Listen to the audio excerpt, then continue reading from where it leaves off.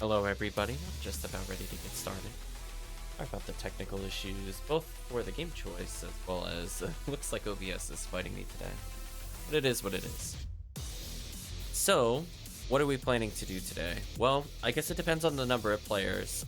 I was thinking about how to make Rare Enemy Week fun, which is a tall order. I'm not going to lie to you.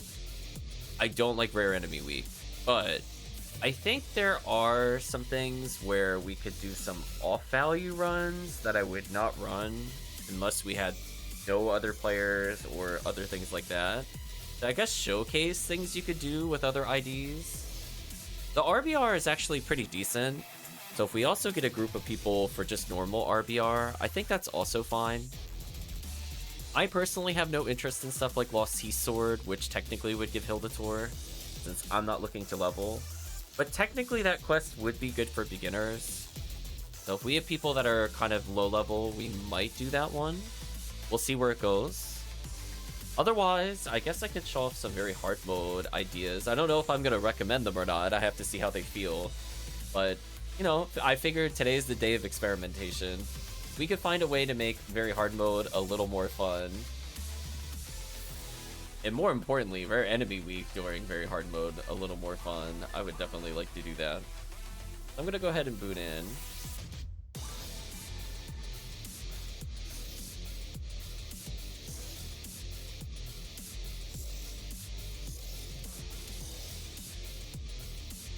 I was trying to think if there was any kind of decent quests to run from the perspective of leveling players without just getting like absolutely brutally hosed by value. So my thought process was, is there a quest where rare enemies don't really impact the drop except in a positive manner? So that's kind of a hard thing to answer because very hard mode has a lot of good items on base enemies and terrible items on rare enemies. It's kind of the inverse of Ultimate. But I did find an ID that would technically give us a chance at something. We haven't used RNID, for example, in a while. So why don't we do an RNID run? Sure, I'm giving chat like a heart attack if they... It's like, I probably almost never play RNID. I think this is like the first time since Anniversary I've touched RN. And even then, it was just during filler time. But I would say no players in lobby equals filler time, so I guess we're back again. So I'm going to showcase something that I was thinking about, right? So here's my thought process. I haven't tested whatever we're doing, but I'm thinking from the perspective of leveling players and also wanting to see a rare enemy. I could pick an underground quest that would let me do a hunt I don't normally consider. Oh, that was weird. That I don't normally consider because I have value over that compared to max attack. So with maximum attack losing value because there's a lot of enemies that are just ultra dead in the pool and it's kind of annoying. Why don't we try an Extermination? Even it'll be new mop-up 3. So kind of like the stereotypical quest you would do for leveling. I was thinking like, what if you just come back here, but come back here during Rare Enemy Week, right? So the only rare enemy that really impacts the run at all is Delrappy for RNID, because that's something that they get. Otherwise, from our perspective, we just kind of stack the Foey and kill everything. That could be a decent way to level players while going for a real hunt. Sadly, you don't get Photon Crystals, so RN lacks a little value there. But they still benefit from rare enemy. It's not like a strong run, don't get me wrong. Like, I don't know if I would play this over Red ID normally, for example. But I'm just thinking of just a little outside the box, because rare enemy NMU3 doesn't offer anything. You don't really care about rare enemies underground with Red. So this is kind of like the situational. I'm not going to recommend this like over normal IDs. But from the perspective of just kind of playing through, any Delrappy is value. Goron Detonators drop the target item of interest, which is the Heart of Huge Plantain. And there's a lot of Goron Detonators in the quest. So this is normally Arin's best quest anyway. I would say, you know, in terms of value. As I know we won't be seeing. Welcome, Chris. So I'm thinking if people want to level here, it's not terrible. Like, at least you're getting a lot of kills per second. Zoos don't matter, because nobody likes base zoo except for, I think yellow and blue. There's no value lost if it's Pazuzu. You just get more XP. So if people wanted to get the Heart of Huge Plantain, this would be kind of the week for it, where RBR is just kind of mediocre with 2 people or whatever. Yeah, you love the Bernie room.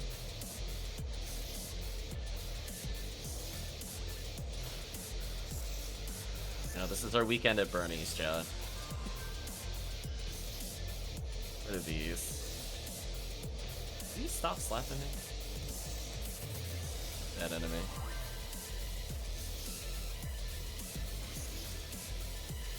And they still do a lot of damage to her. Her defense is very suspect.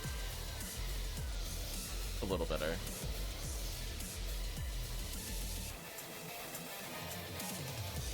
Hope you're doing well, Chris.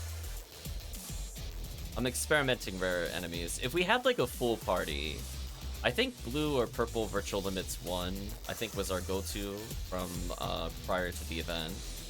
That's a quest I don't think I could do with just 2 people. That quest is actually just, it's very well tuned for 3 to 4. Like I would say the difficulty of it is much higher than a normal quest to clear efficiently. So I don't think I would really want to do that with just 2 people. Even though it would be good, it's not like a 2-person quest. Just thinking like very hard mode alternatives for when you have low numbers of players. Because I think that's kind of the big issue. Some people may be just playing duos, and obviously we don't have like full uptime, especially if I play at weird hours on stream. But I think the run is fine. Right, it's kind of like a delayed Del Rappy run, and then you get a lot of XP. The XP, actually. Yeah. Like, obviously it'll go very fast with multiple players, so I'm still averaging an okay amount, despite not being an optimal character here. So eventually we'll get a Faux Newman that matches RNID. I'm not in a rush there.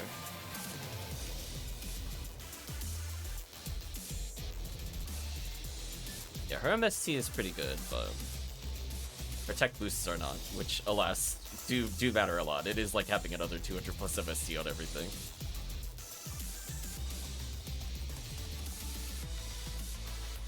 But otherwise, Chris, are there things you want to potentially play during Rare Enemy Week? Like, episode 4 is fun as well, but that's like another one where, like, I'm not gonna do, like, a boss run with 2 people. Do you know what I mean? Like, I don't want to be mean to, like, people that only come in for a duo, but it's like, ooh, the time difference between doing, like, a pod and an E4 clear is, like, literally 50 to 60% slower than doing solo. It's really bad, unless they're, like, crazy geared. Then you, like, barely break even, which is, like, a lot of hard work just to do something I could do solo, which is not really enticing to me. But very hard mode is one of those things where potentially we could end up with things there. Yeah, I mean, like, come and drop items, right? Hildator is always popular in Forest. Rappies can drop some interesting things in Forest, but they're not, like, record-breaking stuff. Like, I'll give an example. Purple gets, like, Sacred Cloth, for example. That's why I think Virtual Limit's Purple Nun is pretty strong from, like, just a pure rare enemy perspective. I don't know from a value perspective, but from a literally every rare enemy there gives you something that is worth something is good. It's just, is that run worth running over other runs is very debatable. This Virtual Limits one is also a bit slower paced than some of the other quests. So it's inherently not going to give as much value as just doing a Tyrells or a Rescue from Regal. The value is more, you have to complete a lot of it to get the value. Like, there's no quick reset in the quest. Most of the value is after several hundred enemies to clear. But even just getting there can take a while. It's not built to be like a 5 to 8 minute quest, given that you go so far in that quest. Or if somebody clears that in 5 to 8 minutes, that's honestly just impressive, given the enemy count and the amount of rooms you have to traverse.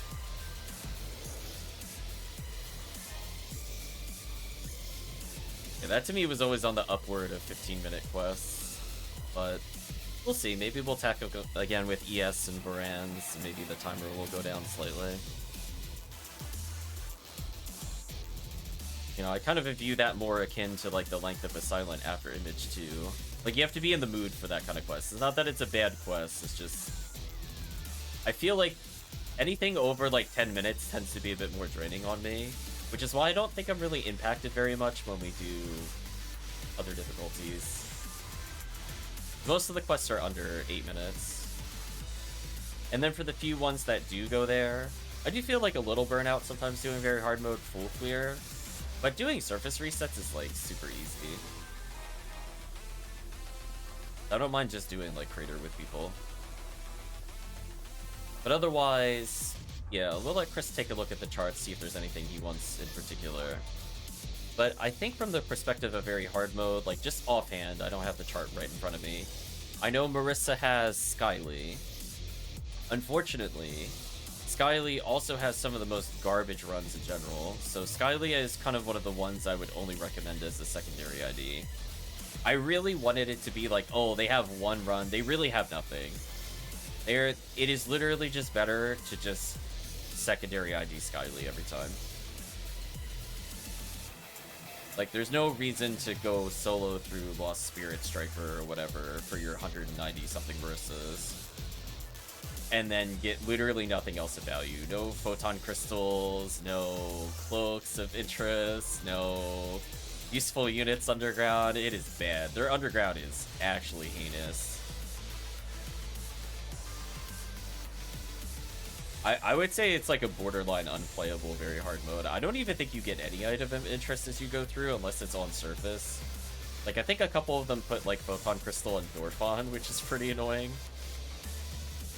Definitely tanks the usefulness of the ID over putting it on like Lizard or Zoo. You know, something more that makes it more universal across areas.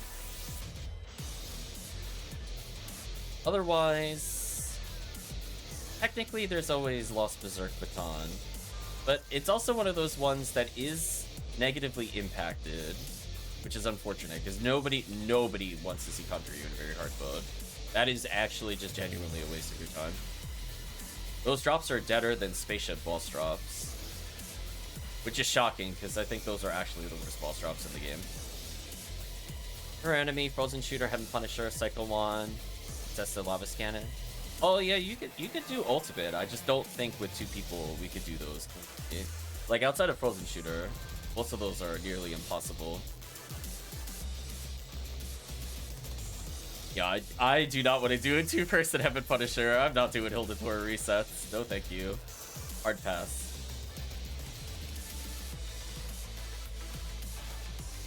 Psycho 1 is kind of like an incidental item. That's where like Virtual Limits would have been okay, where you're going for Frozen Shooter and technically Psycho 1, but it's more just a delayed Frozen Shooter run.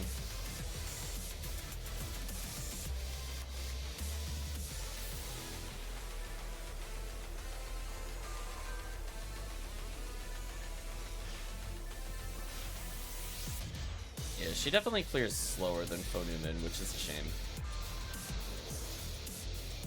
I think Fo Newman would be at like 110 plus by now. I'm feeling the lack of Rafoi in particular. Speed up runs. Rafoi is very slow, but it's the only thing she has on her. Oh, she has Fire Scepter. I guess I could go back to Rafoi. My bad. I thought I only had Summit Moon. I definitely don't have a Rafoi merge on her though, which makes me sad. We should probably make more of those. Yeah, the big problem with like what Chris is saying there for Vivian and Rambling May, there's like literally no quest to do it anymore. I don't know if you're aware, Chris, they removed CCC. Essentially. It no longer drops anything.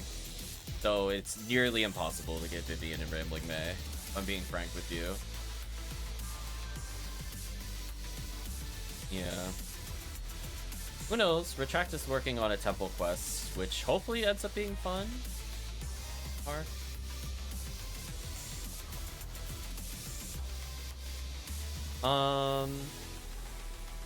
Since is one of those things where it just sounds like you want to run Yellow ID episode 4. I feel like you'll end up getting a lot of the stuff that you're looking for by not playing RNID because their drops are terrible for Cincesta, and I feel like it's a cool joke by the developers to make the Cincesta run so garbage. But like all the ult IDs for Cincesta other than RN are fine. I don't know if they could be duoable, is the question. Oh man, 40 hit on Cross Scar. That's not what you want to see a 40 hit on. Yeah.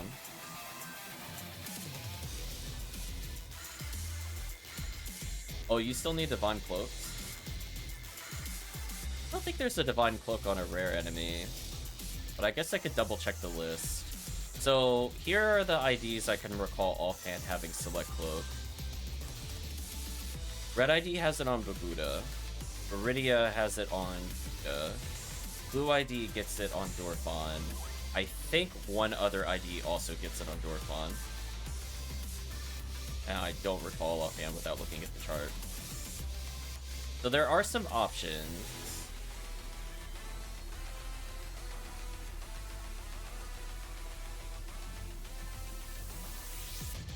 It doesn't mean we can't go for it. It just means it's more of a side hunt than the main hunt. Sort of like how Blue has Ignition Cloak on Del Rappy. Like, you could very easily just do Surface MA4C resets to try to go for Cloak and Dorfon. I think the big issue is that I don't think I hate the drop chart for some of the IDs. I just think there aren't quests that support ID's best strengths. So, like, Viridia sounds like it'd be amazing, because Buddha's, like, such an easy enemy to kill. But there's not really, like, a good quest that has, like, double to triple the number to take advantage of it, which is a shame. It's like, do I really want to be doing it for 30 Buddhas over just doing it over 16 Babudas and also get value? Not really. I'm not playing some government quest, chat, I'm sorry. Like, no thank you. It's already annoying enough to get people to play quests, let alone play enough in government to play along. Rumbo's okay. Get an idea of the XP. Obviously, high damage rooms kind of make it a bit more difficult to sell. But while leveling people, I guess you could do this during rare enemy. I'm gonna go get my 7-branch sword, I think is what we're about to receive. Although I did it on very hard mode, so I don't know what they just gave me. Maybe they gave me a grinder. They gave me a grinder. If this was ultimate, I would have received something like Dirty Life Jacket or whatever 7-branch sword translates to in Japanese. It came up in Phoenix, right, to be fair. I just don't remember. Oh, it's like, I'm like, I know what that is, but I don't know the Japanese name for it. Yes, thank you.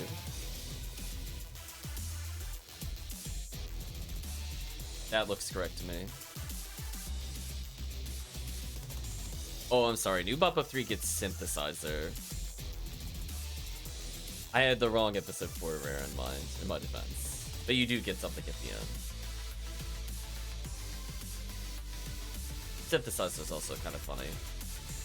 Yeah, so from the perspective of, like, rare enemies, Marissa 8 has literally only a Sky ID. There's no other rare enemies here.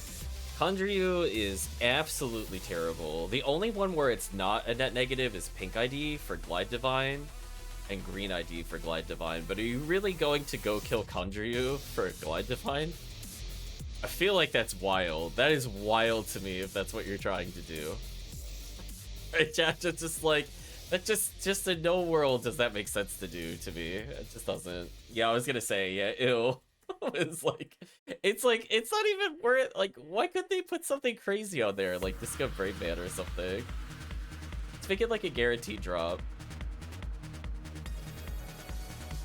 Yeah, it's like, do I like unironically, Phoenix Claw is on the Spaceship Ultimate boss, which is also a terrible item, which Chris is not aware. If you wear it, it acts as another scape doll. It's like, Why would I win a kill a boss for a very fancy scape doll? I have no idea. PSO is a confusing world, chat, is what I'm trying to tell you. Green ID from Dorfondeclair gets Holy Ray. So technically we could try Blue ID and Green ID runs. Purple ID gets Select Cloak, but I'd like to call it Discount Blue ID. There's pretty much no reason to ever play Blue ID over Purple ID, or Purple ID over Blue ID. It's actually really sad. Like, their items are just slightly worse. If Blue ID didn't exist, that would have been our go-to ID. Uh-oh, Chris is also the Star of Destiny. Otherwise, in terms of Select Cloak, help Chris along with a hunt that he cares about. Viridia gets Select Cloak, which we talked about, but Buddha gets it, Blue gets it, Purple also gets it, but we're never playing Purple. Purple sucks. What? Why they didn't give Purple Heavenly Arms as the Ranger ID blows my mind, chat. How did Blue get Heavenly Arms over Purple, the Ranger ID? That just actually is insulting to me. RN also gets it. What an adorable corpse. But I don't think RN's Surface is better than Blue Surface. Sadly. So I guess if you were playing RN solo, RN doesn't really have like a truly terrible area. It's just okay.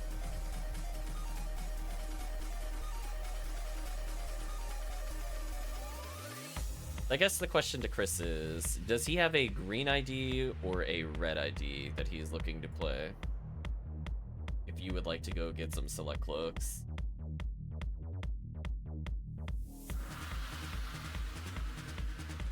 Otherwise, I think from our perspective,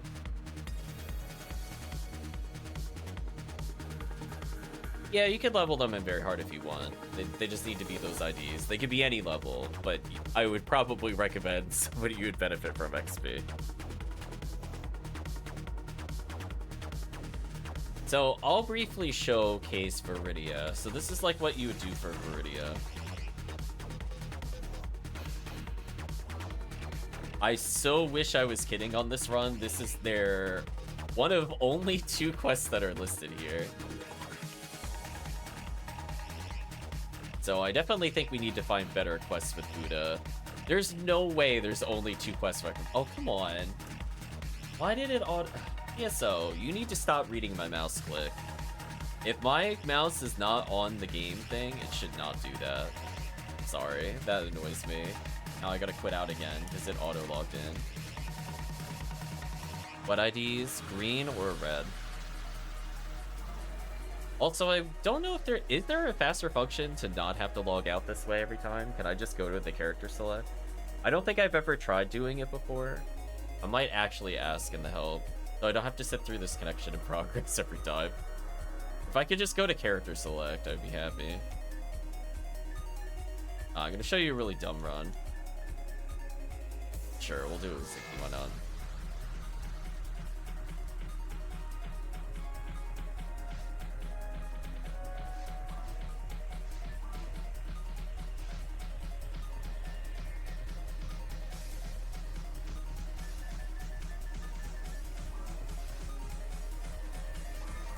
We'll let Chris decide his character. I just want to show something real quick. What I was talking about with Viridia. You can bring anybody you want, Chris. As I said before, it doesn't matter. As long as they're the ID, whatever makes you happy.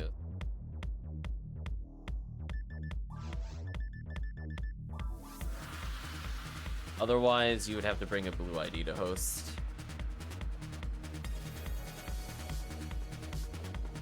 That's your only other alternative, I think. So I'm not even kidding. Here's the Select Cloak run. Gosh dang, you are a hot helping of beef.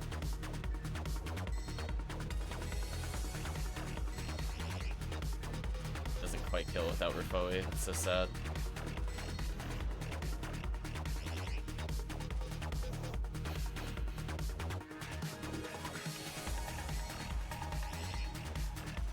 And that was the whole run. That's it.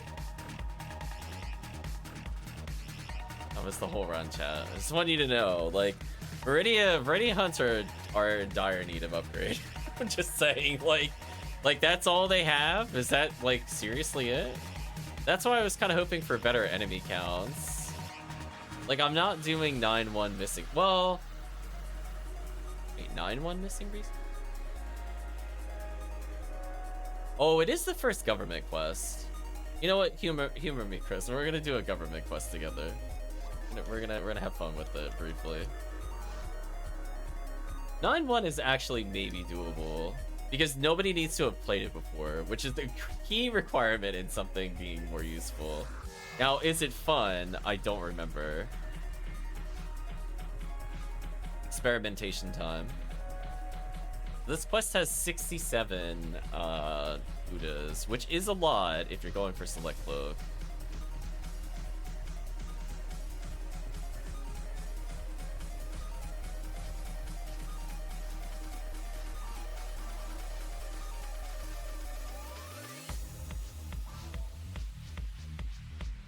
If you mash it, it just auto skips all the dialogue. Good. That's all. Like, don't you put me in a loop if I mash. Don't you dare.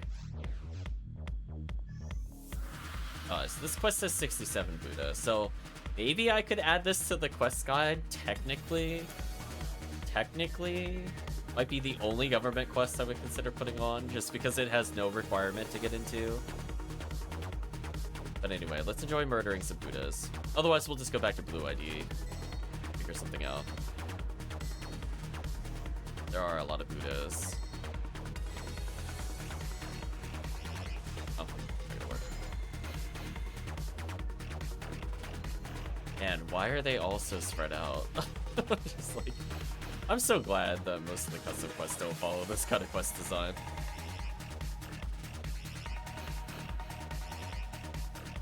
Yeah, these long hallways are giving me like cave flashbacks. In a bad way. I don't want to see hallways like this where you're just kind of walking.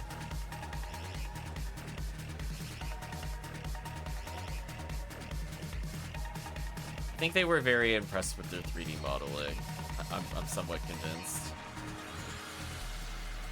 Yeah, you can see all the select looks here. It's always need more delta meters. Oh my gosh, we were talking about that on stream the other day. Big turnoffs of Seabed 101. Like, I just can't imagine running this even for value. I mean, like, we'll complete the quest, don't get me wrong, but I just can't imagine that this is your #1 alternative for Buddhas. I think we should officially ask for more episode 4 quest, chat. I think the time has come. Like, give a quest that is not this for Buddhas. Maybe have a decent Buddha count.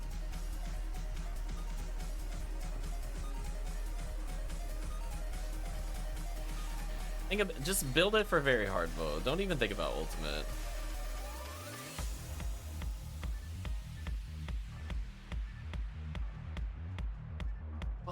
What is the spawn pattern? Oh my, even Chris can't laser all this. Why? Why would they do this? Oh my god, are they trying to draw us back to the laser gate? Is that what this is? Is it like coins in Mario? You gotta follow the shiny? Guess it was. Why couldn't you just put 2 different groups there to cool them down? I'm so lost. Did all that for a war laser. The other big issue with episode 4 is that when you start touching warps, I can never tell what is the intended direction or not. Is this just items? Yeah, this is just items. Oh, I actually got a mine material from that. Nice.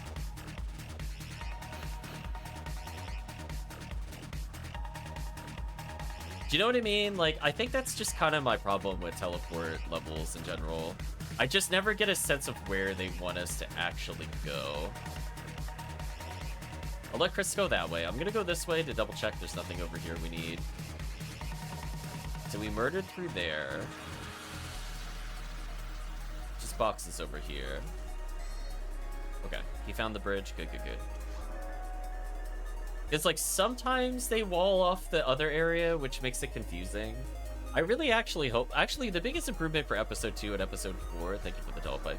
The biggest improvement for episode 2 and episode 4 is to make the mini map stop lying to us. If there are rocks blocking a path, they really need to be on the mini map. There are so many times that the bridge that Chris just crossed is not on the map. Like, it'll say that you could go that way, but you can't. But sadly, there was just kind of junk items over there. I'll pop some more boxes. Oh, you put traps on me? Get out of my face. Stop it. Stop it. Right? Bad trap. You're not getting me. Get out of here. Don't test my reflex with that. Yeah, this is a dire. I cannot imagine running this. Like, people have a problem with war limits, and then this is the alternative for Fudas. Chat, how are we in the year 2025 and this is like the best of hunt for Fudas? There's no way. Like, they gotta actually be kidding me. There's really nothing better. Like, this room's a little better at least. It's following some design principles.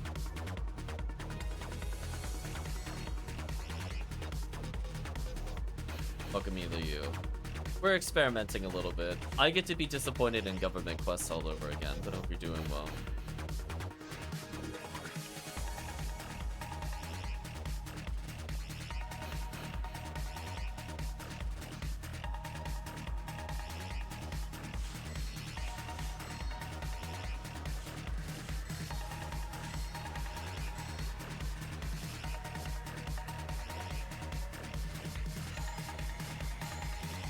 So we'll switch it up.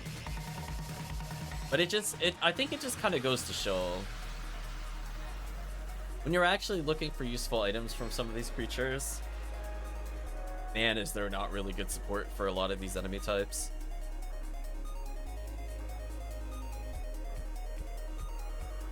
Like, look at this. Look at all this empty area where we're doing nothing. Like, am I gonna have to have an on-screen timer? 7, 8, 9, 10, 11, 12, 13, 14, 15. Almost 15 seconds between rooms? That's so gross. What are we, the episode 2 raft? Get out of here.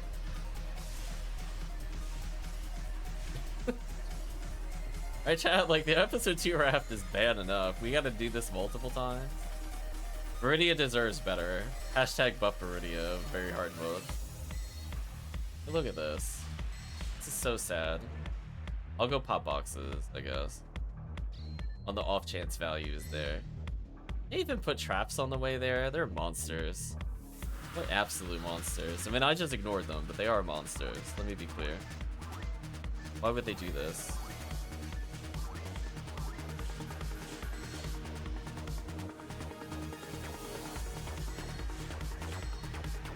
Anyway. I'll go back to some more traditional quests after this. But at least now my curiosity is sated for 9.1. I know that I do not recommend it, so I will not need to update the quest guide. Too much walking. Uh-oh, Chris is missing shots. Rip. Welcome to Parameter. I think we can agree in Parameter. A quest like this is not acceptable for Buddhas. Look at this. Do you see this nothing that we're doing? Crazy. Imagine walking 15 seconds just to kill like 2 waves. Truly degenerate quest design from original Sega team. Oh, this time there's a 3rd wave. This is almost worth it. Almost. So sad.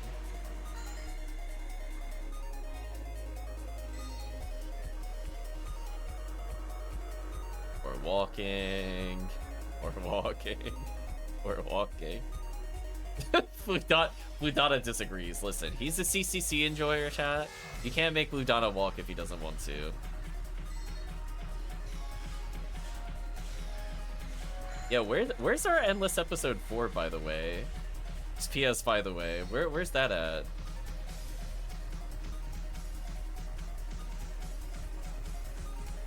That would honestly solve like 80% of the issues to episode 4 level design. Episode level 4 design is actually pretty terrible. I like the enemies for the most part. I definitely enjoy them more than fighting stuff in episode 2. Oh man, you're gonna hit me with dialogue? Like I'm gonna talk to you? That is so presumptive of you. I would like to just ignore you. It's like, I am not talking to you. Nice try, nay, or whatever. Oh no, the Buddha ambush squad. That's like a cute spawn. We're all the way back here again? Interesting.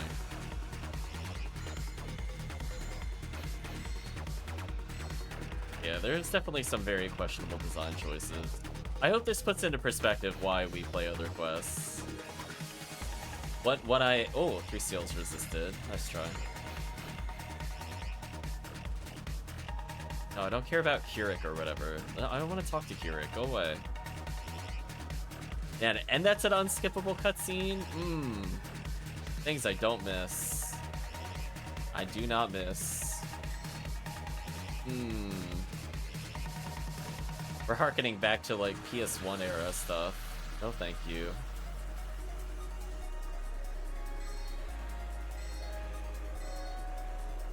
Listen, chat, PS2 had cutscene skip. That's all I have to tell you. It definitely did if we've played games with it before. Please don't have my action RPG about unskippable cutscene. Rip even beat. No worries.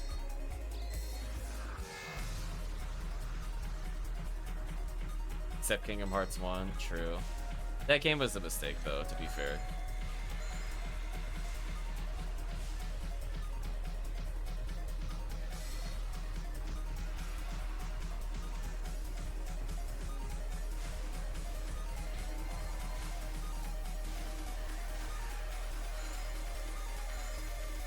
Oof, they got the blue Hildator. Gross.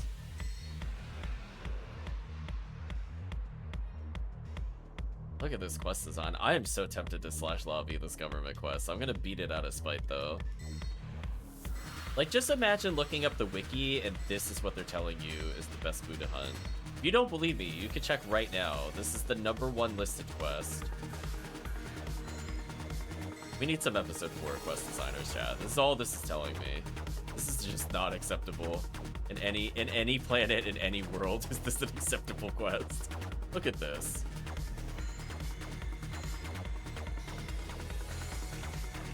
This is like barely better than free roam.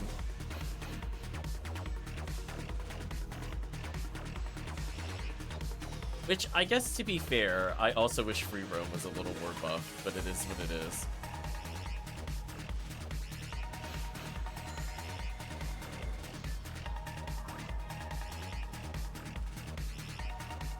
Can you imagine, Chad, if they buff free roam?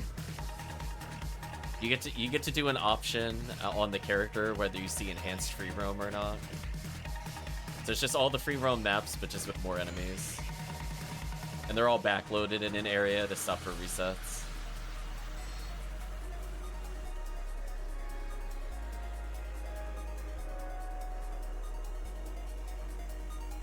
I want to live in a world where free roam Oga flow is not the best way to get parasitic gene flow.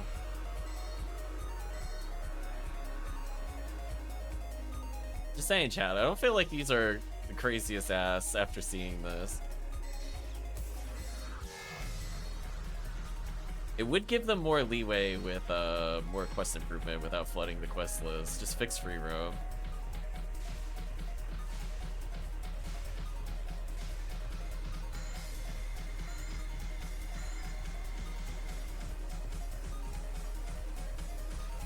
It would just be like another Anguish, like, in the menu option. Like, you do Anguish 1 or you do, like, enhanced free roam, check or remove.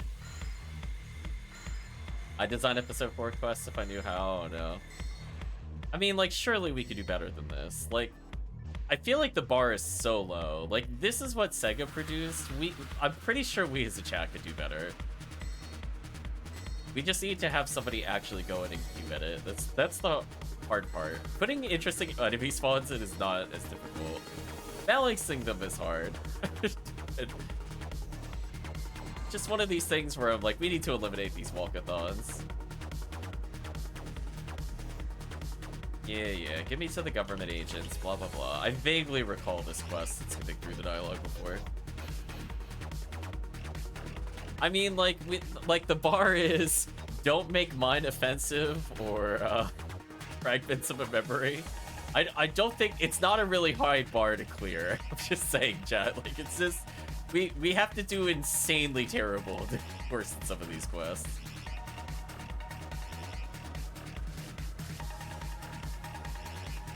I'm gonna take my cutscene warp, which is gross, by the way, that you have to sit through this. I'll hand in my quest, though, because I want to. I did hit escape, just in case, to see if it skipped. It's just like the girl said. What's wrong? The wind's picking up. You shouldn't go down there. I have a bad feeling about it.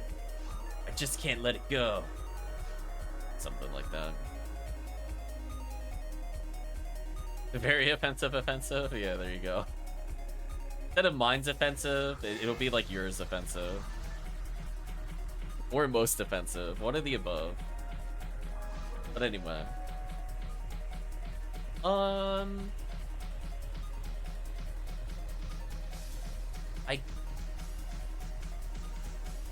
I guess we could just try another quest that's a bit more reset heavy to see how it goes. Let me switch over to a blue ID.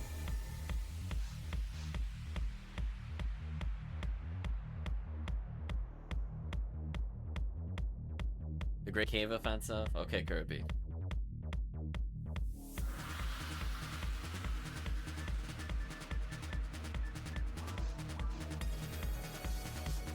I was gonna say, I think I played that on stream before. It was a long time ago, though.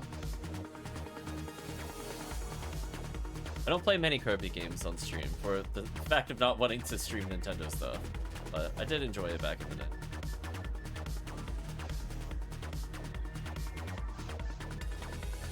Oh no, ominous game waiting for me. I could rejoin the government quest. Ooh, how does that even work? Like, we already beat the quest. What happens when I do this? Oh, game no longer active. Just curious if you could cheat it through. Yeah, I didn't even hand in the government quest for a reward. It's okay. I'm not planning to do 921 very hard mode. It's okay. Alright, well, if chat wants to play along or is bored, you're more than welcome to join.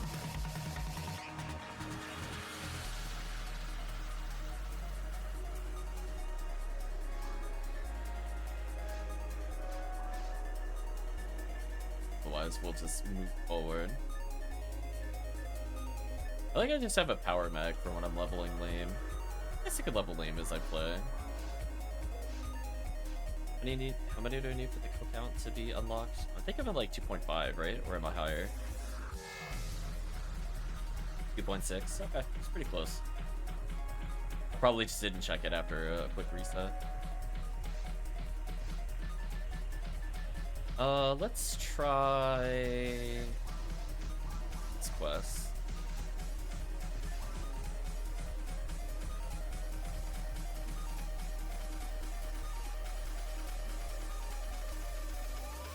I was gonna say, Chris, did you have any hell weapons? Because hell would also just kind of delete its entire difficulty. I think you said it's no longer PP laser time.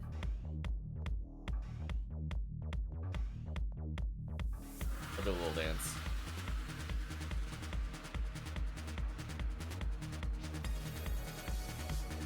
Oh, okay.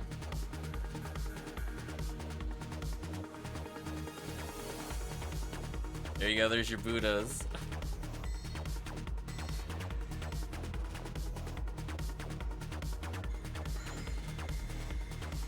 Yeah, if we had like one more player, we could probably do ultimate.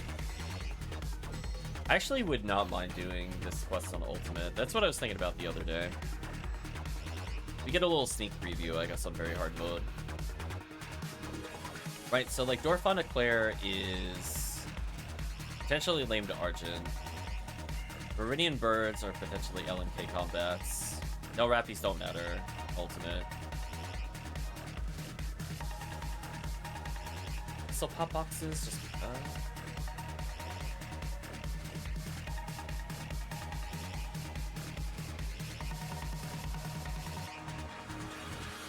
Yeah. Oh, did you want to join us, Milieu? Just let us know. We're just kind of playing around. Yeah, I think from Ultimate difficulty, you could get quite a lot from this quest. That opens us up for Condrio.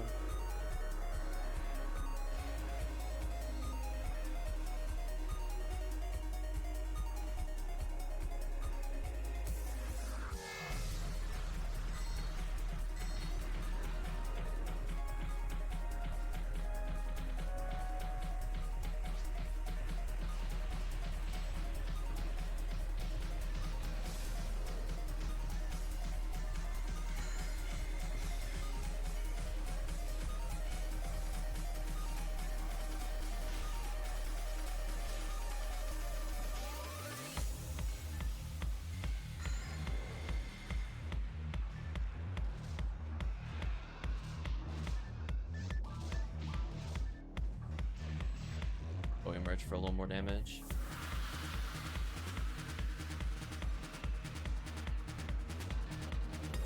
I think it helped there. So it's not bad.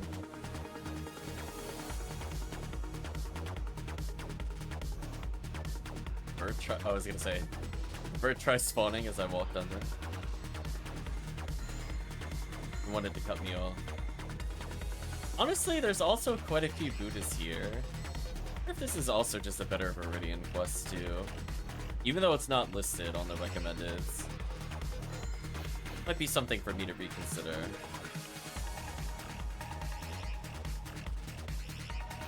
Yeah, because if you play like Blue ID here in Ultimate, it means Pazuzu's at least the Gira Soul. And then Dorfana Claire is at least Asteron Belt. Or you could do Viridian second to get lame to Argent and LNK as a replacement. Or you could bring Purple or RN in order to get lame or Heaven Striker from Condryu. So you kind of have to choose your own adventure.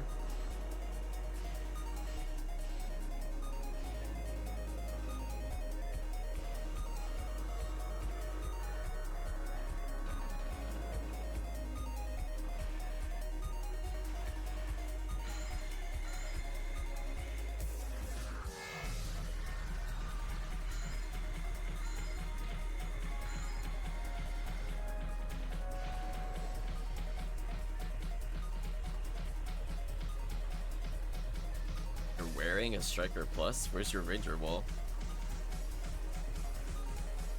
Your Ranger Wall, I guess.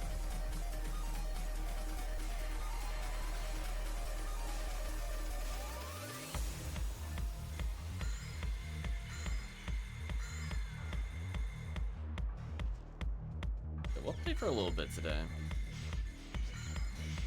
Oh, you don't find Ranger Wall. You have to acquire it. I don't know if you remember. Weird how rare weapons sometimes have reduced specials. Yes, it's really disappointing. It makes a lot of weapons that would be amazing just kind of terrible. Like, could you imagine if Asteron Belt didn't have reduced hell? How amazing it would be.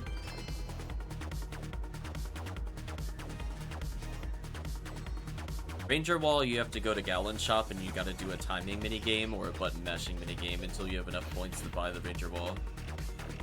It's pretty unforgettable how you get it. It is a giant waste of your time. Put it that way. People will pay to not do it. Yeah. If you've done it before, you would remember. Because it's one of those things where you're like, man, I'm spending like half hour of my life doing literally nothing.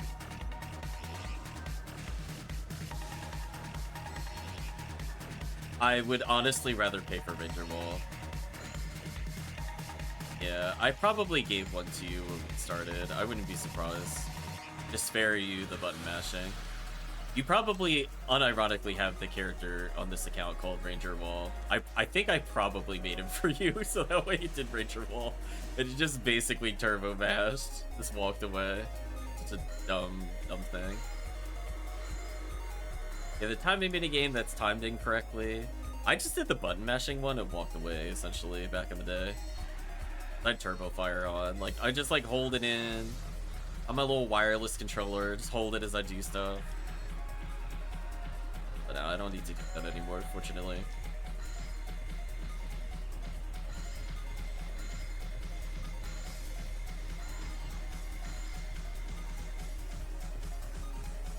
Yeah, so Blue ID still gets decent value here. We get Ignition Cloak on very hard. It's a bit like more constrained which rares you want to go for, so I think blue might be a better base, just because there's more Rappies than Dorfons. My time is wasteful and worthless. Don't say that. No.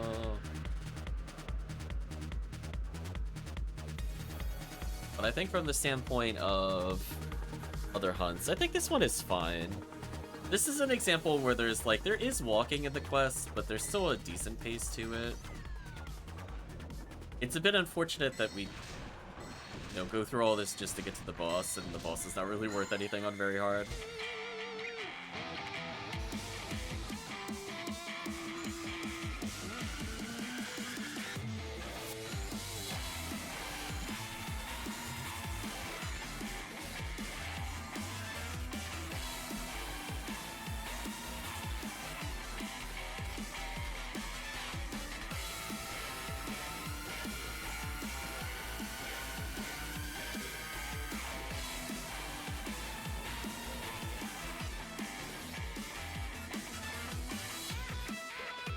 Not bad.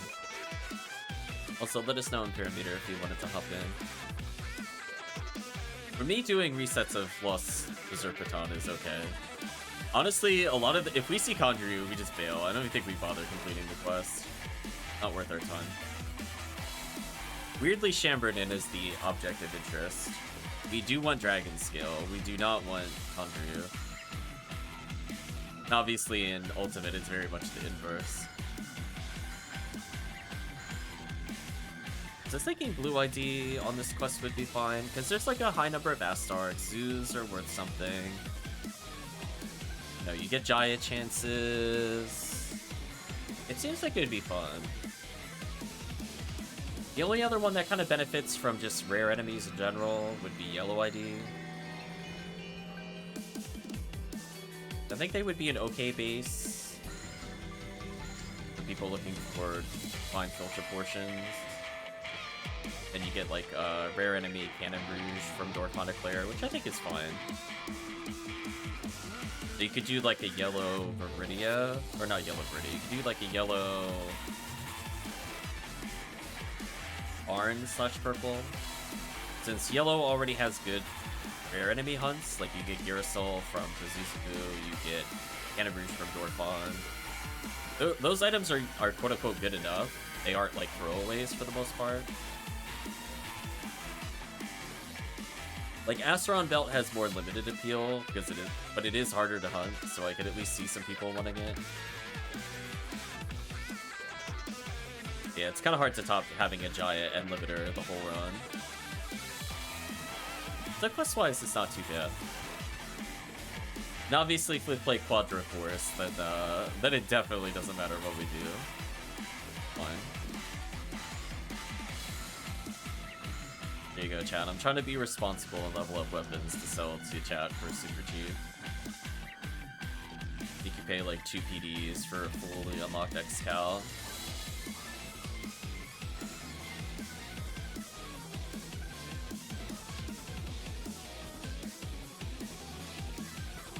And then Chris is like, I want that X-Cal, and I'm like, oh. Rip. See Chris trying to use Lame to Argent on Dorfon.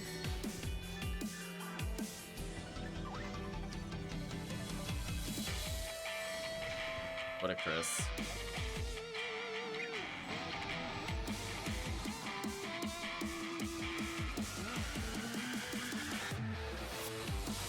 Oh, these guys. Rizzo. Nice. Already got 2 photon crystals. That's not too good.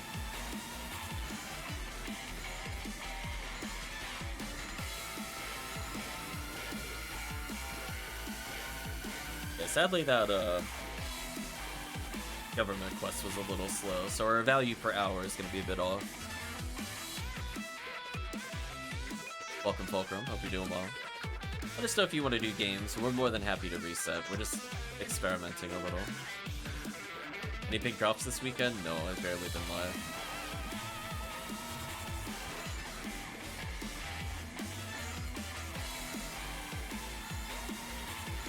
Yeah, I'm thinking if we got the manpower for it. We tried the quest that we're doing now. Nice to see us.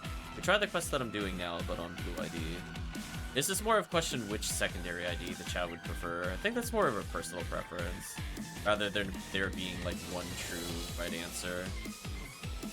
Like, I think blue as is pretty strong. You don't necessarily need to sub out Pazuzu or Dorfon drops. So like blue Aran would be fine, blue purple would be fine.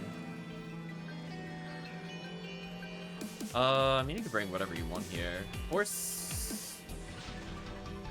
is okay. You can see here, like, these enemies will be a problem unless we're going Quadro Forest. Dorfons are very annoying to kill in multiplayer.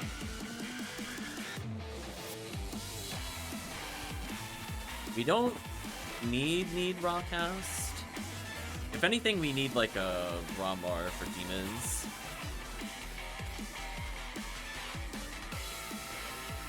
Or Pew Pew Laser. Pew Pew Laser would be huge.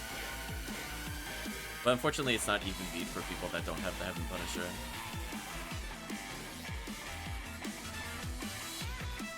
The other unfortunate part about this quest is the first half of the quest that we're in is not in Crater Interior.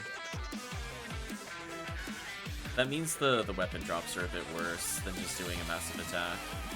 Just make it a bit unfortunate.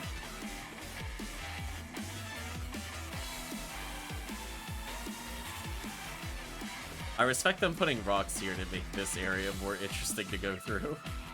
They tried. Crater Interior design kind of sucks in general. It's not the quest designer's fault, it's the tile set. The tile set's kind of whack. It's a big circle, that's all it is. It's hard to make it interesting.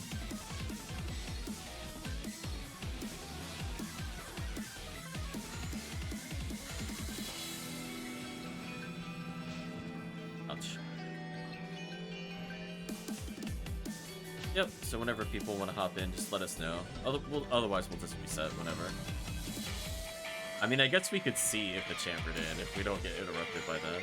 But I'm not in a big urge to get more dragon scales at the moment, so if I reset now, I don't care.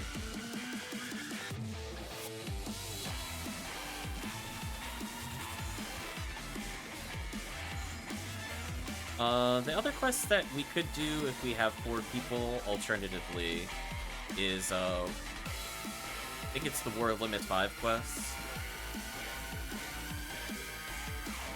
That's a decent RBR choice, as is PW1, technically. Oh, I love that pop-in. Oh, that pop-in is something. Look at that. Whoop! I love the rocks. Whoop! Zipline.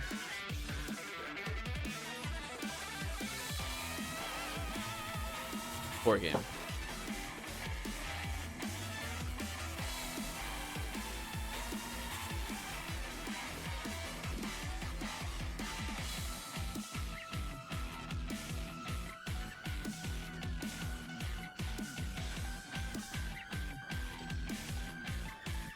I don't know where the other Dorfon is, but it's not rear Dorfon, so I don't care.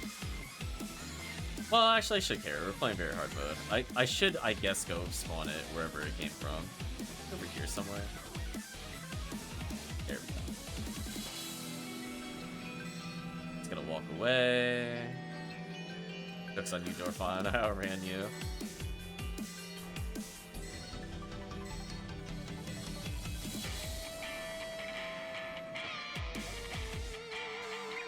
You're waiting in lobby? Okay, we might reset soon. As did it before, it's more just kind of filler.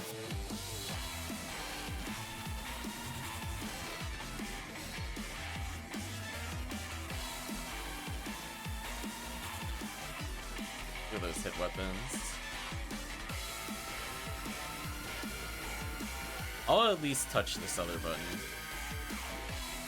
But we could always lobby just to get a third player in. I'd rather play with the group anyway. It goes faster. Because we are, like, not close to finishing this quest, just for clarity. We barely passed the halfway point. Quest is quite long.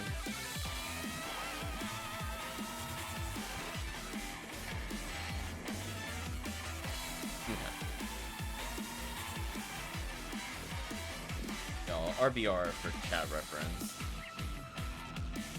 I wasn't sure in terms of who would be around, but from the perspective of general boots, Lost Heat Sword I think is fine for beginners. I don't generally recommend it for high-level players. Phantasmal World 1 is good if you're looking to get Seal J Sword, by the way. And whatever the mop-up is a decent quest for Heaven Striker if people really want to run it, but I would prefer 4 people for probably both of those. Yes, you did hear SJS. Oh no.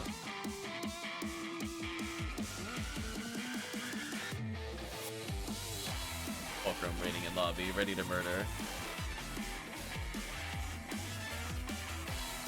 So, I mean, I will defer to the group. Technically, 3 people is the minimum we can run those quests. Otherwise, I'll just boot up another one while we wait for a 4th player. Obviously, it'll go much faster with the 4th player if we do ultimate there. So let's have...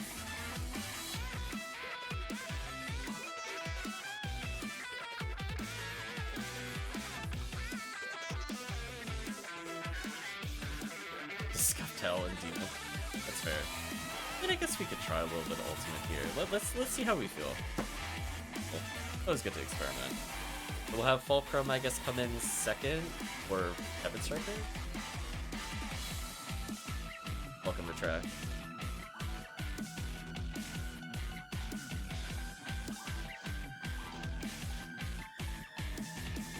So if we get a groove. Not quite pod. We're doing Lost Berserk Baton. But did you want to join us in some ultimate runs for track? We're doing experimentation today.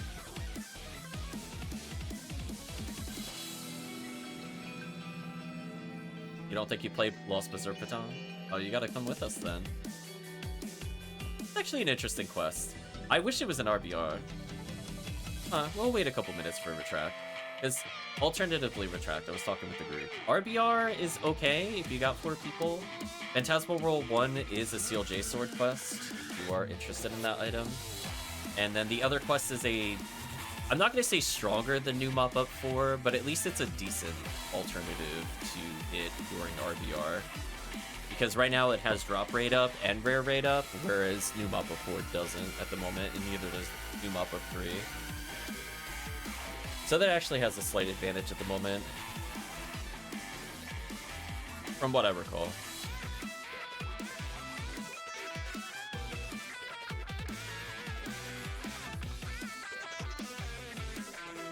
Depending on what the group is looking to hunt, you can always move over to other quests.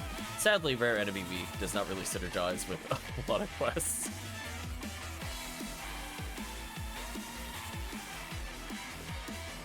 Yeah, I would say it's like, it's a little bit of a walk. I wish it was slightly shorter. There's a reason people don't do it for a boss run, but for like general value, I think it's fine. It is some concepts in here that I do like, and I wish were used in other quests, but we'll see. Yeah, Retract, please refer to the beginning of the session when we were doing the government quests and be like, can you please, Retract, please put on your priority list at some point. Please make an episode 4 quest that has Buddhas. make Viridia great again, a very hard mode or something. So bad. Oh no. Whatever you feel like clearing episode 4 with. That would be my best response to you. Whatever your strongest character is, I would bring it. I can always handle the boss. I don't necessarily need multiple forces for that. Yeah, Buddha's in very hard mode. Get select cloak. Technically, it's also not bad for congeal cloak for people specifically hunting that in White ID.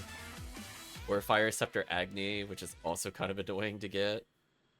Yeah, retract. It was abysmal. We did 9-1 missing research. That quest was so boring. We should not be in a state of 2025 where we have to play a government quest in order to barely get any value. There's a lot of room for improvement. Yeah, like Rockcast would probably be faster. I guess if you're bringing Barans, it should be pretty fast. Bow is like really good if we're doing like triple force, but right now we're not doing triple force. Brand's up to 30 AB Sonati Dark.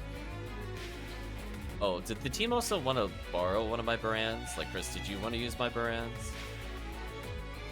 Question mark.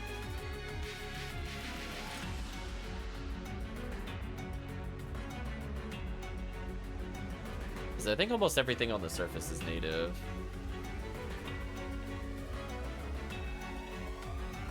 A little dance in the meantime.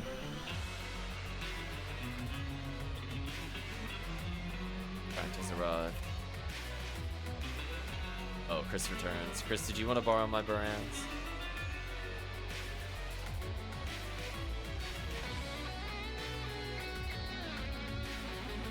Yakuza music agrees.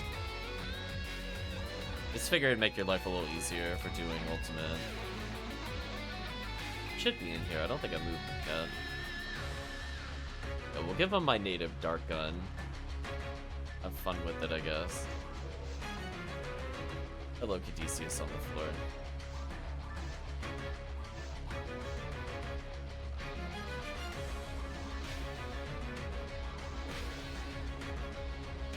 Yeah, that should make life way easier. Because you want to basically kill Dwarfons and Buddhas.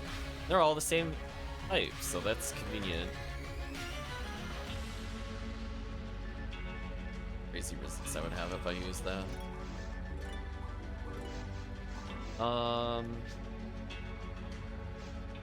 guess I could take a discount Slicer Fanatic or whatever I was planning to do. I have a couple in here. Bringer's Rifle's also fine. Oh, I don't have my hit one in here. Let me identify this real quick. I guess it's on another character.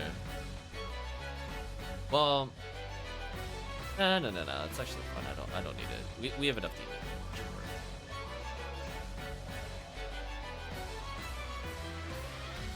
Yeah, most of my ES weapons are on the other character. It's too full of Heaven Striker coats. Oh no. Retract. Sorry, your sinuses are acting up, Chris. There we go. We're gonna introduce Retract to a new quest. Look at that. Might blow his mind. Kind of like how we're doing the one quest with the door countdown.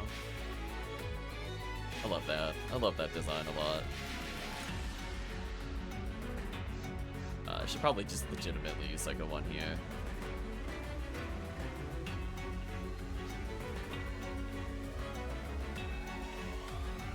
There we go. That Crystal using the sword. There we go. So pretty decent chances at Kaya here. Sadly, I don't have a native AP, so I might make one just for surface. I probably want to do Machine Dark first, since my goal is to have all the what we call the array of dark attributes. So regardless of whatever Omnispawn quest comes out, that I'm ready for it, and I'm not like rapid switching constantly. Because Dark is probably the most desired attribute, and being able to loan out 3 Dark Barans is kind of huge, I would say. Then after that, it would just be native ABs for the surface here. Because there's no machine anyway. A lot less to focus on.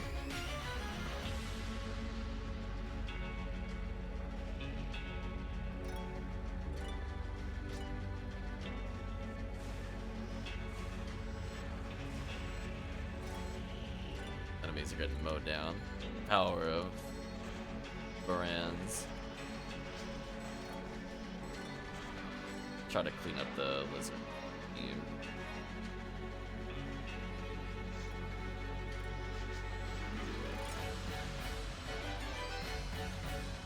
Dia drop, no hit, rip. Alright, ready? Uh-oh, the button has been touched. Ambush, go!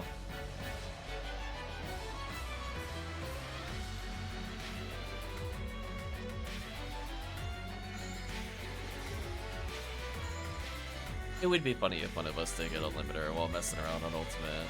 Hope we do. Another one to retract or something, Fulcrum. Chris will get a select cloak eventually.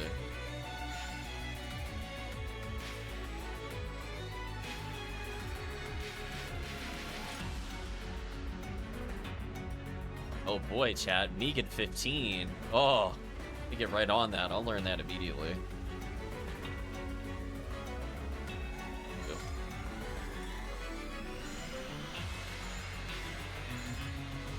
Yeah, so it's kind of like a... There's a decent enemy count across the board. High Buddhas means a lot of Jaya chances, so even on like rare enemy week, you still have a decent chance of seeing one.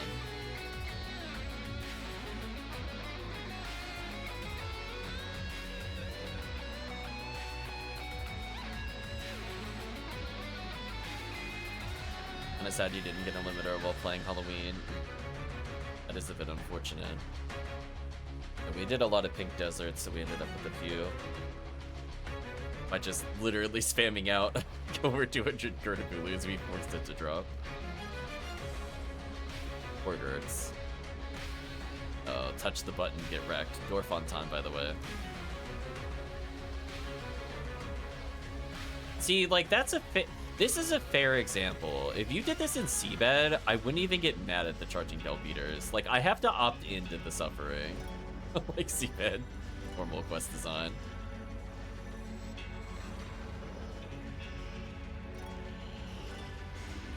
It's kind of nice that just every wave is kind of value on Blue Ultimate. It's just a different way for me to view this quest.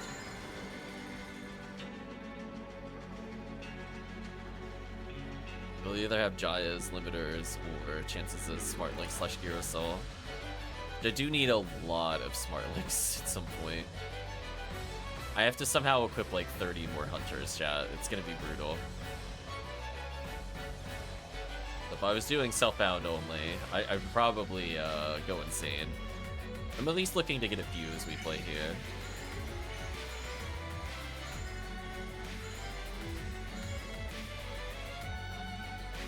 I'll check the boxes for chat.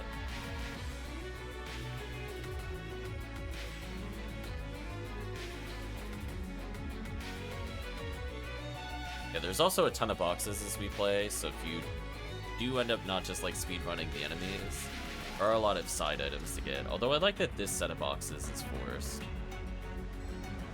Like, you will pass by boxes.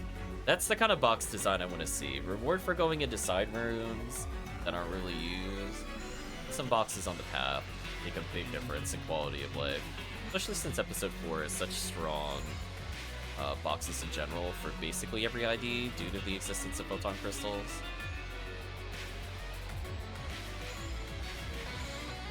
So the lucky IDs get 13. I don't remember if blue ID gets 13 or not in boxes.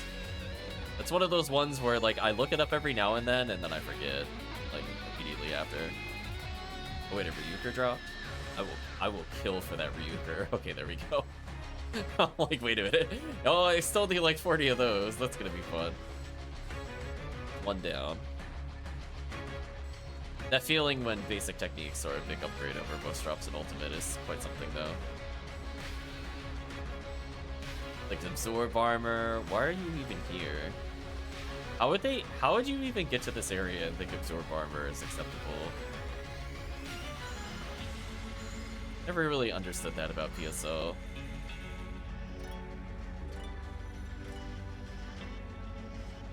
The common armors are just so useless by Ultimate. Like, how would any of these be useful? Like, freeze barrier?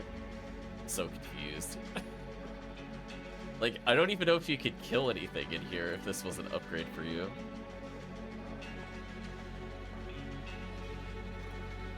Like, that was weak even in very hard mode, just for context. Like, I couldn't imagine going that long and that still being an upgrade.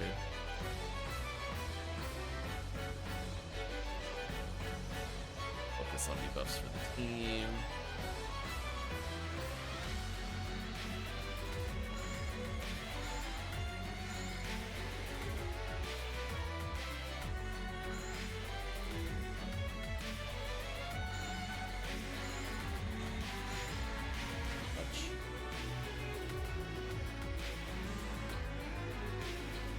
Yeah, I think as long as one of us has an AB's brands, I think we're fine. AB's native being preferred here, because you can see like every Buddha is native, so they just get absolutely stomped by the team with all the Baranzas. I just like to point out how crazy it is that we're doing like an ultimate level quest of a harder area. We're barely getting more XP in the very hard mode. What do you think about that for a moment?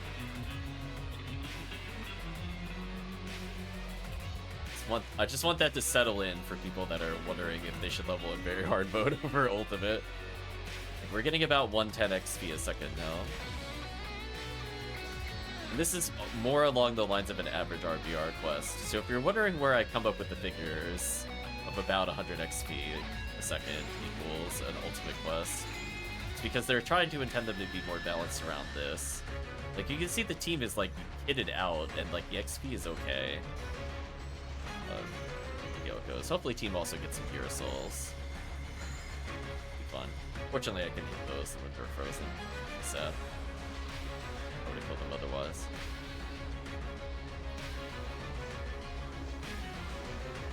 It just Chloe buffs.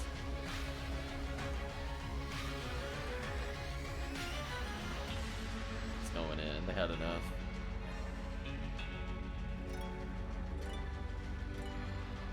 And to literally no one's surprise, no rare enemies so far over an hour of play.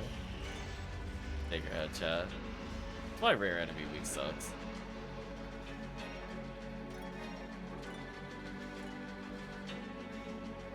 It's such a bad feeling to go an entire quest that's pretty enemy dense and not see a single rare enemy.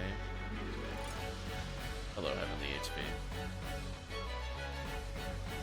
Welcome, Dusty TV. Well,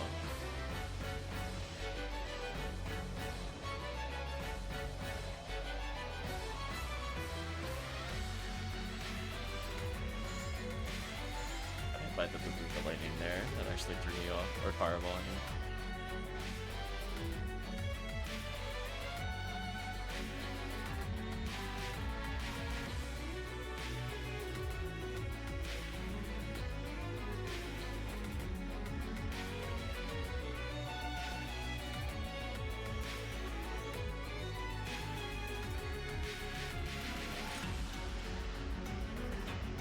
Paralysis, good job, team.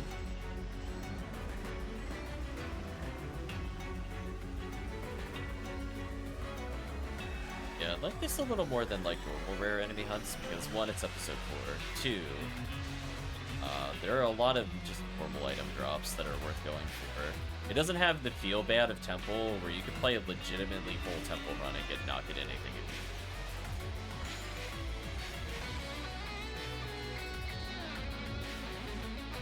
Like, obviously we would prefer it, but at least we're still getting Smart Link and Jaya chances and Limiter without it being on a rare enemy. Crypt Temple. Oh no. The next button has arrived. I will start spamming Gafoe, wish me luck. Good luck, team. The debuff from the team, keep spamming Gafoe. I almost killed the Lizards. Close. I can't hit those Rappies, by the way. Somebody will have to hit those, unless you want me to spook them. It should be Dorphons coming up very soon, though, somewhere in here. I feel like that's a bait to lure people away from the Fireball. Well, most of these.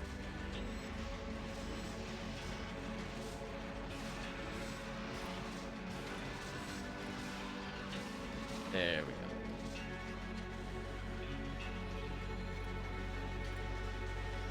Be able to do a heavy amount of damage to the Dwarfons here.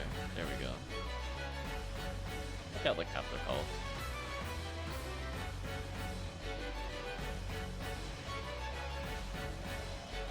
Good Chris.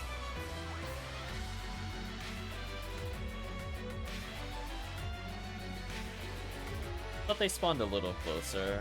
I guess I could try to avoid doing that to time it more. I thought they were going to be like around the edge and then charge it, not that they were like max distance charge. Oh well, learning experience.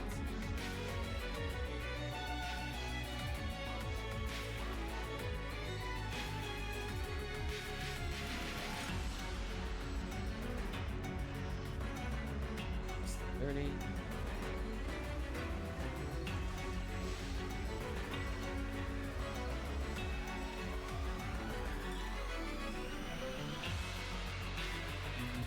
Track and see what they tried to do to make a very big open field a bit more interesting to walk through. I do think Crater Interior probably is some of the worst design. It's just a big circle.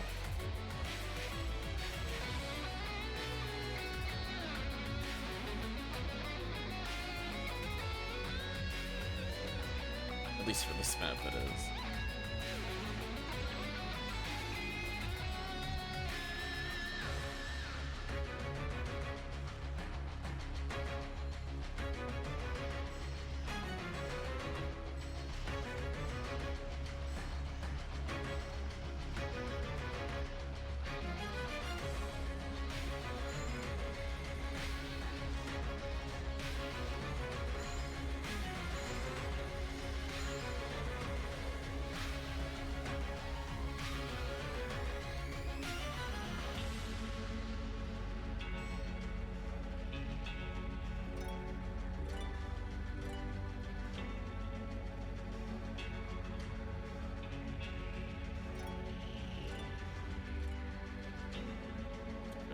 Shifted. There we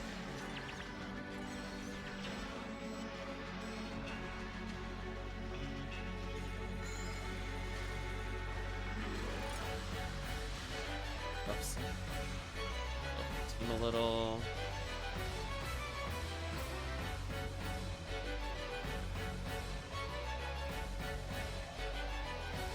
To make sure the button is stepped on.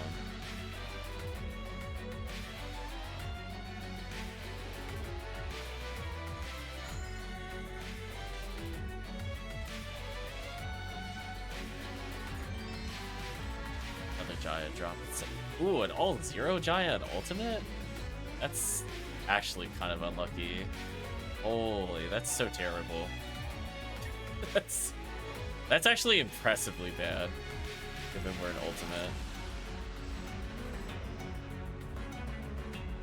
He has like an 80+% chance of rolling with something.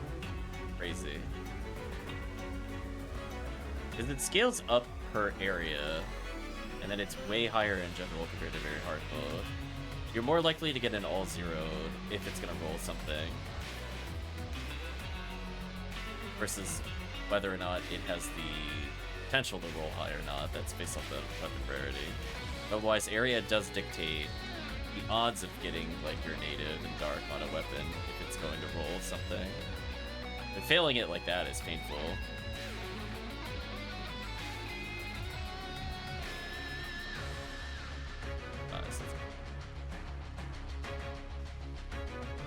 I left the other Dorfon behind. I don't feel like going back to him. Not a Dorfon Eclair, I don't care. At least I did the check. Oh.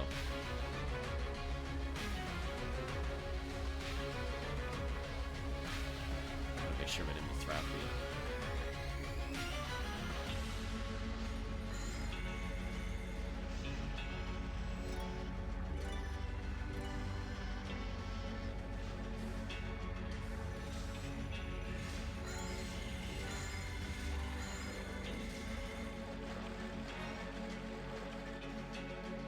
Also, by the way, when we go through the laser gates, 100% expecting to be wedged by 2 Dwarfons from both sides.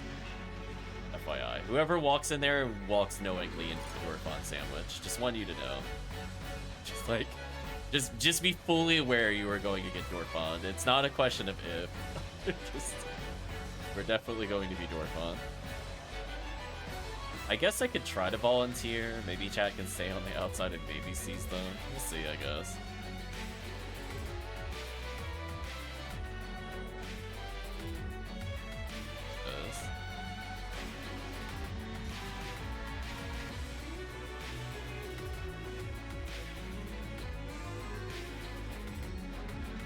There we go.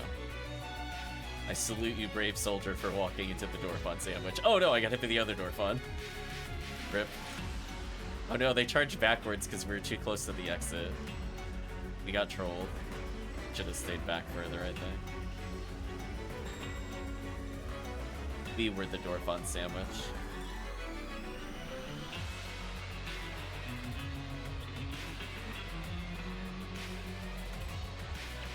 Start repelling the satellite lizards to take care of them.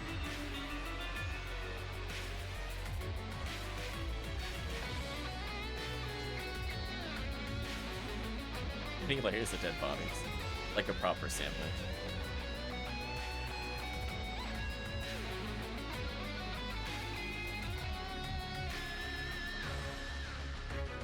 I must be the queen of unlucky. In regards to the limiter comment earlier, I missed that. I mean, it takes a while. I got unlucky one year. I didn't even get a single limiter all year.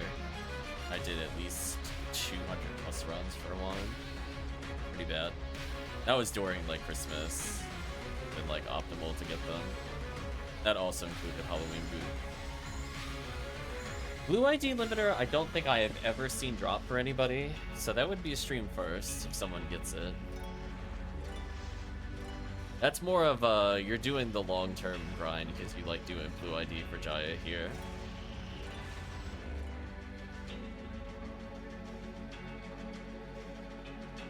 Oh, there's a button there I missed. Chat stepped on the button. Okay. I wasn't sure where the next one was. No. Run, retract, run. There you go. I'll help you out a little. How's that?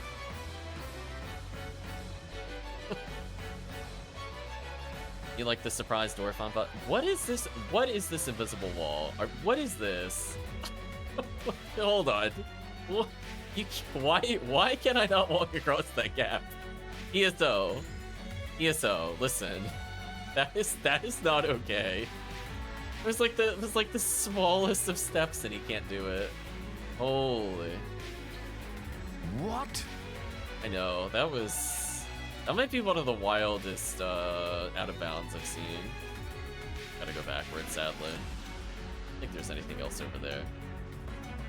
Be gone if I can't walk up a hill. We also can't get past NPCs, they're too powerful.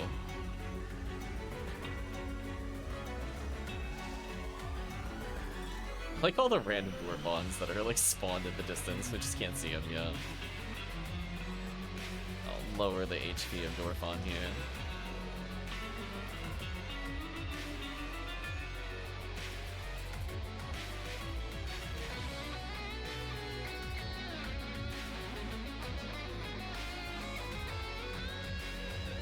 What's the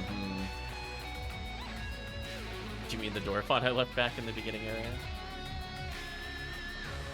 Some more chests. I'm gonna gravitate towards it. Oh, Phil arm? Oh, that's sad. Oh no, they knocked me down before I could go Philly. Yeah, on a stun lock. Load. We stun lock in peace. Yeah, start really wanted up time.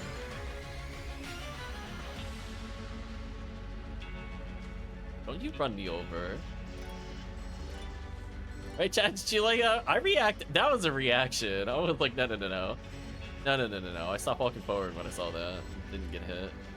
Outplayed. These boxes are... so let's see what Dorfond we spawn here. Find out soon.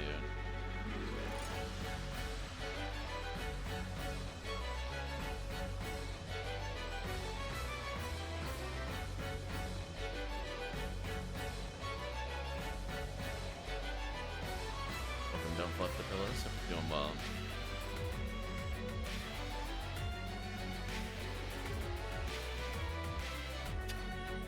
The ominous amount of Dorphons that have spawned here. I don't know how I feel about back and forth in a quest like this. I would say this is probably the only real misstep for me. I really don't like backtracking through rooms. I've noticed a couple of the quest designers do that, and I really don't like that at all. I'd rather it just feel like a continuous direction. You're doing a quest. Like, you're opening doors to get deeper, and you might hit, like, a side door. And it's okay to get ambushed on the way back, but, like, I need a bigger ambush. That's what I'm saying there. If you're gonna make me backtrack, you gotta make it worth my time. We're almost at the end. See the boss score. I'm gonna open some boxes. You don't have to follow me. Go across the bridge. There. Yeah, like, this is, like, the only real downside with it. I don't like that, like, the last couple spawns there. I don't mind the enemy grouping. It's, like, decently populated, but not, like, overly so. Like, it's definitely tuned down compared to Massive Attack, which is not, like, necessarily a bad thing. If I remember, oh, there it is. There is a button we have to go back to on the left side, just so the chat is aware. So if you feel like we are not able to progress, the answer is to walk south. Then we get to get slammed by, like, the quintuple Dorphon, if I remember correctly. Dorphon gonna say hello to us in a very rude way at some point. There's a lot of Zabudas.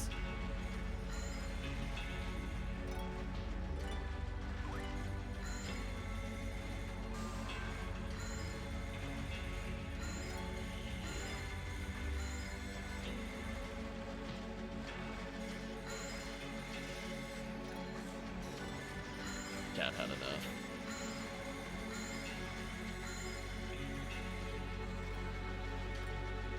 I was gonna say they're around here somewhere.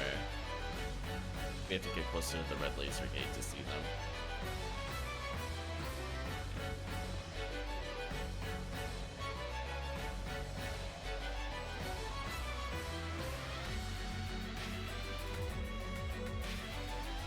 Oh, I'd see.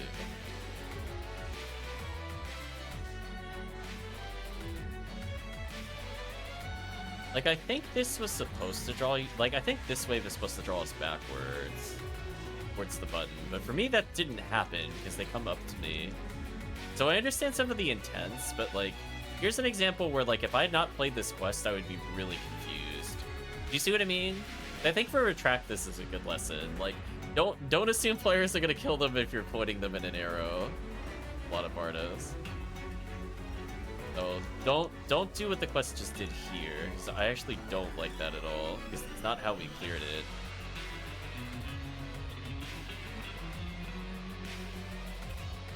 Like, just put the whole group further south and make us walk to it. Draw like a literal rectangle. That way you have to force them to look in the direction you want them to walk. Whereas this one, it's possible you don't even see the button because you're so far from it. Like, you're legitimately an entire screen away. I don't like that as a quest design thing. Saying, like, my room for improvement kind of things. 100. Oh, I got nothing. I mean, if you want a mag blast, it's up to you. I can only donate. Chat's now volunteering to kill Word Boss for me, or whatever. Call the Andrew equivalency.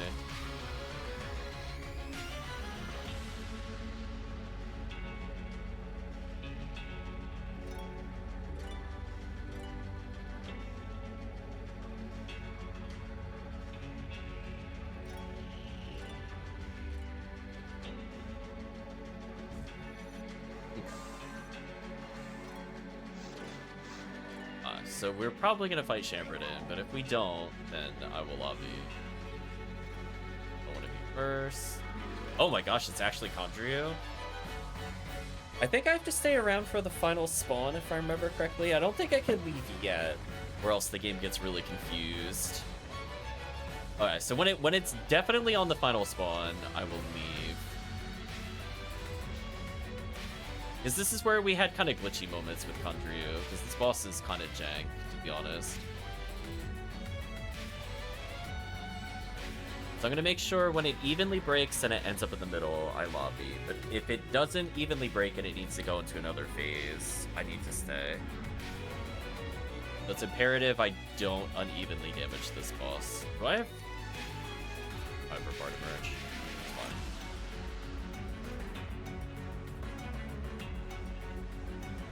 So I'm gonna wait for the boss to go, and then I'm gonna leave. Because I think if I leave now, it will disappear. Like, it'll be killable in this phase, but then it won't go in the middle of the room, and then it's GG. But chat can correct me if I'm wrong, because Kandryu is super finicky. It's probably one of the few bosses where we would consider a reset. I'm sure Falls behave... How did that kill me? That sucks. Yeah. Just let me know in text when it's ready to be killed.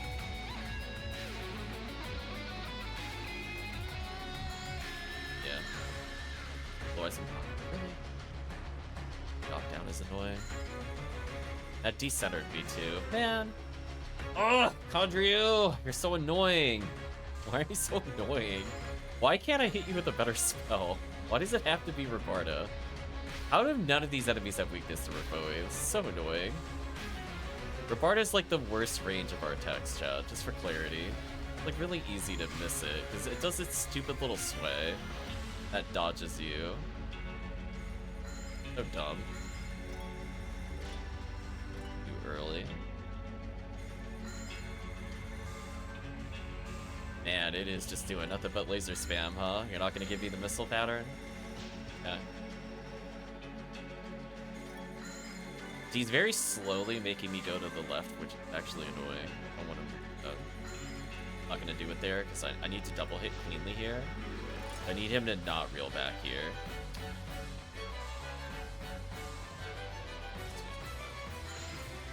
Of course, and he did the only attack that would hit me. Come on. Really? He put Spinner there? Oh my gosh, I'm being trolled. Chat, I'm being actively trolled. I can't believe he put Spinner there. That was like a frame 0 hit, by the way. I don't even think it had a graphic when it hit me. So annoying. So I have to let it transition here. And after it transitions, I need to lobby. But don't kill it yet, chat. Make sure I leave. So when it pops up here is when I'm done. Yeah. Alright, so now it's up. I'm gonna leave. Okay. So it should be targetable because I waited a few seconds. And I made sure it was in the middle of the room, so it should be good. Yeah, that boss is a big troll. Like, think about it this way, chat. It immediately went to the reel back animation, and it hit me. At no point did it fire a missile, because it immediately went to reel back, and it hit me with the frame 0 spinner. It was actually BS. Like, I can't even react to it. It just physically spawned under me and hit me. So unfair. It even did that while it was being hit, so there's just so many layers of unfair there. Like, not only could I not target it, but it was wasting time. 0 hit Heaven Striker. We got one though. That's good. That's a start. Yay!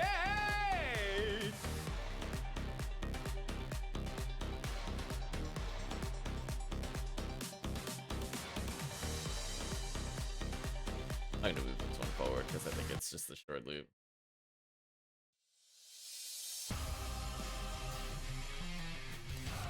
Alright. And got Mila. Let's see. What else could I showcase in chat? Oh, I know what I can showcase in chat. So let's just cycle through. This is kind of an experimentation stream. So... They give to you to give to a new guy? Sure. Do we have a Meridian ID? Got a green ID. Green would work. Retract, do you mind hosting a game then for episode 4? I'll join as Viridian.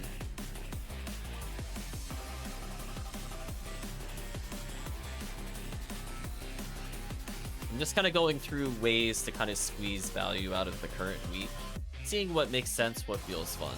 Plus, Berserk Baton is kind of one of those ones where I enjoy playing it once or twice, but due to the quest length, I definitely have trouble just like feeling motivated to do it multiple times. I like it, but not enough to be like, I'm gonna spam it like Xrd, if that makes sense.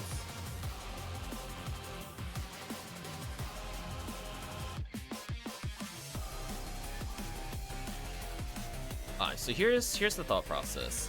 Any episode 4 quests can be greatly enhanced by bringing Meridian ID second. It is universally probably the best swap ID for episode 4, just due to the fact that it can get stuff here. So we are going to do, I'm gonna double check the name of the quest. It's the RBR quest. Come join us, chat. So still episode 4, just slightly different target. So red ID I think would be slightly preferred, but green I think is also very valid. Let's do new mop-up 5. Oh, that was scary. I guess technically Chris can host for Disca, but P101's also fine. I think it's fine. Yeah, it's fine. In the future, it's like veteran players would prefer Disca, new players would probably prefer P101. So I'm fine either way. It's still good hunts. So do new mop-up 5. Yeah, exactly. This one is actually decent. It's one of those ones where I had fun with it, but it's one of those ones too where it's slightly confusing. So I think this is the quest with the warps I don't like, but I remember from last time that if I'm consulting the pick-a-path warps, if I always pick left, I cannot get lost.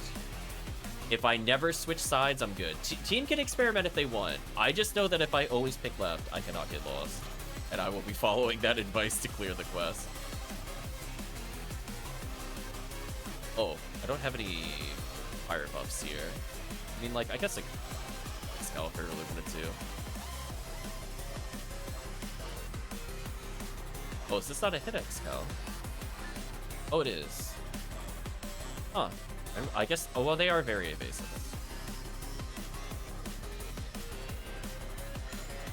Like, I actually like the beginning room here. I almost wonder if the beginning room is good enough to reset on. The standpoint of Heaven Strikers and stuff like that.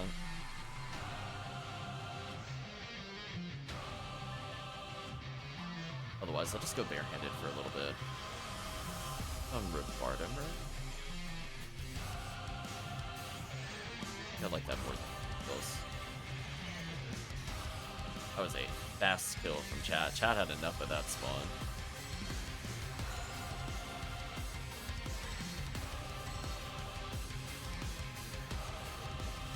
Any Pazuzu essentially can turn into LNK38 combat, which is still kind of a way to squeeze out a little extra value. So if we see it, we reset. If we don't, we continue. That's simple.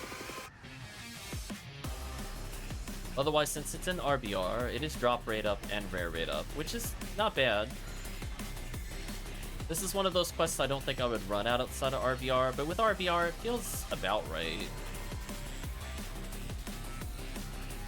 You're kind of making up for less enemies per minute with massive XP boosts, drop rate ups, etc. There's also that early Girdabulu. Unironically, this is probably one of the better Girdabulu reset quests in the game. I think there's 4 total in the quest, 1 in the first 3 rooms we're seeing here. So sadly, if you are not doing a holiday quest, your Girdabulu options are absolutely terrible. I'm just letting you know. I'd like to apologize preemptively for how bad they are.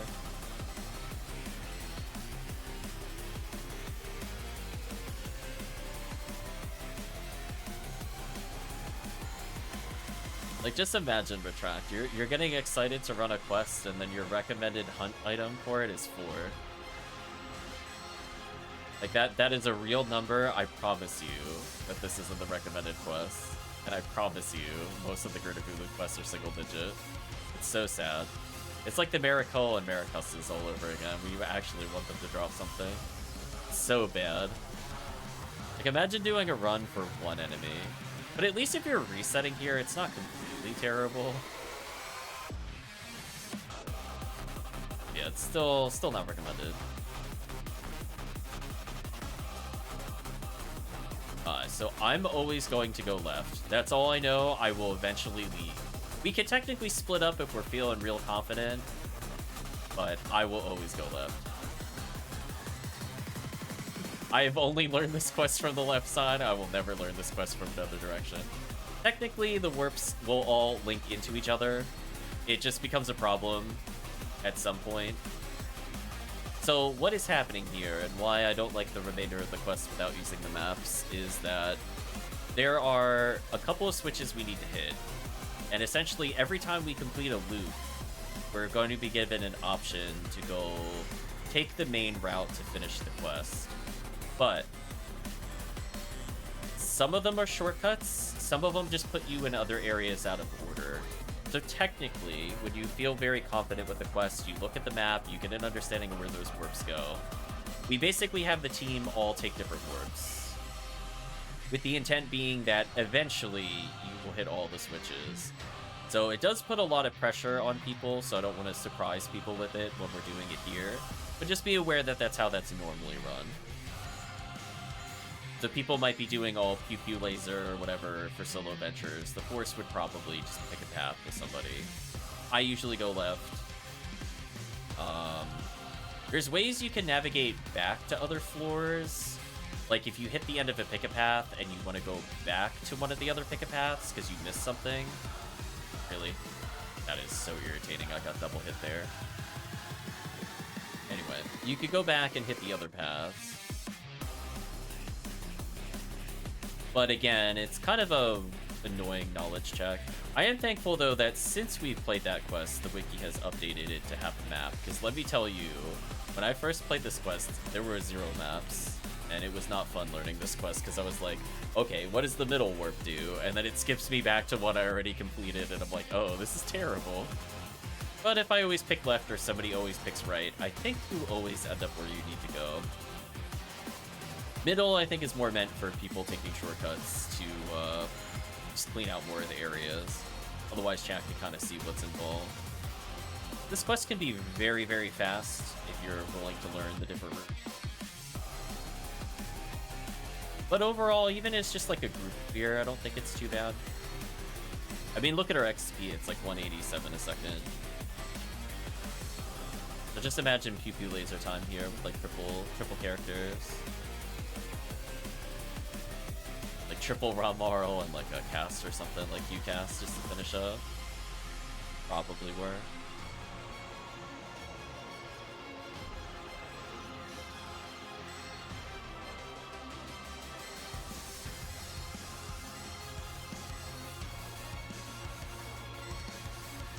It's crazy to me how much HP that Gerdavulu has. 17,000, wow.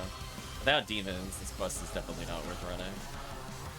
I will double check my quest tags. I think I put demons. I hope I put demons. If I did not, I'm putting it on there. There's no reasonable way you're gonna kill that without demons. There's so much HP. Even reduced demons is better than normal attacking that thing. I'm gonna stun lock the satellite listen here. There we go. Look at the damage. Yeah, there we go.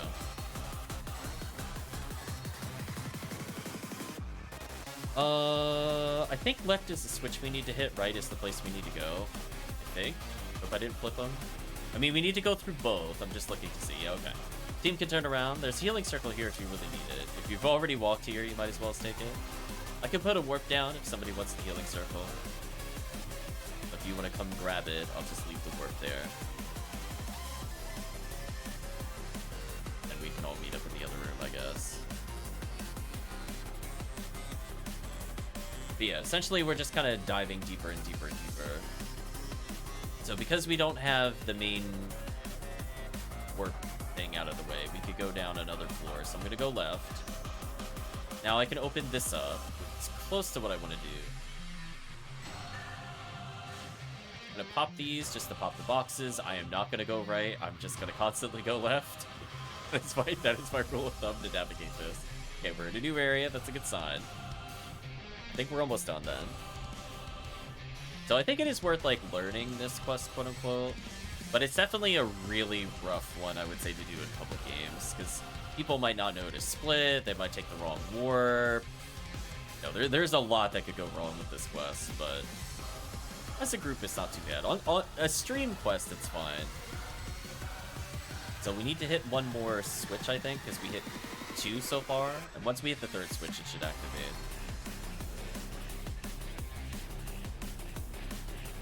That'll give us access to the final room. As I said before, one of the other central warps, I think, just comes here directly. So that way everybody kind of clears each area separately.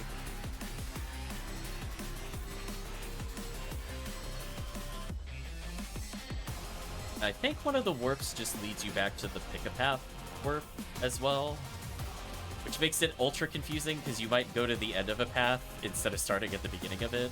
But since you didn't hit the switch, you can't do anything. But anyway, I will just say defer to the map for the guide.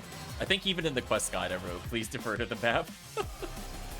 But it's not too bad if you know to just always go left. That's my little cheeky cheat on this quest if I'm playing solo or something. I can't get lost if I always use the same direction. But anyway, look at me remembering how to clear a quest, chat. You should feel proud.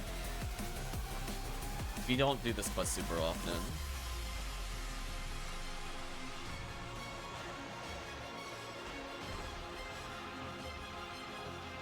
Still netting a quite sizable amount of XP.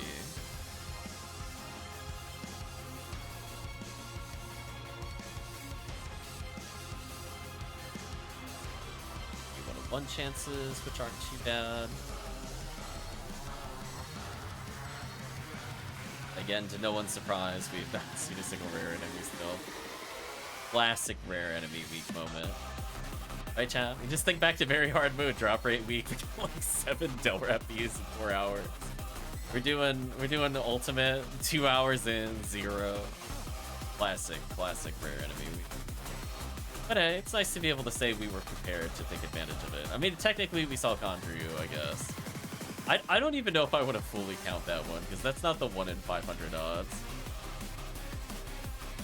I'll call it a 0.5. How's that, chat? That'll be our little in-betweener there.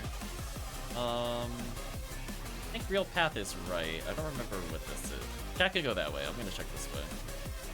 I might ask for a warp in a little bit. Or is this just... Oh, is this the item box Gertabulu? Is that what this is over here? I'm trying to remember what this door was. Oh, it's a healing circle. But will I get Gertabulu? I'm not gonna get Gertabulu. Okay. Somebody put down a warp. I'm gonna let you warp to the healing circle. I'll just join. There we go.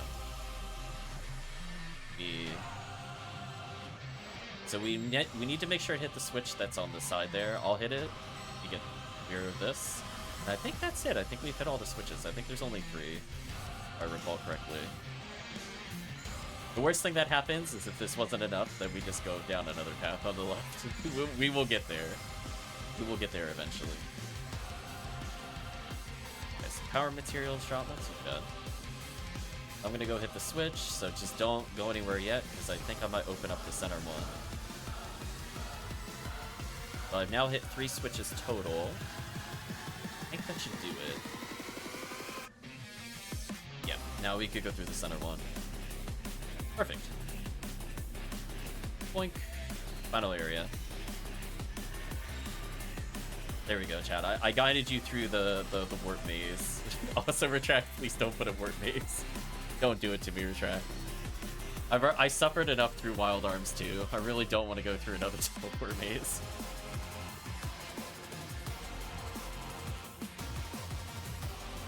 That teleport maze was heinous in Wild Arms. Only warp maze? Oh my gosh. So bad. I think the solution had 22 warps, by the way, chat, if you didn't play Wild Arms 2. It was an absolutely heinous number of warps I needed to take to finish that maze. Awful. I think there were a total of 35 warps, and some of them just send you back to the beginning, and you have to do the whole thing over again. It was so bad. I was like, man. Sounds like an inspiration, something like that. See, that wasn't too bad. So I think from like a pacing perspective, it's you know, it's something I would, you know, I put it into the, I don't remember if I put it in situational or not, but I do think this quest is playable. I think, you know, if there's not anything too crazy in RBR, I would play it. I'm not sure how chat feels about the quest, but the all left strategy is OP when you're first learning this quest. Why was there a trap there? Spite. I'm gonna say spite. So with the coordinated group, you can cut down a whole bunch of time.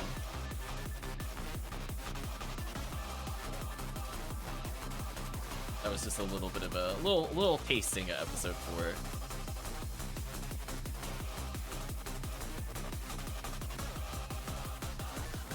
Oh, there are traps in that quest? I actually better make sure. I don't know if I put trap vision.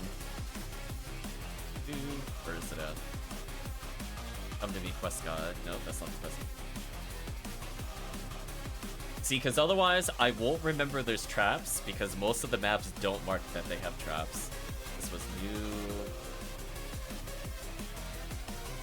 NMU5, I think?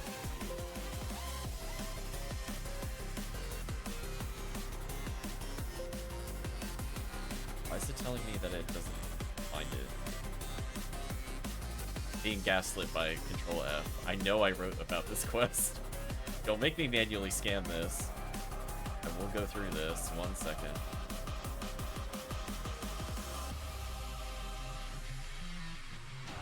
I talked about sweep up 8. Fine. Yeah, do new mop up 4 in the highlights. I might have put it in situational. Yeah, I put it in situational. I did not put that it had trap vision. Yeah, why wasn't it finding operation? I didn't spell that wrong. I don't know. Control F tells me it's not in there. I literally just found it, so thanks Google Docs. But anyway. Oh, now you find it. Oh, okay. You just didn't load the Google Doc? Is that what that was? I'm getting trolled, chat. Anyway, I will recommend trap vision there. We should be good.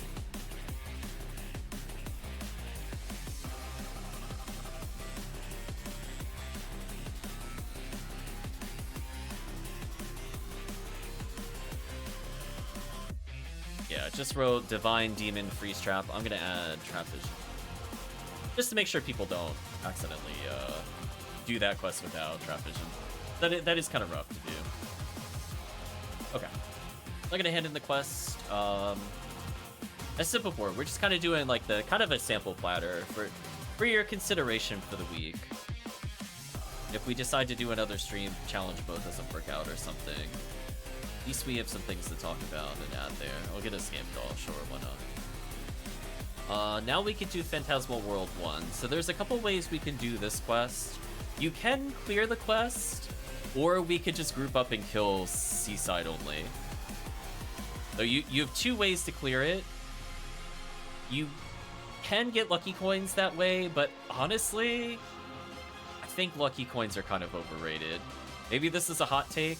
I feel like it's one of the currencies I genuinely don't care if I receive it or not. If I'm being real honest with you, I don't think I care about lucky coins. The animation it takes for them to do it and the reward is just so terrible.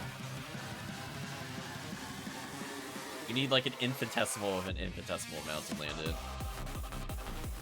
Yeah, I've gotten the God Shields, and that's about as good as it's gonna get. I've gotten like a couple PDs here and there, but in like the span of 100 coins, I got like maybe a single PD. So they are just kind of not worth it. So anyway, I'm gonna host Sky ID. I'm gonna show you an alternative CLJ sword run for people that are not wanting to go insane doing tower over and over again. I will host.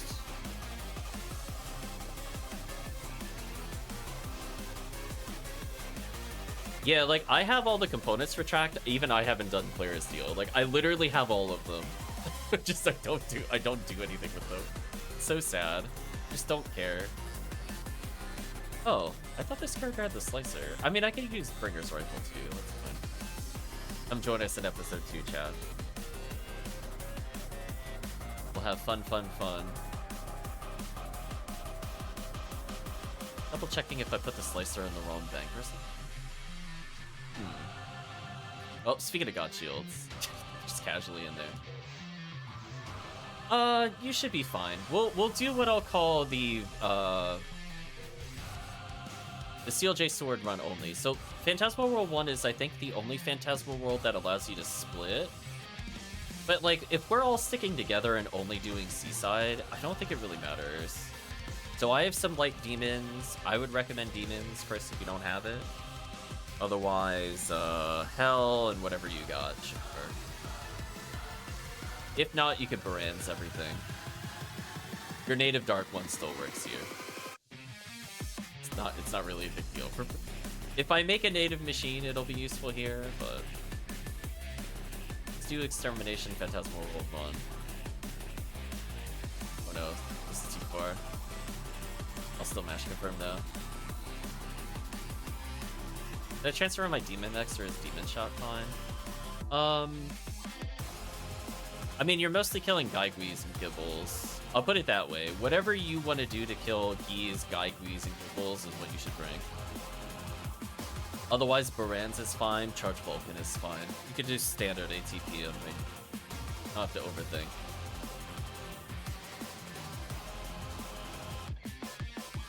Ooh, I'm missing a unit there. What am I missing?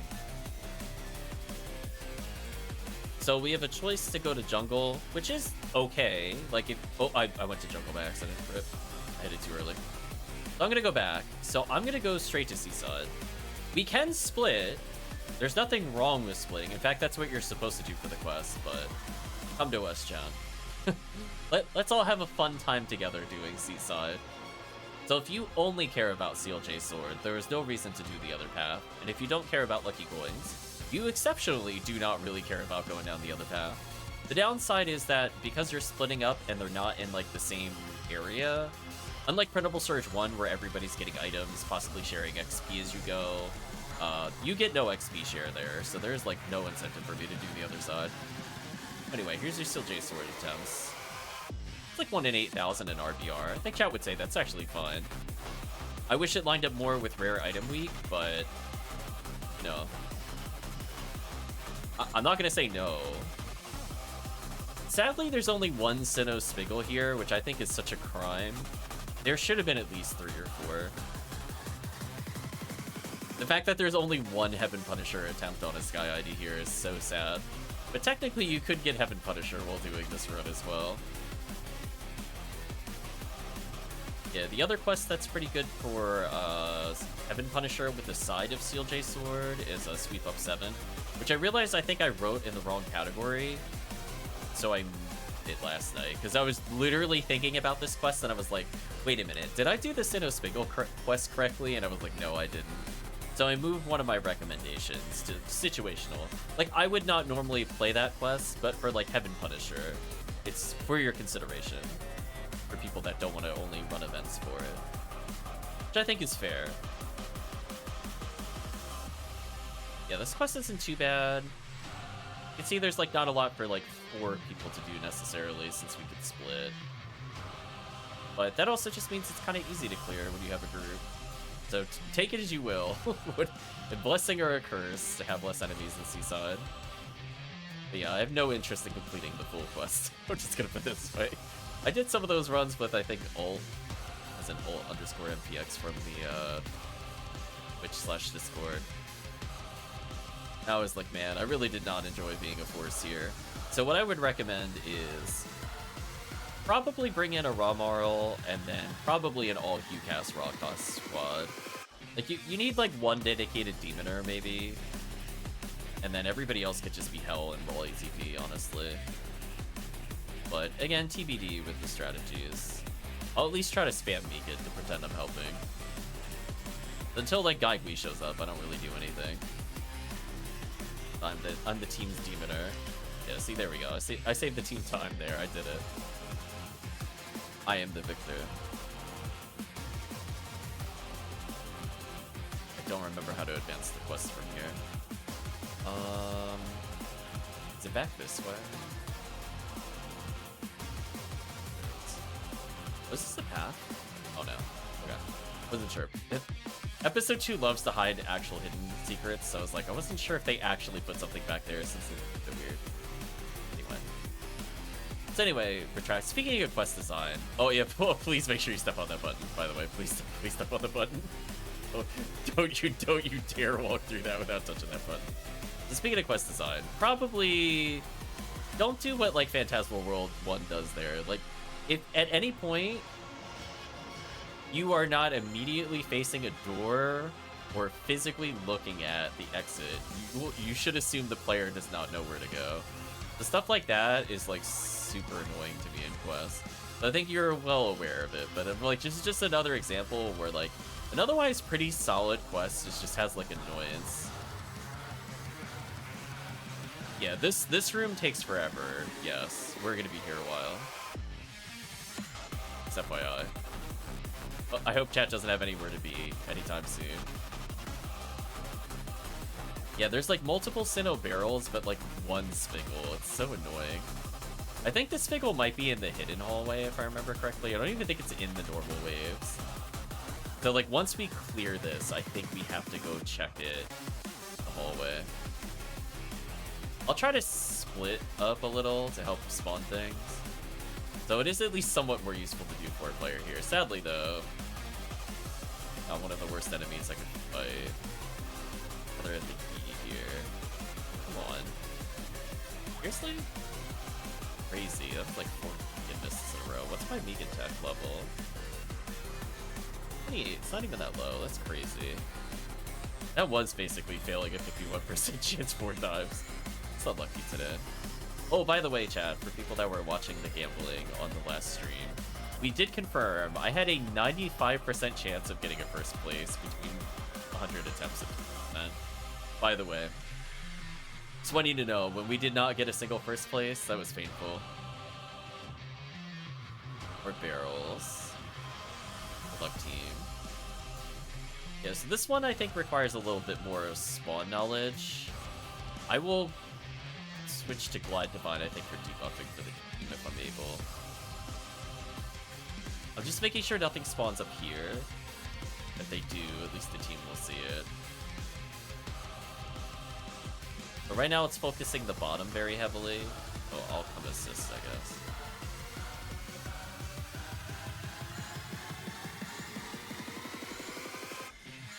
Really?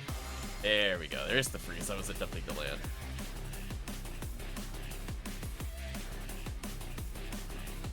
Oh, there's a Gaigui. I was gonna say, I thought one was gonna spawn soon. There you go.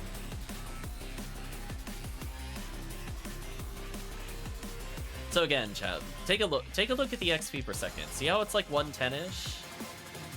So maybe it's more safe to say instead of 100, it's closer to 110 on RBR. But it's like a pretty solid, consistent amount across the RBRs. There was the one quest that hit like 190 something. Unless you're specifically like episode 4, 100's pretty difficult. Just because there's a lot of like dead enemies that don't do anything, or there's like a lot of padding when you walk around. So it balances out either from, like, dub chicks aren't really worth XP, so killing a lot of them doesn't do anything for you, versus actual pacing of things. Really shocked me. It's so sad. Yeah, so I need to be able to glitch them to kill guys. That's it. So what I've learned is I just need to do more Slicer Fanatic runs at some point. That's all I'm learning. Never enough Slicers of Fanatic, chat. Okay. Unlocked a board. They put us in a healing area. Okay. I think this is optional. It's nice to do a little box check while we're here.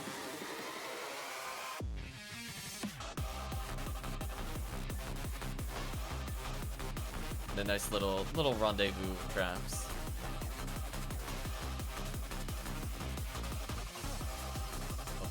Sorry you have to sit through that. Did try to do the preload, but I guess you just missed the hour-and-a-half preview.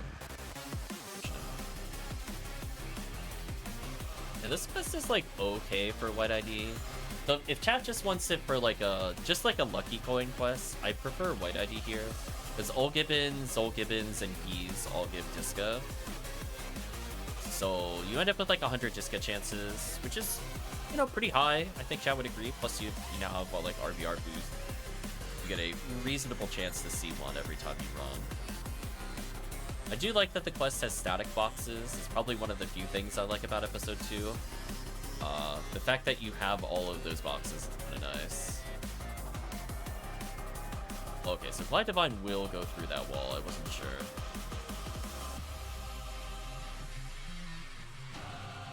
Just keeping an eye out. The worst oh, there we go. They're all behind chat. Luck chat.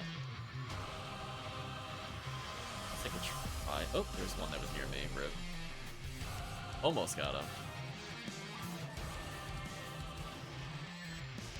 Gonna debuff what we can. My target already exploded. Never mind. We're not gonna bother. Got too strong.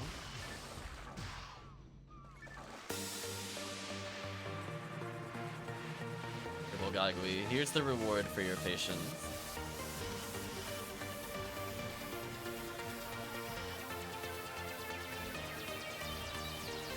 Yeah, there are people that will run it purely for the CLJ sword. I think I saw some people in Ephinea Discord asking the other day as well. So now I think we're done, but there's the hidden robot we could kill for Heaven Punisher. You pop the boxes here. You could technically leave and reset if you wanted. I'm gonna go fight the hidden robot. The robot's over here, by the way, chat. Pretty sure. There it is. The lone Heaven Punisher chance. Get over here. Sure. I remember you. There you go. I think there's more Sviggles hidden elsewhere. I'm not doing the full quest. That was the quest to me. I'm not doing jungle. No, thank you, chat. But anyway, I figured that would be a good preview of what we could potentially run. The XP there is actually decent. It's not a super hard quest as long as somebody has demons. And even if you don't have AoE Hell, I think like multiple charge orbs are fine. But yeah, Hell's definitely preferred for like forts for sure. Now the question is, chat, what would you like to run? We've gone through kind of the buffet. Got a little tasting of everything there. Value City? No Value City today, Dango. Rare Enemy Week sucks with Value City. Sadly. I mean, like, you could run it, but you're just gonna get annoyed every time you see a rare enemy, because most of them are terrible. When 3 out of 4 are bad for your run, kinda sucks. Although it's not too bad with surface resets very hard. But I prefer to do a full run or an ultimate reset. Yeah, it should say Rare Enemy Week / Experimentation. Oh, maybe you left it on from... Oh, chat's thinking about it. I put them in the stun lock.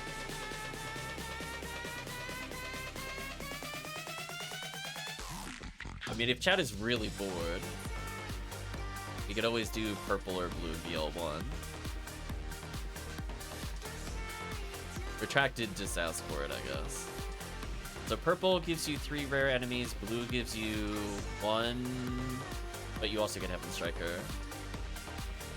You'll pay for a cave cookie? Oh, don't do that. Don't use it on cave.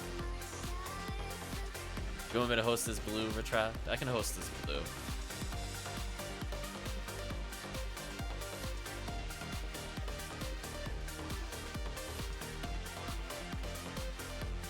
Yeah, purple gets Frozen Shooter, Sacred Cloth, and it also gets Psycho Wand attempts. Blue gets Heaven Striker without rare enemy, and then the other ones are there.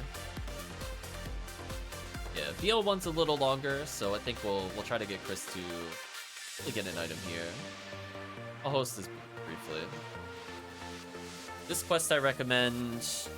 Funny enough, Native Dark, so the brands that Chris is using is still perfect for this quest.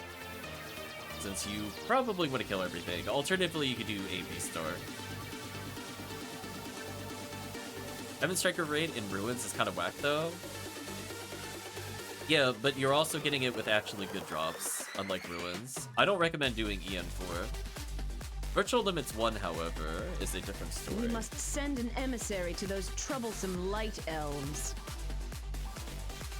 I was gonna say, funny enough, the Heaven Striker in Ruins is more likely to come with attributes than it is in other areas. But technically, our highest chance of getting a multi-attribute is probably episode 1. What an adorable corpse. So the reason they basically nerfed Heaven Striker is because of EN4, which is a shame. Because it used to be a pretty good raid. Well, not good, but it used to be a much better raid. It's kind of like where they over-nerfed Phantasmal World 2's Gibbons. They have a tendency to over-nerf, which kind of sucks. And I feel like the Heaven Striker nerf was really not warranted after they removed HBR. I think, honestly, they should revisit both. Yeah. Like, EN4 is in rotation, but you can't get, like, 170 drop rate either.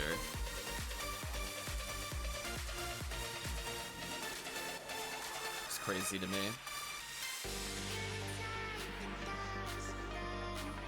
Welcome, Lieutenant. I hope you're doing well. This is the Reaper's power. What's drop chart overhaul when they overhaul RBR? I mean, they have to. There's no way they're... If they are redoing RBR, they need to not only section ID update, they need to really rethink it. Like, I'm okay with some areas being, like, more situational for different IDs, but... Keep on keeping on. Some of these other ones... Look, a shooting star! Oh, Chris is spamming things. I know, Warp's on my Pioneer, too. Spell absorber! Come join us, Chris. You're missing item. Whoa, There you go, Dango. this looks bad.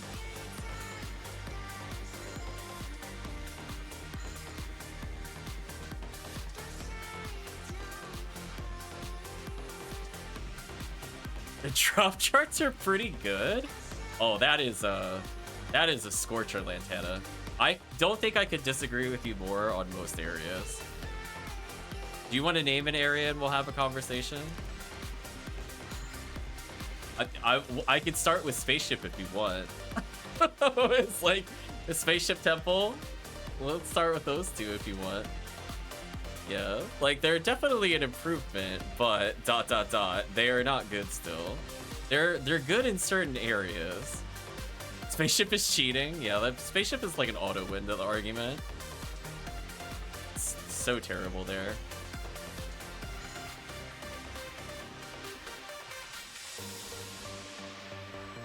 I don't think there's a single day on stream somebody has not complained about Forest, somebody has not complained about X, Y, and Z.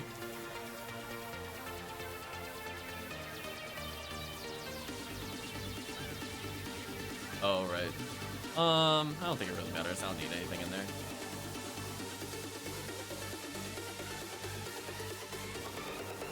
Chat already checked those boxes, then I'll head south. Speaking of which, I gotta buff Chris.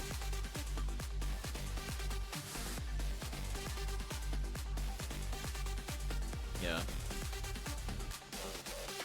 Honestly, most episode 2 is not great. Like, I would say they have less peaks and valleys, but at the same time, I would say most of those areas are not worth running. I still find it very odd when people run stuff like Seabed in particular for value or hunts. Like, why? Honestly, it's just kind of like across the board. I'm just kind of like, I would never do these for value or useful items. I still think it also has a little bit of a quest problem. I don't think we should be entering like 2026 and still say to players the best way to get like parasitic gene flow is to go play free bed. I think that shows you just how lacking some of the quests are still. I mean, we looked at the terrible boot accounts in episode 4. That was heinous. The #1 quest there was actually just depressing.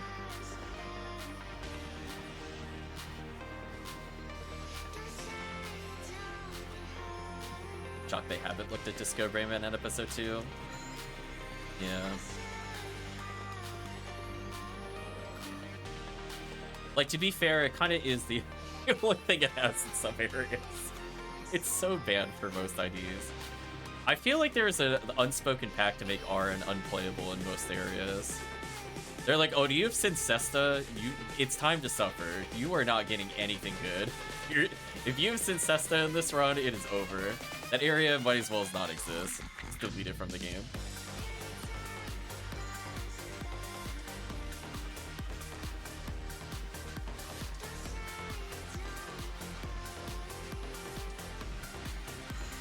Yeah, I would not call the drop charts good. That to me is such a... Ooh, there's so many points we could... I could literally talk for hours on that topic. I think the issue is that some areas follow good patterns and some don't. And people, I think, really hard focus on the good areas. And I want you to remember just how many truly unplayable areas there are across multiple IDs. Just genuinely nothing I would ever hunt. Even in that ID, I would not consider running it. So once those at minimum are removed, I'm willing to concede on points. I think episode 4 is just overall strong. There are some weaker IDs, which is fine, but it's like, ooh, episode 2 in particular.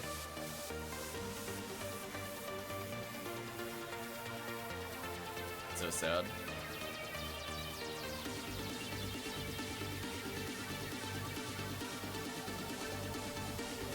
Is that we leave out so many quests? Good. My answer to that, Lantana, is good. Let them stay out. There are certain quests I don't think should be on there. I think there are quests that should be.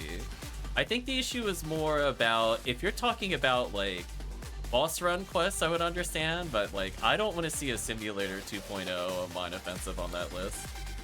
I think there are definitely quests that should never enter that list. I do not think all quests should be on that list. I've seen people talk about that, and I'm like, I want you to go play Mine Offensive in Simulator 2.0 and tell me East Tower, West Tower. Yeah, those need to go. Just like, all of 4 people that hunted can go hunt it off of RVR, please.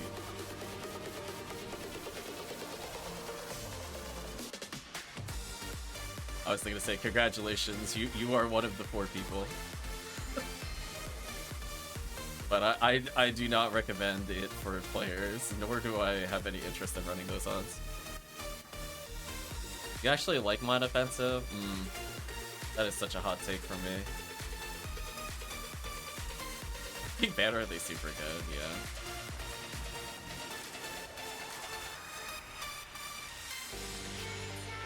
I feel like that kind of gimmicky ROM hack stuff really doesn't have a place in 2025 Ephinea quest design.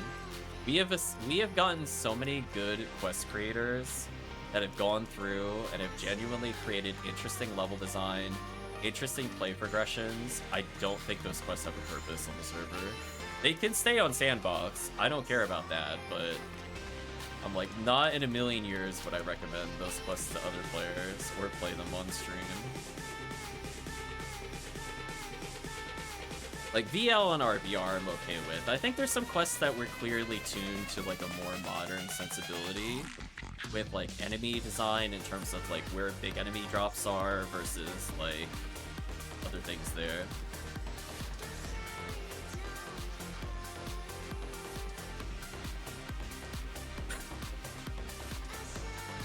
I don't think most quests should be in the loop. There are a lot of really terrible PSO quests. So I don't think I could be more adamantly opposed to that viewpoint if you tried. I've already posted in the forum post about it before. I think there are some quests that should be in there, and it's just they haven't updated the list. Like, more recent quests, but if a quest has been excluded at this point, they need to rethink if they want to do something like a... Let's say Lost Berserk Baton, right? Something that's existed for a while, controversially has some power to it. I'm okay with some of it being there, but I think people also have to realize that some quests are just inherently much better than others. So if you are giving me the choice between playing New Mop-Up 4 or like East-West Tower, I'm never going to pick East-West Tower. It's just, and nor would 90% of the people playing, if not 95%. And they don't want to feel forced to complete it like HBR does either.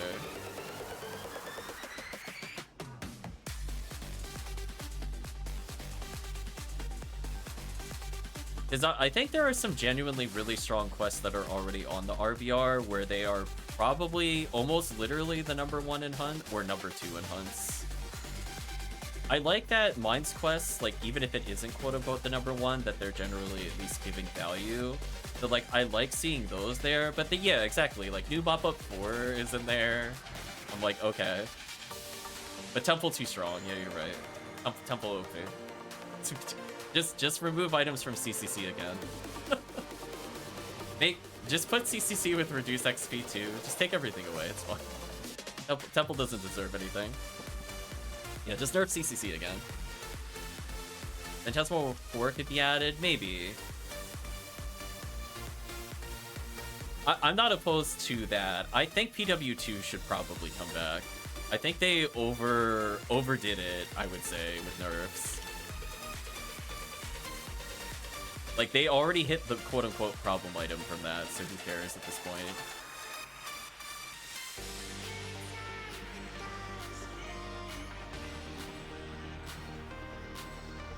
It's like, if Ruins 1 Blue ID has EN4 Heaven Striker, then PW2 should come back.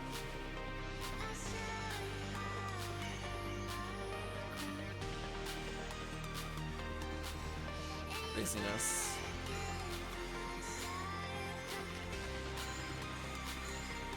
Listen, we've had a separate conversation about that. I don't disagree with it. They are like nerf crazy.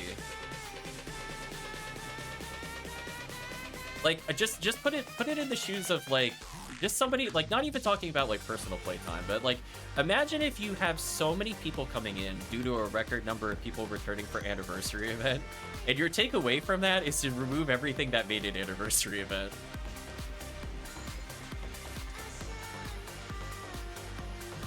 Just like, I don't really understand it, where I'm like, I think they made a really good snap judgment call to make AA count for like other quest types. I thought that was actually good, because I for one don't feel like, or don't enjoy feeling like I am forced to play something in order to get a bonus. Being able to kind of pick and choose is fine to me. So like, if I don't want to do CBAD, but I want to help the event, I can play AA1. Like, that's fine. I don't have a problem with that. But like, I don't want to be grinding like endless seabed, tower, and whatever, while other people get to enjoy much more balanced and fun quests. Like, I'm sorry, I don't want to do that. So if they try to go back to that again next year, I'm gonna get very upset and basically boycott. Yeah, I missed the kill count too. I agree with you, Lantana. It's a little hard to estimate, I guess, due to number of players, but I also want to say it on the flip side. If we hit all the milestones by kills, isn't that a good thing to show how far the system's come? Like, I don't even view that as a downside. One would have thought. Craziness. Yeah, I remember commenting on some of the quest design before. I don't remember who started the RBR post. It might even be the one you're referring to, honestly.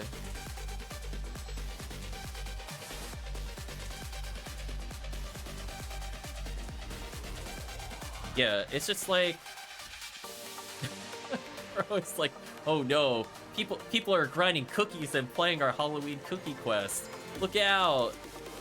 Oh no, they're getting profit. How dare they benefit from an event? Thou shalt be banned from CCC. I don't know. That to me is just very silly. Yeah. See, fortunately, I actually liked AA1, or else I also probably would not have bothered with boosts. If it had been like any other quest, I think I would not have bothered, to be honest, to help with some of the boosts. And I started the event that way. Chat knows I talked about that, where I said, like, listen, I am not doing CBED this year. And I don't think I did. I didn't even think I demoed it for chat. I was like, I'm so done with it after 2024. So definitely I'm just like, that is not a fun quest to do pub games on. Unfortunate. Oh, 13-minute clear isn't too bad. Take away some of these.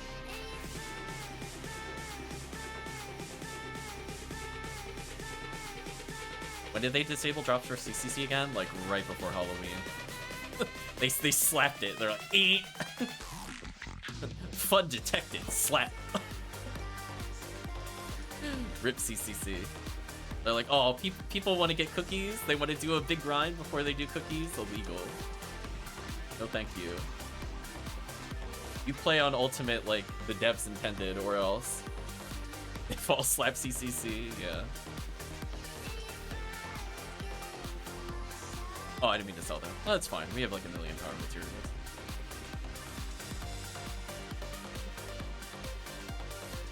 Yeah, like I still remember when they were initially floating out the ideas, and then I remember there being a lot of people saying don't do that. I think it was like literally like 40 posts in a row where everybody, I don't think a single person agreed with them when they put the thing in there about removing the badges and stuff like that, and they're like, that is the entire point of the event. So, I think even I commented on that one. The above is not part of my traditional PSO experience. Something like that.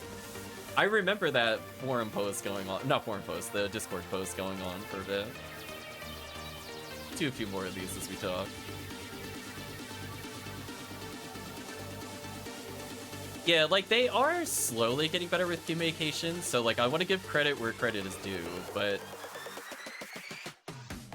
I love all of the non-balance related changes. I'm not in love with the direction of the events in general. So I can kind of say like I really like all the quality of life features. I like things where they move like the Zeus spawn drops and stuff like that. You know, I will say I'm not a fan of the tech changes. I'm definitely not a fan of that. But in general, it's just kind of what's some of the other quests? And it says, did you say temple in general? Do me a favor and add temple monsters in a not temple area? Yeah, I was also kind of saying to retract separately. I think the best way to enjoy temple is to just make more omni spawn quests, so you don't have to do any of the temple design areas. Just put temple enemies in like Seaside or something. Just... Last one for Chris. No worries. Thank you again for joining us today, Chris. Yeah. Oops. Did I do episode 4 by accident? I think I did. Oh, bad. I'll be gone. My brain is in episode 4 mode.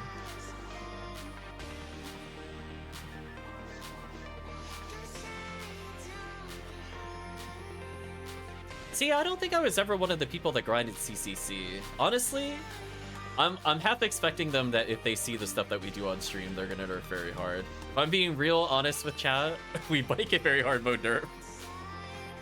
So we'll see. There will be a suspiciously high number of cookies in very hard mode. Be like, oops. My bad, chat. I'm sorry I was having fun in somewhere other than Ultimate. I left my designated fun zone for the event.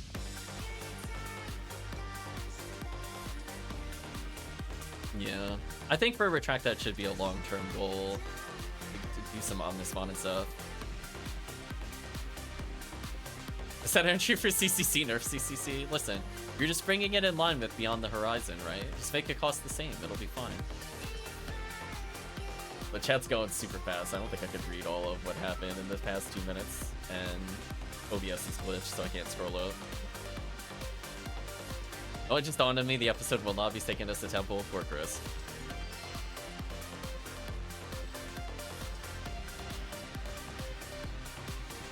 Yeah, I don't think I ever went cookie positive doing cookie runs. So I would say that's kind of lucky from Lantana's side. We basically got a single cookie maybe every 4 runs. It's not... Doesn't really... It didn't feel good, I'll put it that way.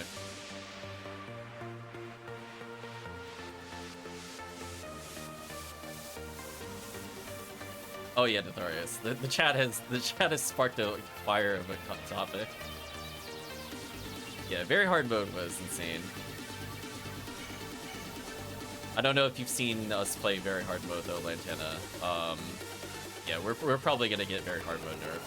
I was gonna say rest in peace preemptively to the drop towards a very hard mode. Just oops.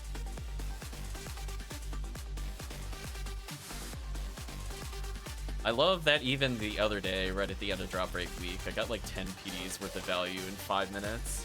So unfair. So it's been nice to kind of play there, but I have a feeling they're gonna nerf it somehow. Make me sad. It's part of my traditional PSO experience. How about tweaking item sets of looking at you? Yeah, I always found it kind of weird in base PSO that Crimson Coat doesn't work on all red items. Is there a reason they didn't want to do that? Like, were they really scared that Crimson Coat Red Sword was gonna break the game, or Crimson Coat Red Handgun? Which would be too good. I'm just curious, like, they have red in the name. Lore-wise, they're all part of the same set. Why doesn't it work with those? Then you get like Red Slicer, Red Dagger, Red Saber. Crazy. Classic Sega moment, honestly. I wouldn't be surprised if they honestly just forgot the items existed.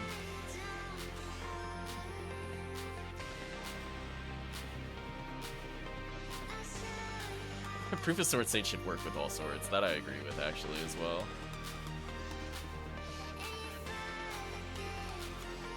Where's your Proof of Sword Saint? Red Sword, let's go.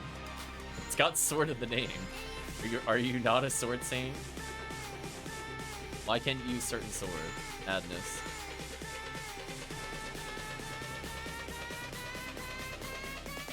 Yeah, Galatine has been nice. That's one where, like, technically the item could already do it, but it's nice that we don't have to play on very specific hours. That I appreciate for the Galatine change.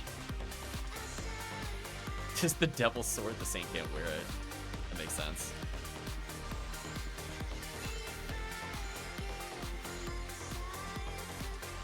Yeah.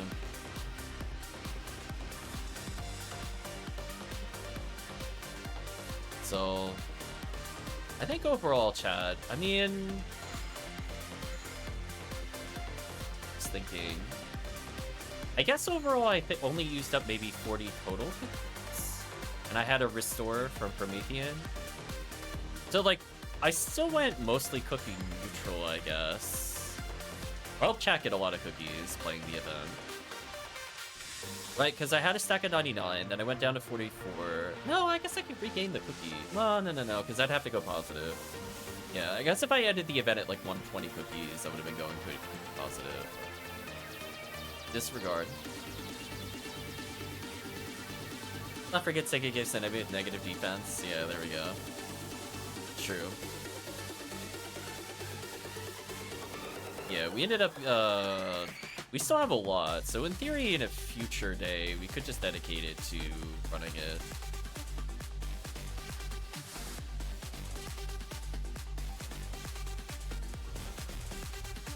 Favorite event is coming up. We'll see how much I play of it. My biggest pet peeve is I wish the Christmas Fiasco 4-door fonts were very slightly further back. A little tiny bit from the warp. None of this like have to be mashing to hope that warp doesn't eat an input kind of thing. So dumb. Are you guys running Phantasmal World 4? No. This is a Virtual Limits one. Yeah, like you can bazooka or you could try to like instant cast as you come out, but I just don't like the fact that it's like they're immediately attacking you out of a warp, and it's just like you could press a button and it won't come out, so you have to find like cute ways to buffer it. It's just like why? Just don't think stuff like that should be in quests. Are you talking about like cannon rouging them as they come out?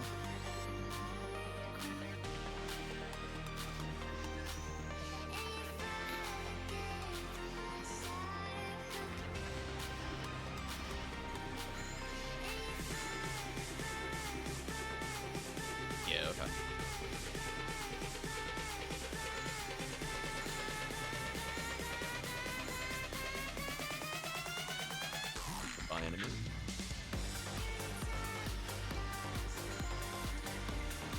last year we started the Cannon Rouge strat. We just got tired of it with first. It got annoying if I wanted to play like something other than Ponyman. I was like, ugh. Like, okay, this is just getting annoying. Just like, find something else.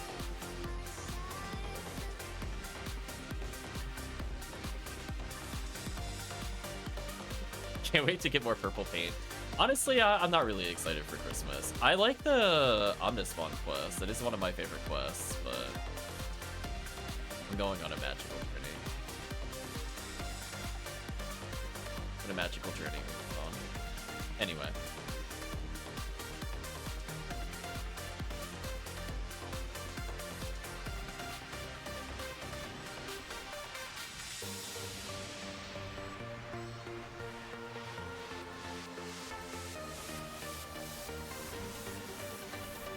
Guffoe I felt was kind of inconsistent for me. But again, it's more just like more just a buffer and ward issue. Where I generally don't like queuing up spells while going through burps. It's probably, I think it's the only time I can think of where that happens. Where like I need to do that to stop something. Most of the time you have more than a reasonable amount of space and time to react to it. Like if I go to like episode 4 boss rush, for example, I don't really worry about that normally. There we go. Level.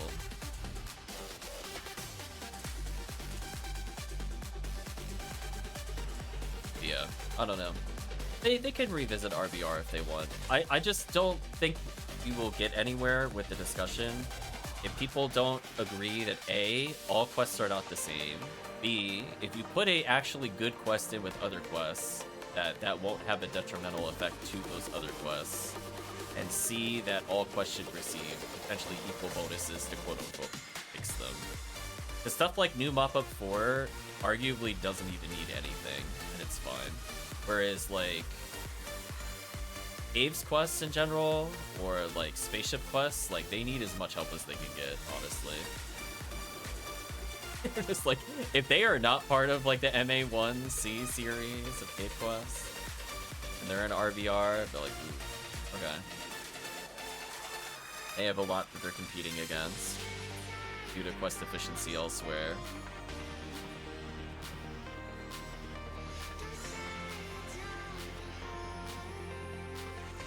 I felt like I was kind of going in a, not a circular argument, but that's how my takeaway was when this was brought up in the forums. Where people were trying to tell me stuff like Lost Heat Sword is on the same level as like new mop-ups or like most episode 4 quests. And I'm like, I just don't agree. I can't go anywhere unless we agree on a foundation.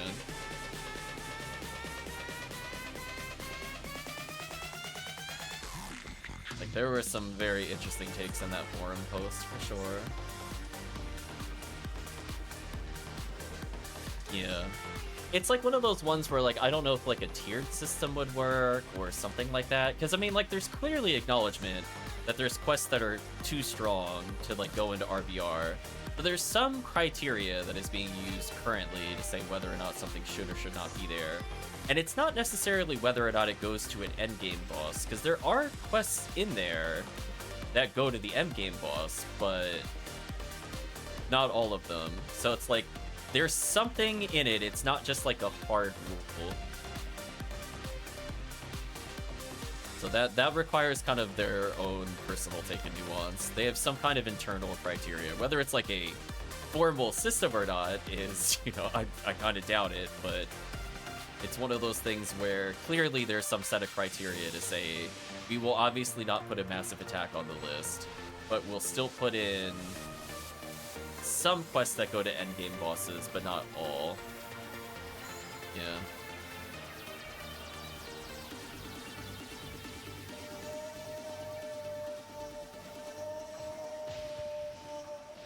Yeah, like, I'm kind of okay with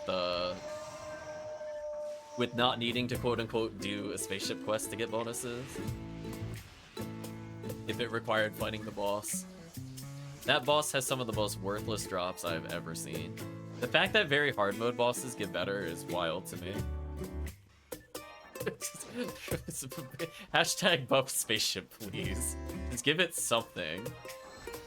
I'm not doing like Gold Dragon to get Phoenix Claw or like God or Heavenly TP or whatever. No. It's like a hard mode drop. Why would I want this in Ultimate? Crazy. I'm like, I have no reason 95% of the time to ever consider doing like a Temple Worm or definitely never a Gold Dragon. At least with like Gal Griffin, it's like, oh, okay, is this the Galatine ID? Okay, I'll consider doing it.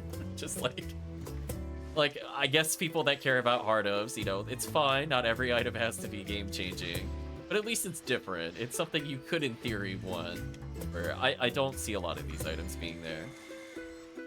Yeah. I think my rule of thumb is if I'm playing Ultimate and I can genuinely say if the enemy could be replaced with an enemy that dropped just any random weapon as their rare rather than drop a rare item, and that is an improvement over the slot, that's a problem. Oh, it's actually faster. Even though I went on a magical little journey earlier. Yeah. Just like I'm really genuinely not excited to get DB Sabers, LNK Combat 14s, Durandals, Caldabogs. Or my favorite one that chat knows I love to harp on about. Cure Poison in Ultimate Caves does not belong in Ultimate. I'm sorry. Remove that item, please.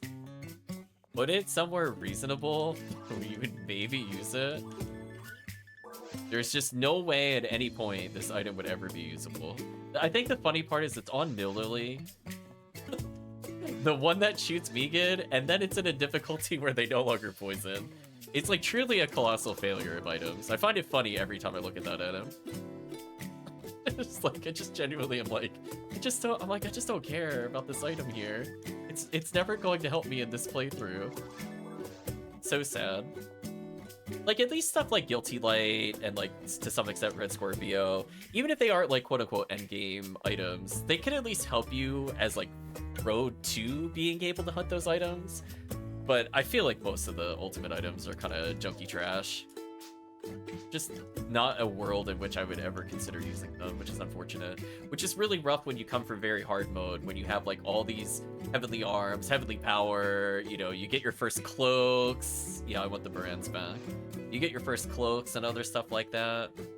And then you go to ultimate and it's like, Dragon Sword! Get your Dragon Slayer and Seabed! I'm like, no, I don't want to. If I'm using this here, I can't kill anything. No worries. Just don't feel like the effort to reward ratio is worth it. Maybe when I've truly speared everything, I will consider it differently.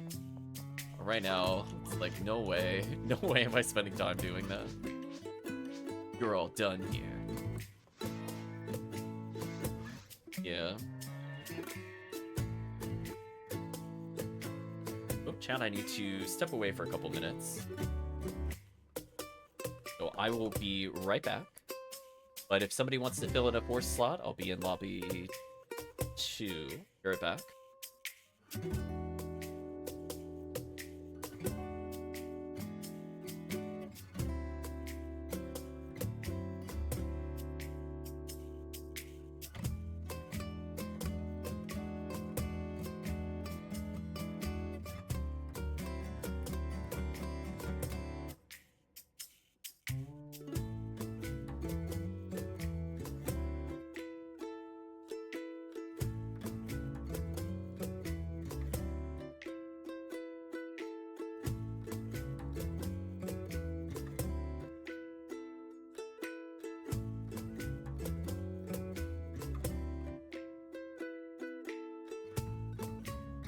Gosh dang, you are a hot helping of beef.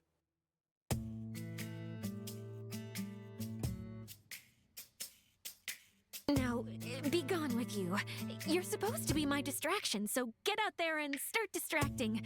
Yeah, mule. Whoosh. We must send an emissary to those troublesome light elves. I'm capable of more.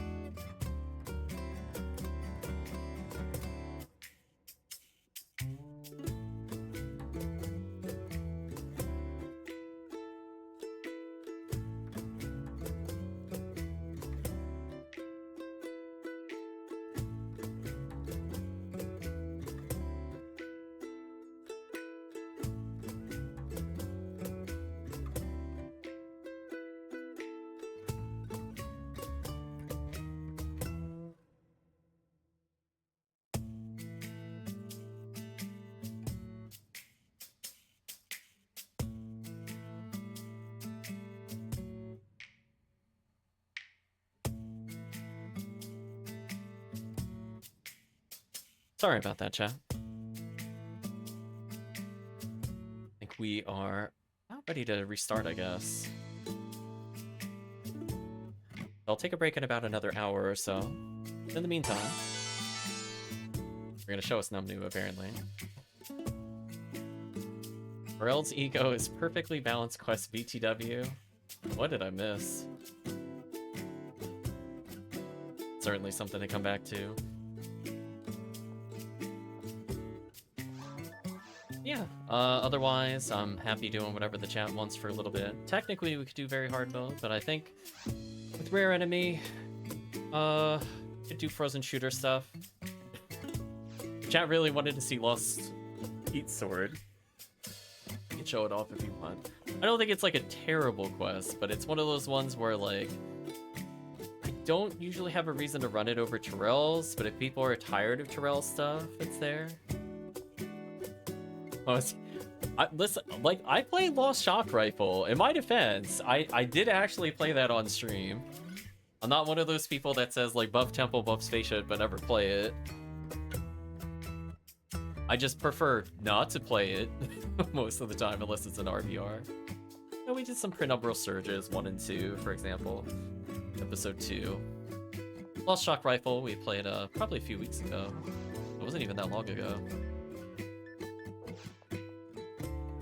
See Fulcrum's just waiting for us in the lobby.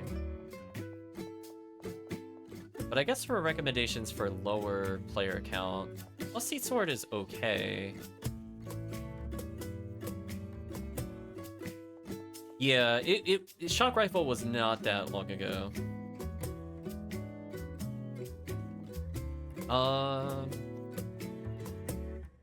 Dusty is here. Welcome, Dusty.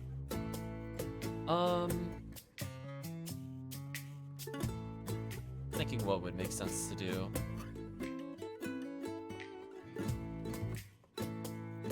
Dusty's still going through levels. Hopefully you get some good materials and some basic weapons.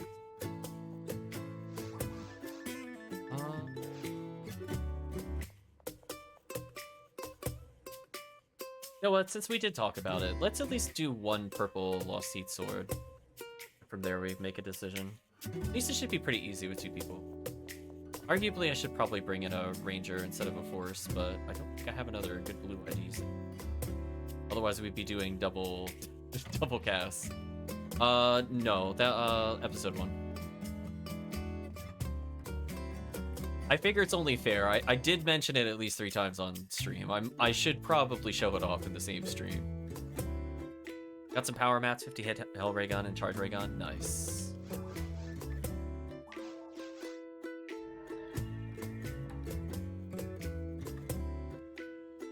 Yeah, I think it's under Retrieval, the Lost Quest. So basically, you know, the concept of the Retrieval quest for the Lost series is that you fight a boss at the end.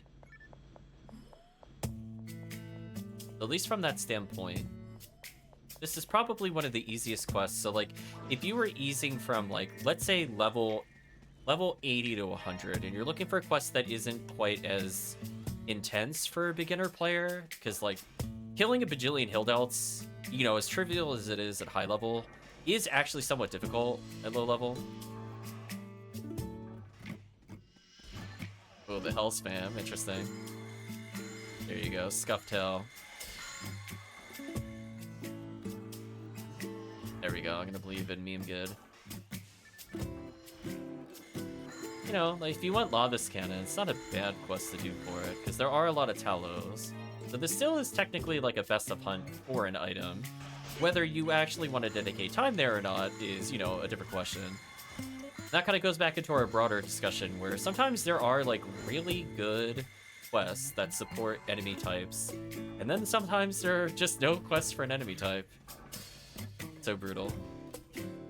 And go like Meme Get. I mean, it worked. It did kill the enemy in less casts than it would take me to kill it with Tex. Power of hard mode. Excuse me, ultimate. Look at that damage. It's so sad. This is also why I sometimes just wear 3 seals here. If I can't get a good Gifoe stack, most things will at least take lightning damage. Plus it speeds up hill delt kills. If I was playing solo caves, lightning also just kind of trivializes all the lilies. The Rabarda is okay here. The multiplayer, I'd probably lean more Rabarda Seals than I would Raboe here. So I'm not really worried about them killing the normal enemies here.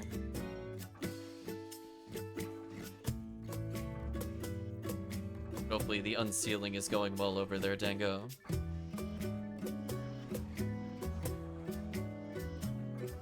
Yeah, case in point where lightning does okay enough damage. I can help enable combo kills. Not like a crazy difficult quest. So I guess in some ways, you know, if they're looking to touch Terrell's ego, they really need to make sure to give something a little stronger than this as an alternative to people that have played for a while.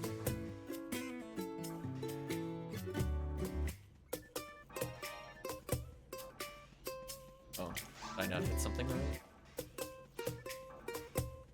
Just double checking it's not something goofy spawn. There we go, goofy spawn. Like, wait a minute. Don't second guess myself. I should have believed. Of course it was goofy spawn. Yeah, some of these hit detection flags are a little...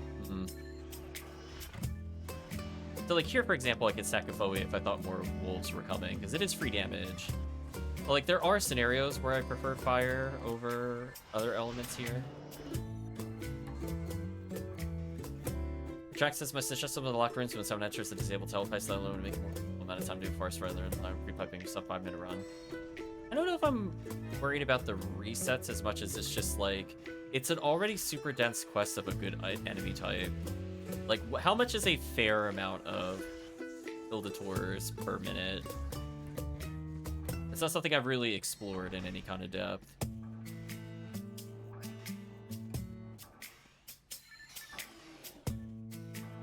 I mean, I'm happy they gave the ability for Frozen Shooter to drop in, like, Endless.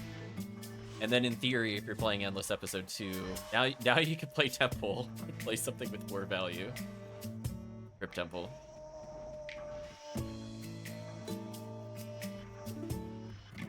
Yeah, Lost Seed Sword might be like a little under, just because it takes a long time to get to the Hill Delts, because it's typically like a Forest 2 enemy. You know, you'll see some shenanigans, of course, in other quests, but you know, typically you have to at least go further for it. Which I'm not opposed to, I would say, from like a quest philosophy. I'm okay with like a couple of them being here. I just don't feel like it should be like... we shouldn't open ourselves up to like... loading into Temple free roam is the best way to get an enemy kind of thing. So I'd rather it be like, you know, you get the payoff. It's the exponential curve on the graph kind of thing, where it starts slow and then scales rapidly with time. So like by the time you take like a, if you're doing like a multi-area thing, area 1 might be a bit lighter, and then like area 2 is just very dense by comparison. But stuff like Xrd kind of breaks the mold, where just every area is dense, and then the other areas are super ultra dense, never to be seen again on the server. There's clearly ones that just don't play by the rules, because there's just different qualifications of what quests are passed and then what quests enter RBR. It's just a thing of, I just believe different people at different times approved different quests. So the direction of it back then was like, bigger is better. And I feel like that was the direction of the first couple of years of the server. And then Halloween quests were kind of the catch-up to kind of avoid some comparisons to other servers, but putting it in a way that they thought was balanced at the time. And just now that things have evolved, most of it has been removed, sadly. Okay, can you still do the box check here? Remember if that's a thing on this quest or not.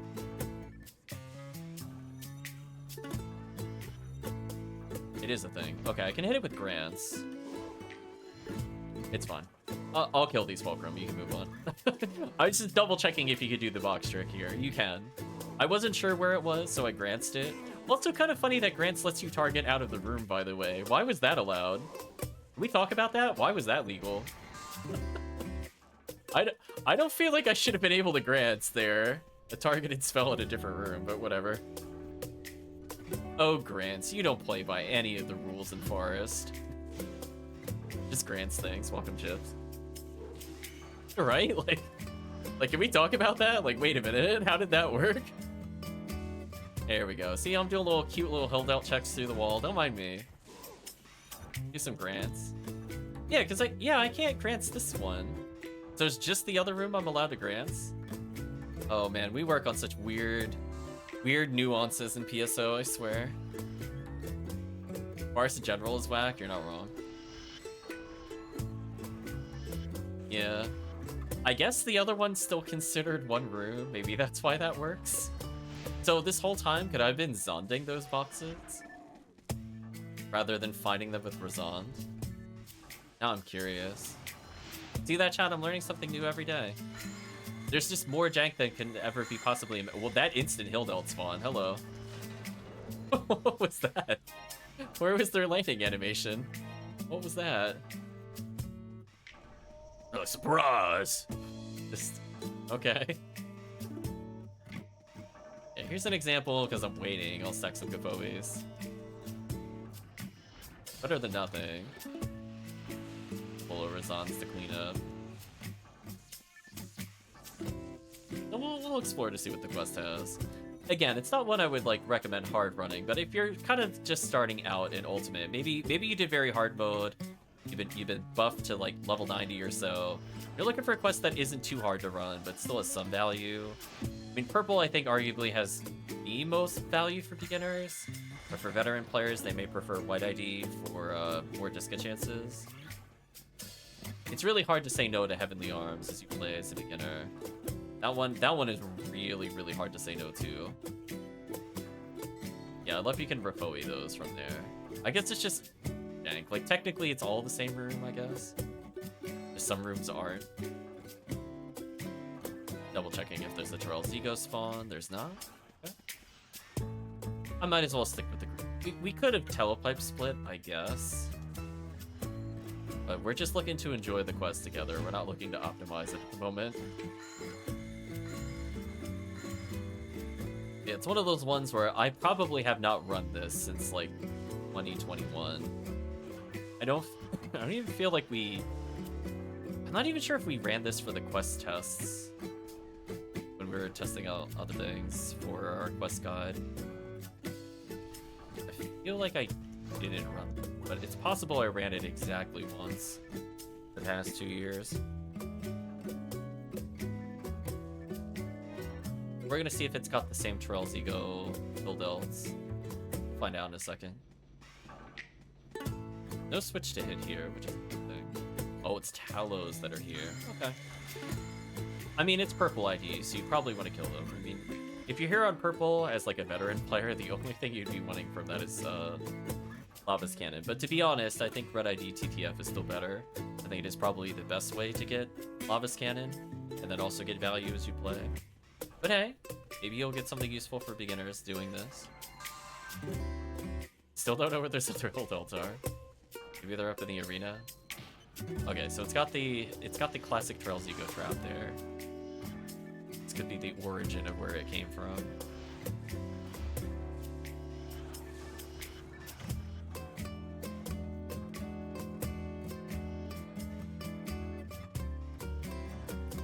Oh, hello there.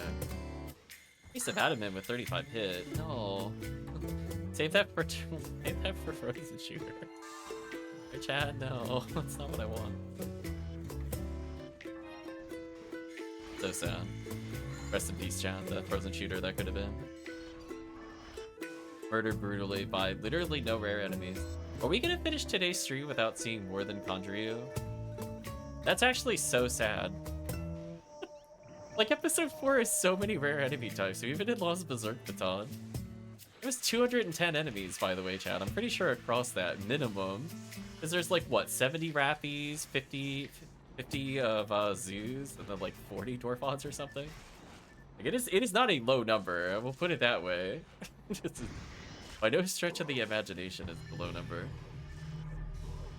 Rareables. So sad. Like, I know I took a break and all midway through the stream, but we are genuinely still at the 3-hour mark and only Kandryu. Where's that rare enemy buff rate, chat? I guess I'll come over here and kill the Hill Elves because I can. Not because I have to. Just feel like asserting dominance through another room. This forest doesn't make any sense. All you need to know, chat. Look how unfair that is.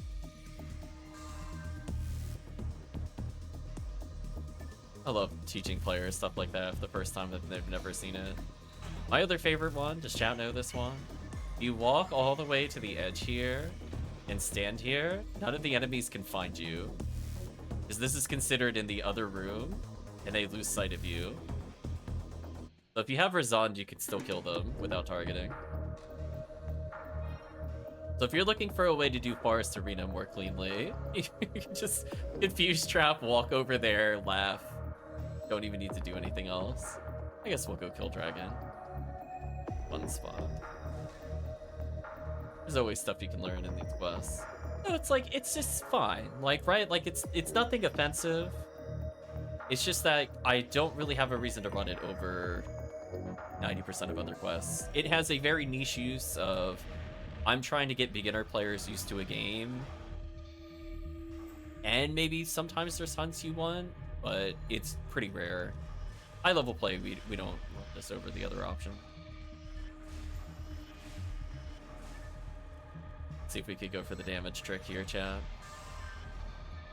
I'm it. I think I could get it with Gazond. I don't have the timing down exact, because distance matters as well as timing. Oh, slightly too late. Oh, heartbreaker. I failed everybody. I'm sorry. Although I should really just stack a Foe for the Gazon. That would actually buff our damage output. Did you know you can stack a Foe on the dragon, chat? That one's funny. When he does the roar, you can just get Foe in between if you miss the timing. Make him wake up and eat damage. Which, to be fair, he is weak to fire, so it's... You're really struggling to kill in time with a weaker team. Squeeze out that little extra juicy bit of damage there. Anyway, I'm gonna put away this very sad Mace of Adamant at some point. Also, sadly, chat, I've realized I'm now at only 1.3 mil to level. What a world. This character left very hard mode very briefly for like 200,000 experience. Otherwise, back in the mines he goes. So, if people are around, I'm happy to run whatever. Otherwise, Fulcrum and I will play something we could do as a duo. Just thinking what would make sense. ID cast. Something I can do with that with just 2 people. Saw Forest. I don't feel like playing Forest. DJ's available in 2. Fine with resets. No worries, DJ. You could go back to very hard briefly. Get more people in.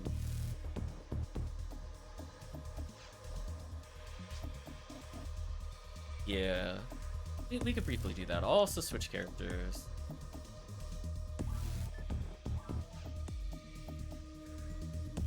So let's stick to resets, maybe.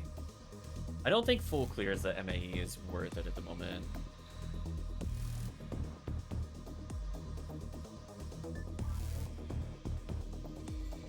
Which, by the way, today we definitely need to make more characters because I'm running out of characters to play as. I've gotten most of them to very hard already, chat, except for hunters. I have to be in the mood to level a hunter, which I will probably more likely do once we get J Cutter and stuff like that. Yeah, see, we have 3 forces already in very hard mode. We have the blue ID there. We did Viridian. I think it'll go into Faux Newman next. I believe that should cover... Oh, no, we still have a green ID we need to make. We have 1 last Fomar to make, and then we've completed the Fomar rainbow. So close. Anyway, let's go back to, I guess, leveling the blue ID character. As long as we have a red ID player, we should be good. Then we could get the most value out of the resets. Otherwise, in theory, I could play red ID. But I might need to move things. We'll see what everybody's ID is, because at minimum, like, blue ID is not optional. Like, we need a blue ID. Red ID is technically optional.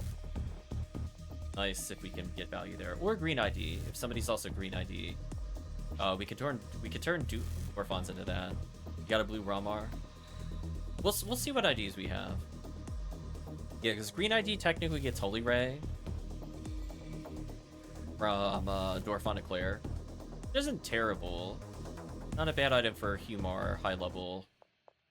And I would definitely prefer that on a Force on my other options due to accuracy bonus. Spin in circles. I'm not sure if Dusty wanted to join us or not. I think I saw them in the lobby earlier. Figured we'd offer. Oh, that wild Dango doing very hard mode. Good luck, Dango. We'll get confirmation from DJ. So DJ, just let us know what ID you're bringing, and I'll move accordingly. Because right now I have all my characters unequipped, so to me it doesn't matter. If I have to switch characters, I can switch characters.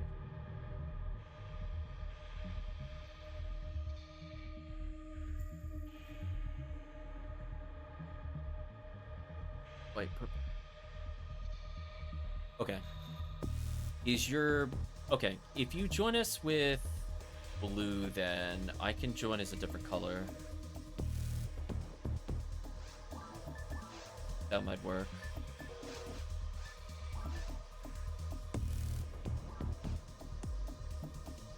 Book DJ hosts. That way I can be the red ID. I gotta level up all my ults a little more anyway. Now that they're in very hard, I can't just multi-client my way into victory. It's too annoying to solo carry with one character in very hard mode. Yeah, we can play as the old man Fomar, who should have his techniques now. They're just not properly assigned.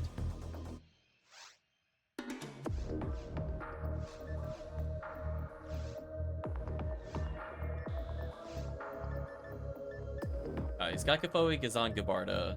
He doesn't have Razan Rabarda, but that's fine. He only really needs Rapoe. Right, chat? I'll stun lock everything else. I'll let the chat kill the rest. Got all the basic buffs. Got literally no items, but that's fine. I believe I put the frame and everything else away already. We'll have DJ host.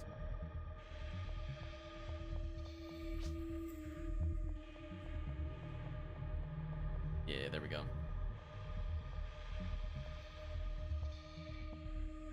We'll try some resets since I think it's still viable in very hard mode. It's just that full runs kind of suck.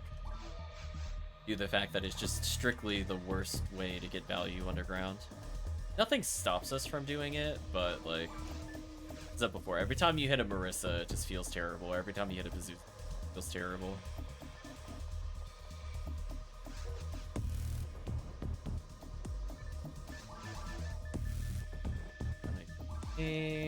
Gonna take a Fire Scepter, which I think is mandatory on this quest.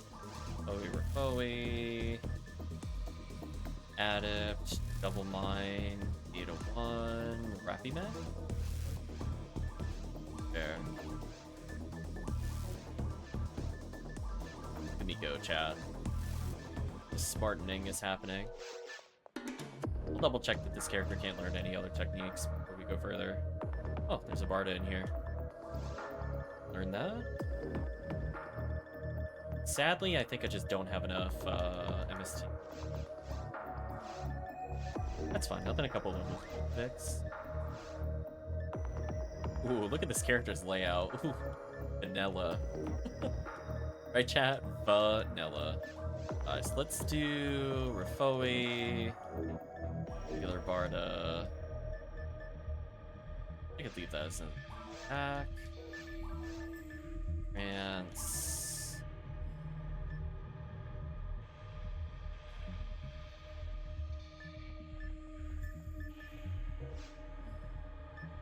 make sure I have always access to my buffs.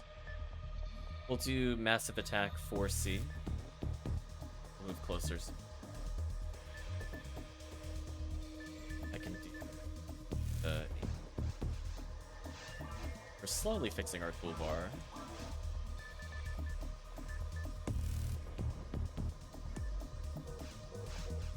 A little better. Not perfect, but enough that I could probably run with this.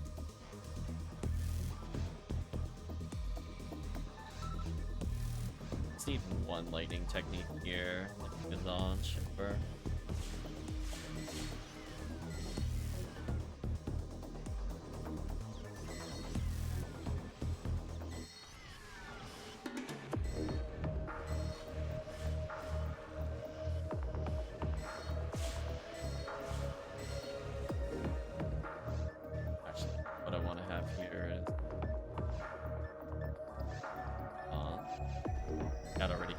Love to see it. Gonna hit those just in case. There we go. We got all the basics. Eventually we'll sub out Barda with Robarda, but at least I have an ice technique. Could be worse. Coming in with literally nothing sucks. Fun. Might be one of the first times I would ever consider Gabarda, because I just don't have anything else. But I think I would still rather have regular Barda in that scenario.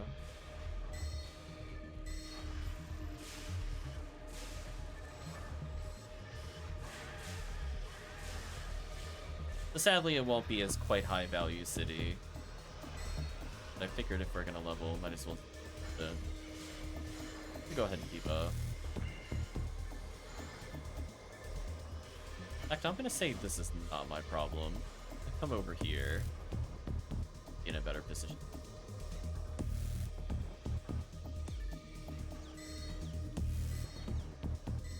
There we go. Small time save. I figure it's better than me standing there not doing anything. Stuff like Rifoe here, I'm still useful. Not bad.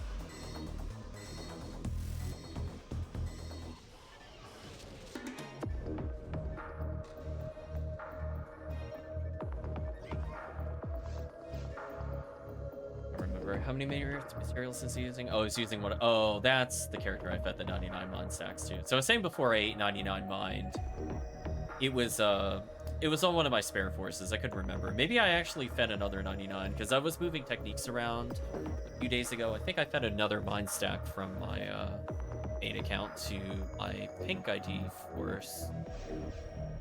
So I think my first leveled Fomar is actually all 99 material. Ideally, I want to get to 133, but I had a feeling I'll probably just get there naturally. Or I'll just eat whatever's there to get to the 33 or whatever. So I definitely think the... Oh, I have no fluids? Well, that's awkward. Well, challenge mode. Ooh, Photon Crystal, nice. Right, chat? Ultra hard mode engaged. Del Rappy, love to see it. Might die on purpose for fluids. Didn't realize I had literally nothing. I probably should have realized that when I looked at my weapons earlier, that included my fluid. So I guess I should die here. Level play, chat. Next level play. There we go. We're still going. You like that? That was cute. Needed some resources.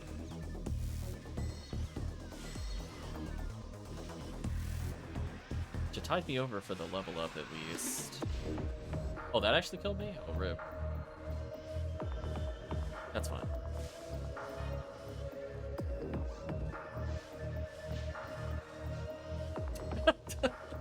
I died leveling. That was interesting. Right, chat?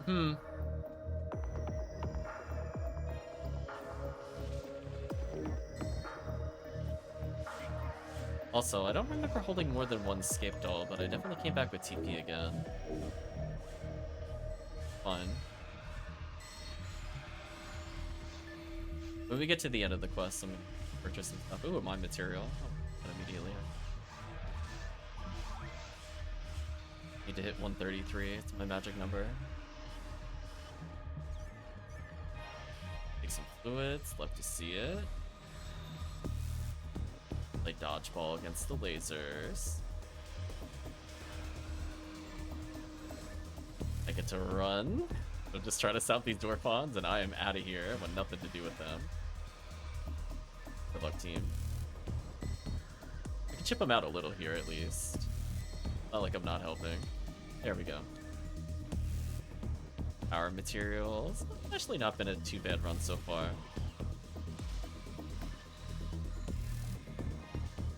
It was funny opening my inventory. It's just literally nothing. Like, challenge mode engaged. Ooh. Dodge that one. That could have been bad. There you go. I'm using Barda the way the game intended. But, oh. I walked one step too close. My bad. Huh. I don't think I ever really paid attention to moon atomizers, just straight up,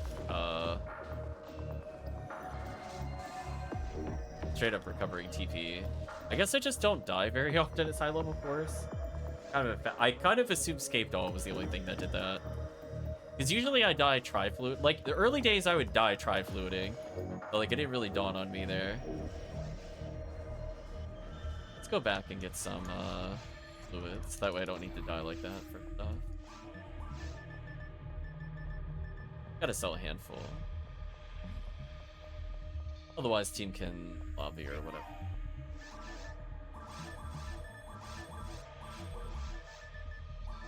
There we go. Now we're good.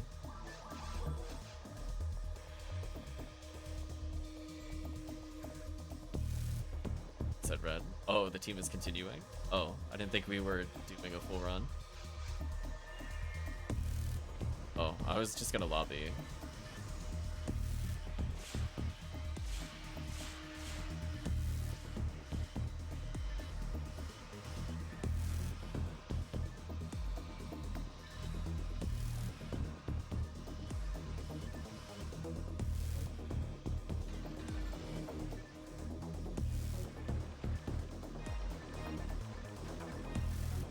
Items and sell for later.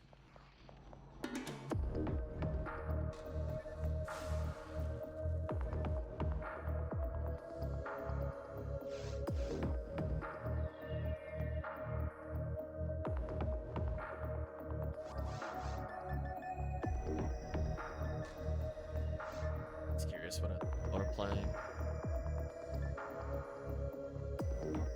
Doing an RN4A.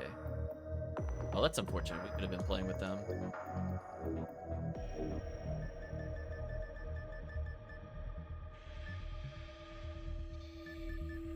Just curious. What...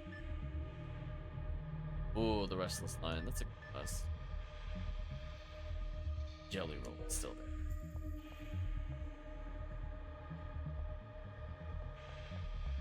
Yeah, so my goal is to make sure, you know, I have more coverage with IDs. I already have a decent coverage, but more forces on IDs. Oh, there we go. This is cached from her. Old man shuffle.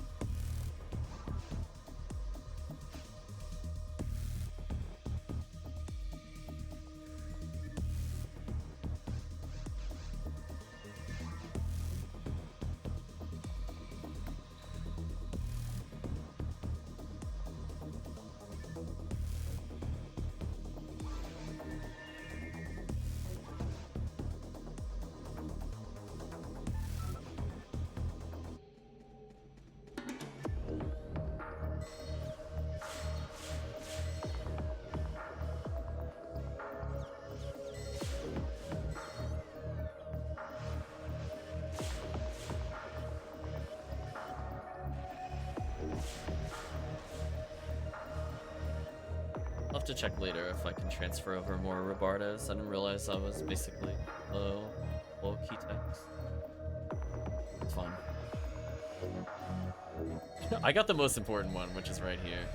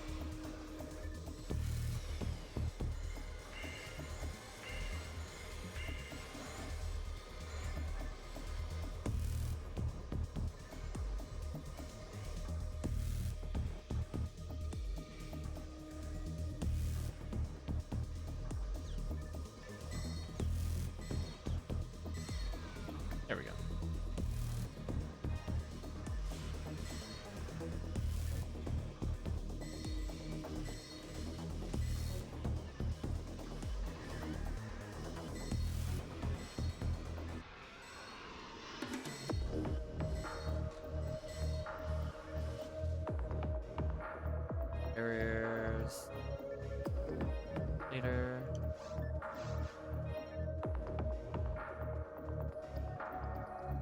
Yeah, I think my goal is probably between streams. I'm gonna move one of my working adapts over to this account. I think having double adapt does help a lot. As I'm lower level, because see I'm almost out. Also, we're doing B. Oh, okay, that's fun. Yeah. I mean, we can still do it, it's just... Careful. Oh. I am 100% more likely to die with this pattern. Run away. Escaped all, though. No idea how that didn't hit me. Miracle.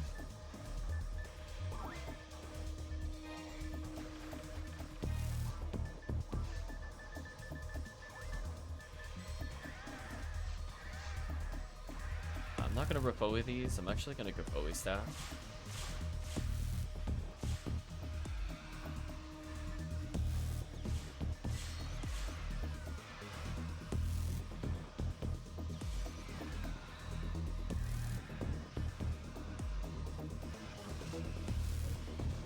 Move over slightly and there we go. It's an easy one. Yeah, this is one of those quests where like Foe stacking actually does work pretty well. But then you go right back to Refoe, which is so sad.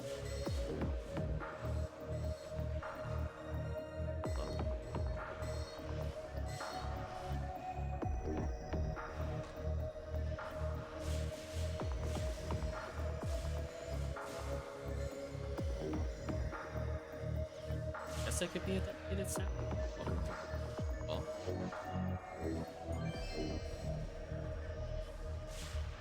Trying to pump out as much stack damage as I can here. There's gonna be a lot of Dwarfons against the far wall. Doing my best to spam. Letting the team take care of the other enemy. Oh, I did die that time though. That's the important thing. Thank you, level up. Thanks to all the Gapoe we spammed, we instantly killed that Dwarfon, by the way. I think it barely existed before it died. All of our lingering Gapoe damage should hurt these zoos pretty heavily. Go pick up some fluids and drops. So fortunately, very hard mode has decided that it doesn't matter if it's drop rate weak, you're still gonna get your value. Thank you. Thank you, very hard mode. Oh man. Is very hard mode picking up the slack of ultimate mode as usual.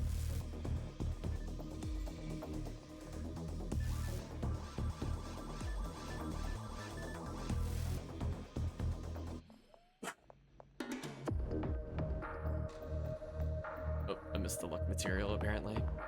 Go grab it. Probably in the underground area.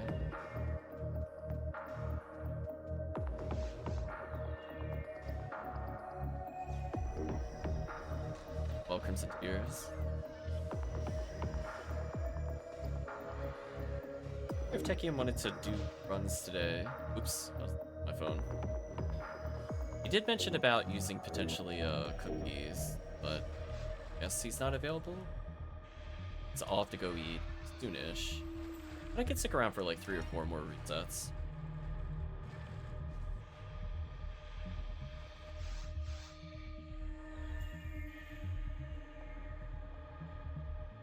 Very hard in the Joyer staring off in his face. Tommy's staring off in his face. I think Tome is Crimson. Very hard is still Chips. That's easy. Chips contemplating life over there. Like, what is this great rotating thing we call the spaceship? There we go. I think it helps because I recognize the guild icon more than the specific character. I'll join in second for Red ID.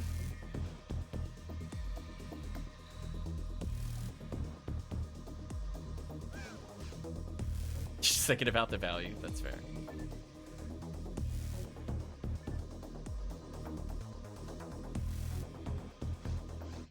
Yeah, if I technically get multiple characters up to 80, that does open up more options for me. Hosting. Although, generally speaking, I'd probably want to host with a Phonuman versus like a Fomar. But hey, if I get enough ATP, I could go Galatining it. That'd be fun.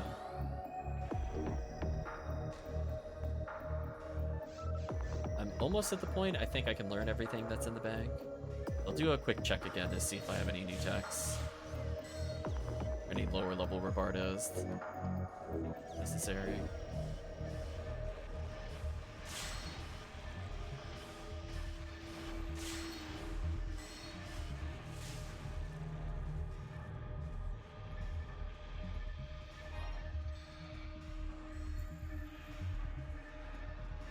I could see myself even running triple adept on a new account, just so I don't have to use any TP. I have the luxury just nice drop. I don't have the luxury of just wearing a mother garb yet. Nice. Like the Yahoo face. That's very PSO. I swear, chat, if you were watching me today, would you believe it's drop rate week or would you believe it's rare enemy week? Be honest with me. Just like, I don't know if I can tell, to be honest with you. So we're up. A couple of photon crystals, 1 PD.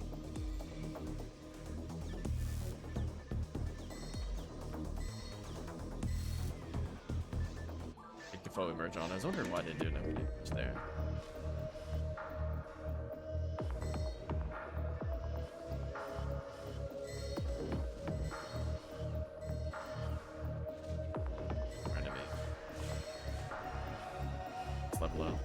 Level ups are definitely helping me with TP costs.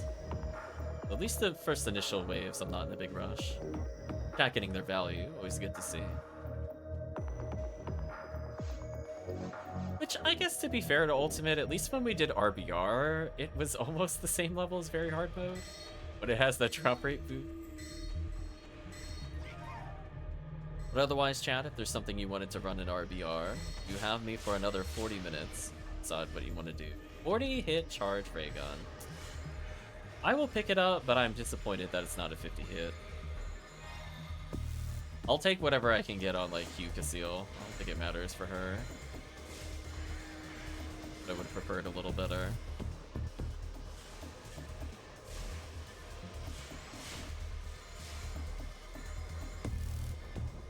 See, like that would have been like a great starting item for new players. Just casually get that 40 hit. If it had Dark, it would have been perfect, honestly. Does PW1 have Gibbles right at the start? Maybe. I've never run it for Gibbles, though. Why? What are you looking for from Gibbles?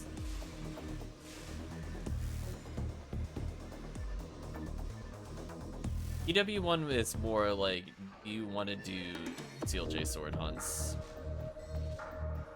Or full clears with Disc of Rayman.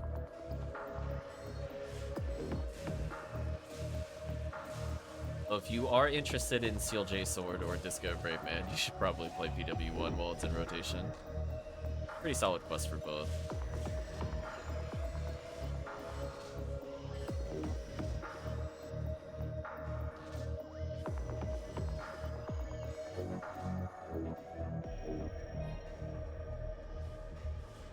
Honestly, the only downside to that quest is just kind of like the delayed spawns. If it didn't delay CVET so much, I probably would just be like full-time grinding it. It's just one of those things where it's kind of like a hidden cost of running the quest. Because you get 12 Gaiguis right now at boosted drop rate and rare rate. You're not going to see that very often. Oh my gosh, you can't even just... I swear, chat, you can't tell what week it is. I swear you can't. Oh my gosh, look at even rolled max defense. Disgusting. Take your head, chat. The value, it just never ends. What a world. I wish Chris was here. I would have just given... Trying to make the divine filter still.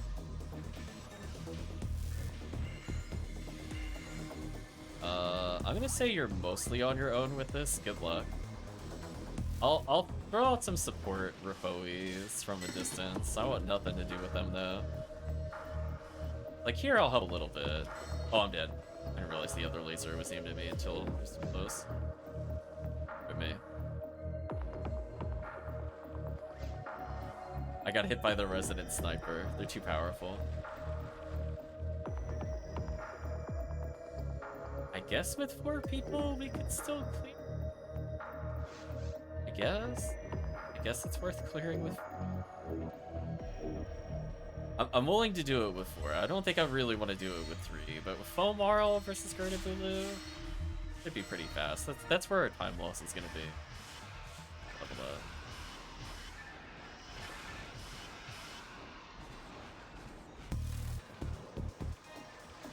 Oh, very hard mode. Why do I doubt you?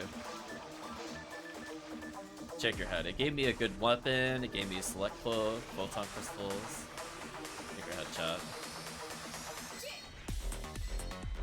Oh, I'm dead. Oh! It's like I noticed he wasn't gonna get stunned, but it was too late. He wasn't my target. So sad. On the plus side, every time I die, I get full TP, so I guess in a way I should die every now and then. I'll go down the hallway, because my damage is whatever.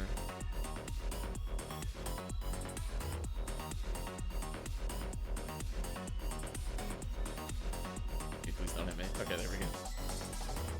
There we go.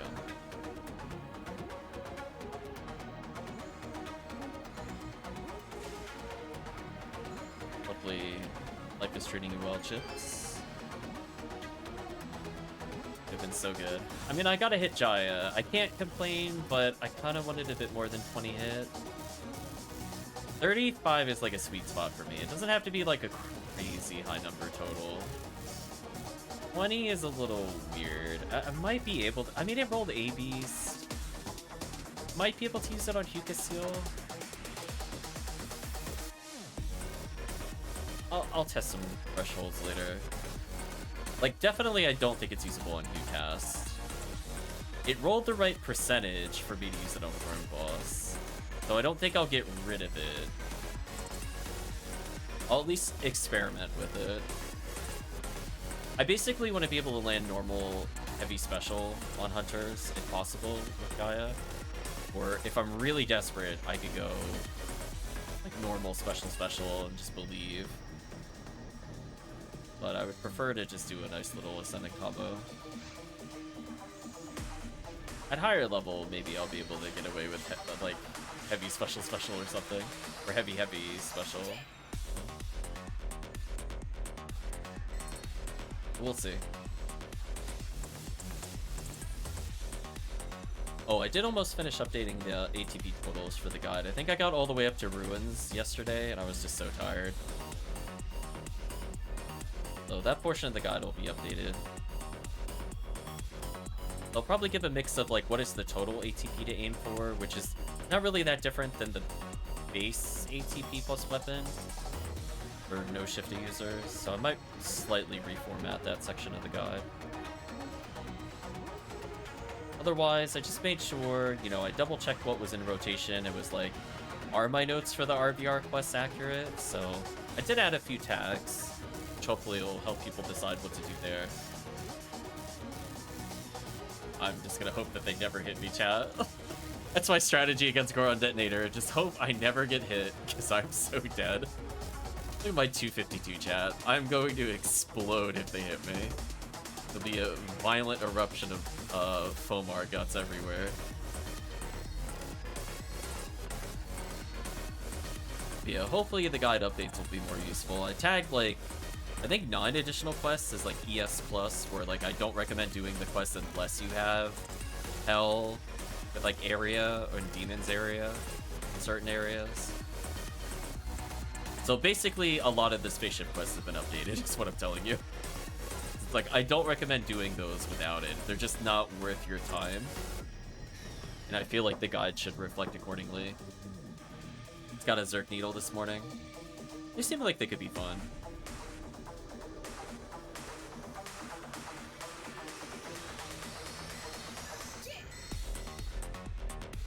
I think my goal is to get a personal item of each, but if I want spares, I might buy those.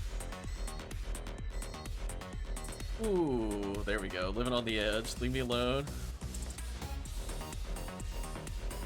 Doing the panic dance, chat. I don't want anything to do with guard detonator here. Get away from me. Wait, what? Whoa, chat, did you see that? Somebody should clip that. How? What happened there? Why did that miss? What? I don't think I've ever seen that before. What happened? That genuinely was a clip moment. I was gazonding a target and it didn't hit them. And I'm in the room with them and I'm looking at them. I have never seen that before. What was that?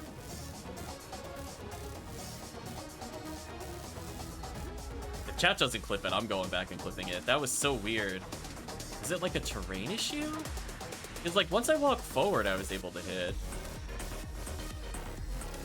But I wasn't I was nowhere near the max limit of that spell range. Let me put it that way. I was within maybe 10 character sets of an enemy and Gazan missed.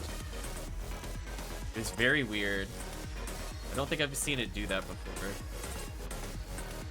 So it cast, but it didn't hit. So I don't know if that was like a damage cancel or just weirdness happened with terrain and it hit the terrain instead of the enemy. Like there's a limitation on the degrees it could go vertical or something odd.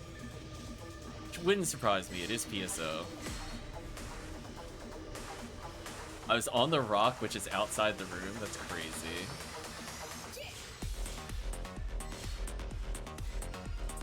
The more you know. That's some shenanigans right there.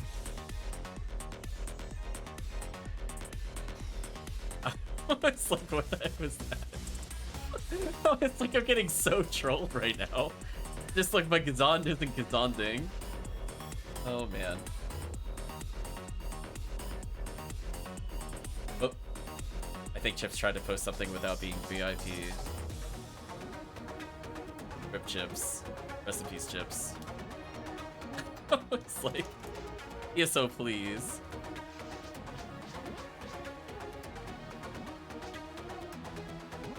No worries, Chips. I was gonna say, you can apply to be VIP. You have a little stream elements thing if you're interested. You probably have enough points if I had to guess. It's like, I was so confused. Like, that didn't make any sense to me. Apparently that rock is outside the room, question mark. I thought I was so deep in the room. That's what, like, threw me off. Like, I did it twice because I was, like, in such disbelief that it missed again. Let's give him a good grants. He is a Pomar. Okay, now I can finally learn Rovarda. That's good. Crazy.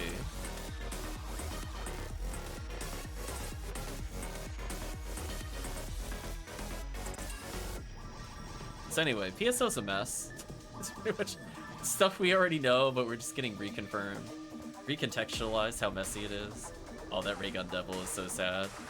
That also would have been an okay item to up-tech.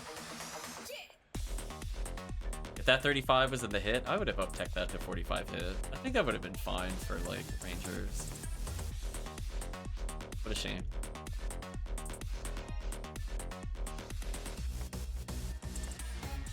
I'll do a little dance.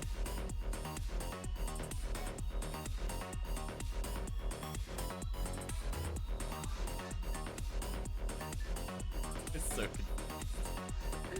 It's like, I didn't think I was that close to the rock either, and I didn't know that about the rock, but even then, that was kind of crazy. I mean, I guess it would explain why, like, that room is so nonsense with the Goron detonators. That stuff is just considered out of the room. And why their pathing is so messed up in that room in particular. We've talked about it multiple times on stream, where those Goron detonators do not behave as expected. I think that helps me understand a little bit why it doesn't work as expected. There's just random places in the room that are out of bounds. Like, okay. So does that mean if I stand on that rock, they can't hit me? Because they don't normally go through the barriers of rooms. Like, now I'm just genuinely curious.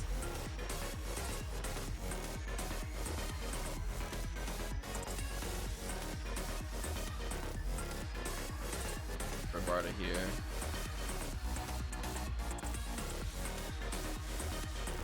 believe in the team.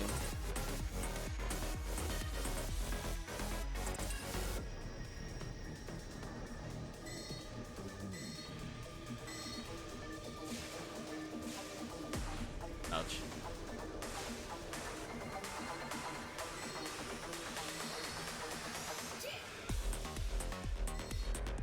The rock is too powerful. Yet another thing that has conquered us. Geometry, random school children in Pioneer 2. Doors. Listen, we could be level 200. We're absolutely getting bodied by those. Nice. I love that I barely feel a drop rate difference. Episode 4 is so stupid. I love it though.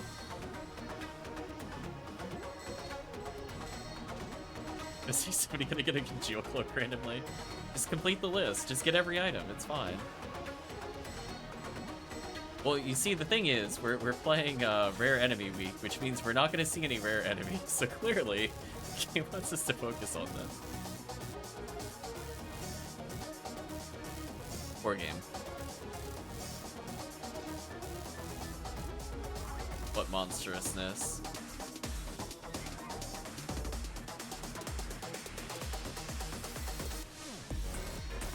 Oh no, you did B again? I'm getting trolled. Oh, I'd really prefer not to do B underground. B underground is so bad for blue. There's like nothing to kill. It's all zoos. Yeah, take it slower with the quest select. Yeah, because these dudes don't really do much for blue. Unless Dorfons makes me sad because we're red ID.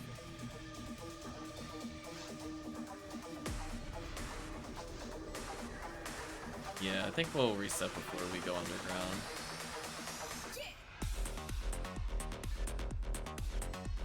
I'm gonna keep stacking. Stacking is extremely overpowered here. There's so many waves back to back that I think it actually justifies doing this. I'll clean these guys out. Don't worry about it. I got him. Oh, or not. Wow, he went really far out of bounds. Holy. Good. Oh no, the Gapoe stack stopped.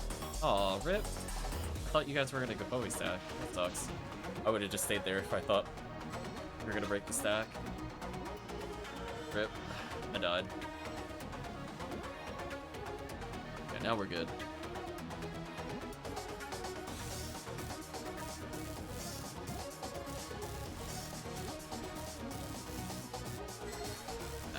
Bowie.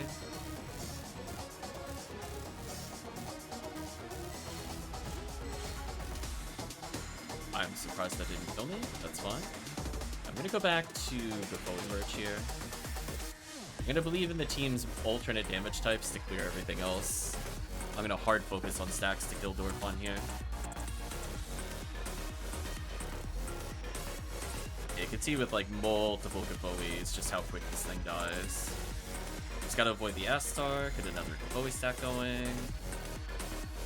Yeah, that Dorfon spawned at like negative health, it's over. Fine. Fortunately, we have so many Gapoe stack going that the Zoos just kind of run into us and die as well. Kinda funny.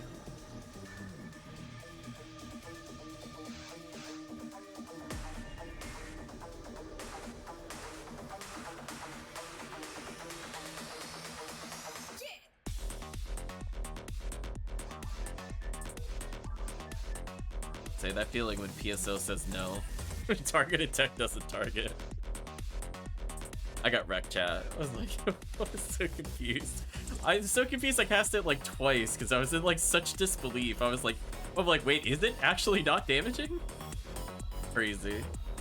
Then the third, I think the third one hit. I was like, oh, that was nonsense. Oh, Rock, you're too powerful. The Rock is actually a giant lightning rod. All lightning magic is denied. Big F in the chat for the lightning rod, Rock.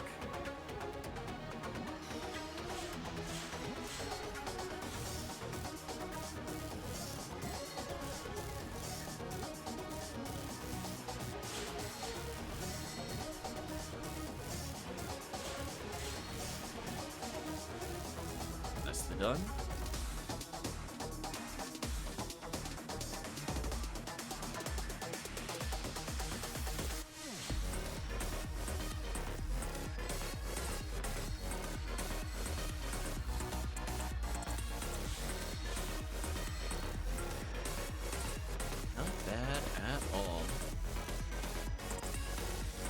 I think at this point we are going to get Crimson's character up to 80, which is an important threshold. So right before a Christmas event is huge. I didn't see what ID they were. Google drive-by peek. White ID? Okay, that's a pretty good one for Christmas. Bruh, the fiasco specifically. Yeah, we'll need, so as a reminder, for chat looking to figure out what to level for Christmas event. Pink, Viridian, white. Pretty high priority when we get into the event. We're gonna always want somebody Viridian. We're doing anything episode 4. We're probably gonna want pink and white on nearly everything. Never done a Christmas event? No worries. Just be aware it's gonna be a really heavy mix of episode 4, and technically if you want to do episode 1, you could do purple or something. But yeah. The way I view it is that you could play the Omnispawn quest from what I recall, double check the enemy counts before doing a formal video on it. But I remember Pink being okay to run, where you have good chances of limiters and all their other good hunts on DD1. And then I want to say for the longer tower quest, generally I remember enjoying purple there, but white is also really good.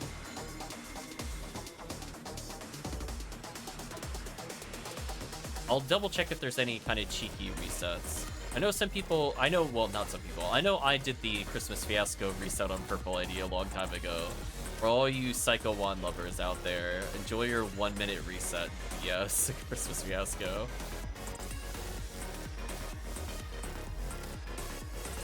Which has like the most lilies in a starting quest ever. So in the span of 5 minutes, you might see 70 plus. By yourself solo? Oh. Thought I refoiled before you hit me. Rip.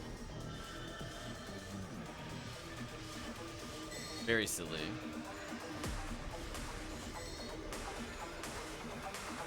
Otherwise, I'm probably not going to play Christmas Fiasco Episode 2. Unless chat, like, really promises to hard carry. I really don't want to go through that quest again. So traumatizing. Welcome, Tekkium. Like, I'd prefer not to ever do Christmas Fiasco 2. That's one of those ones where I'm like, yeah, between that and Seabed quests, I'm kind of okay if I'd ever do those again.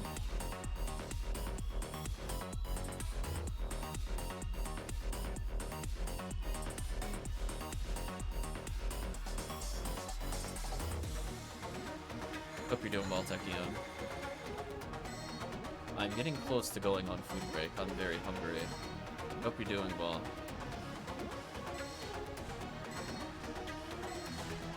We were just talking about you a couple minutes ago, actually. Yeah. If you wanted to do cookie runs later, Tekkium, let us know. Oh, jeez, I got wrecked. But food is first.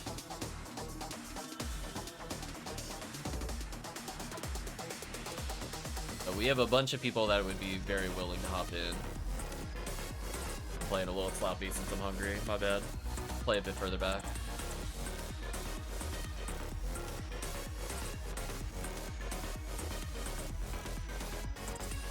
Is there something you were looking for? I think you said very hard blue desert, if I remember correctly. I'm just curious why that over an Uber. Oh, you're just looking to level. That makes sense. Laser though, alone. I want nothing to do with this. Goodbye. Good day. Good day. Leave me alone. Playing dodge the door fawn. No. Stop stop it. Okay, good. Chase somebody else. I was like, leave me alone. Get out of here with your diagonal movement nonsense. Okay. Are you gonna be around in like a couple hours, Tekkium? Because I really can't hold on for the tower runs for food. I need food first. Just figuring most people here are very hungry.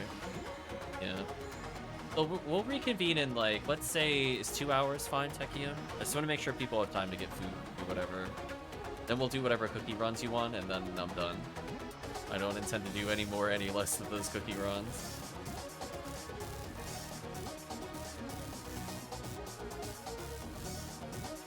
Okay. We're basically just seeing how close we can get Crimson to 80 here. I think the most I can maybe do one more run, and then I am need to be stepping out kind of moment of hunger. Grab these, don't mind getting some speed from that. Oh, those. Yeah. Might make more sense to pause now.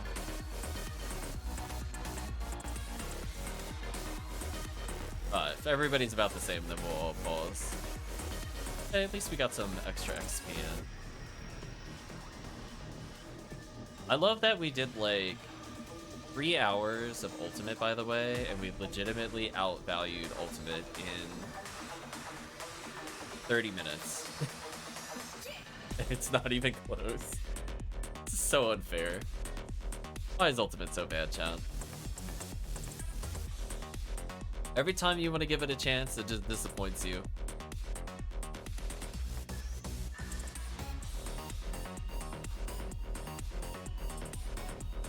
Craziness. Oh my gosh, the targetability on that doorway again. Got baited. That doorway targeting distance is gross, by the way. I hate it. I'm able to target from here. Yeah, Ultimate is fun during events when they fix the drop rates to make it feel like a normal difficulty. If you play it on no drop rate weeks or like no RBR, oh, it feels terrible. The big reason I didn't play at all between events for many years.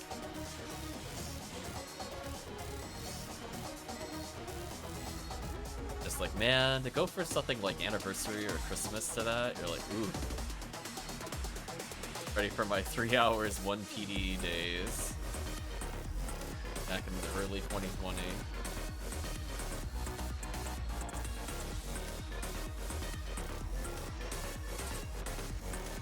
Probably eat the mine material. There you go, chat. The Spartaning is occurring. And lure the other one in, or else team's wasting a little time. Here we go. Hey, I survived that. Thanks, level up.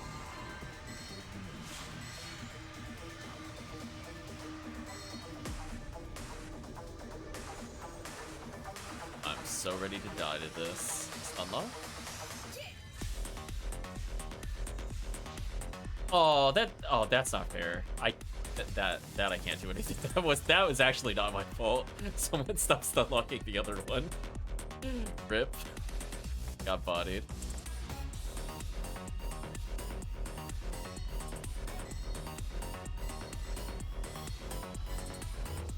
Such is life, I guess. Goodbye, massive attack tickets. I'll not earn them until I get to like 60. There's just too many things that could just kill me. More specifically, Goron Detonator.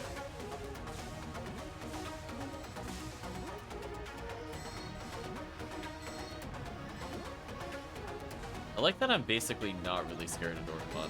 It's just the Goron Detonator. Whatever.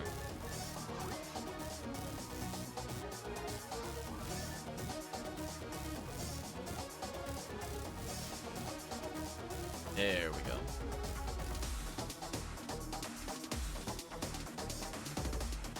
Probably eat some food. I touch up the guide a bit more. 40 hit club. There you go, chat. We're clubbing. Official. Very close to leveling here.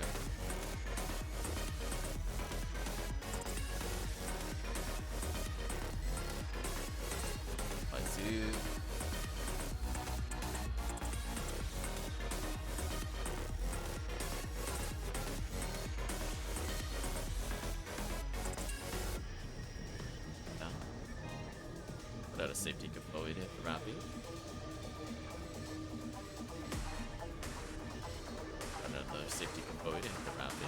We'll move on. So maybe it'll give Chad a PD.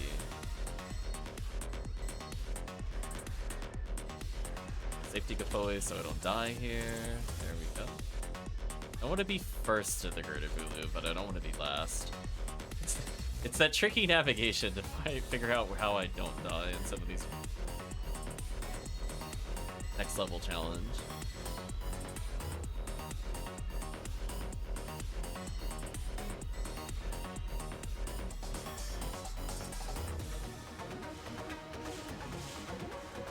Okay, that time we managed to make them not teleport. That's good.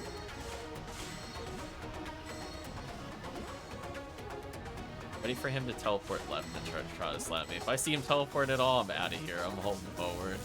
Know exactly where he wants to go because of weirdo pathing.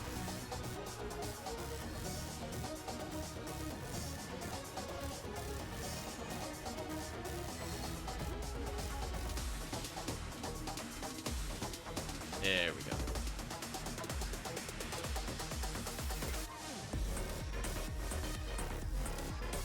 Actually pretty good clear time overall still. Yeah, happy about that. 12 minutes with like a hodgepodge. I'll take that.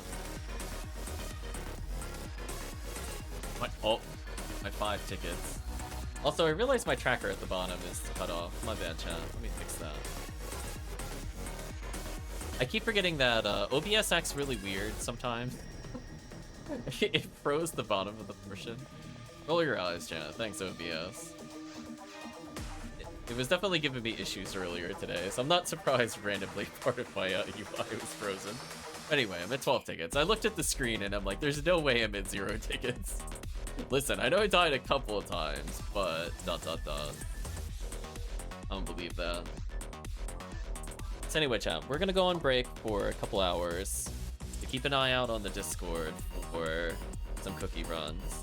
Otherwise, I think from the standpoint of today's runs, we got to experiment a little. We got to see some of the pros and cons of some of the other episode 4 quests. And we did actually play RBR, so it was okay.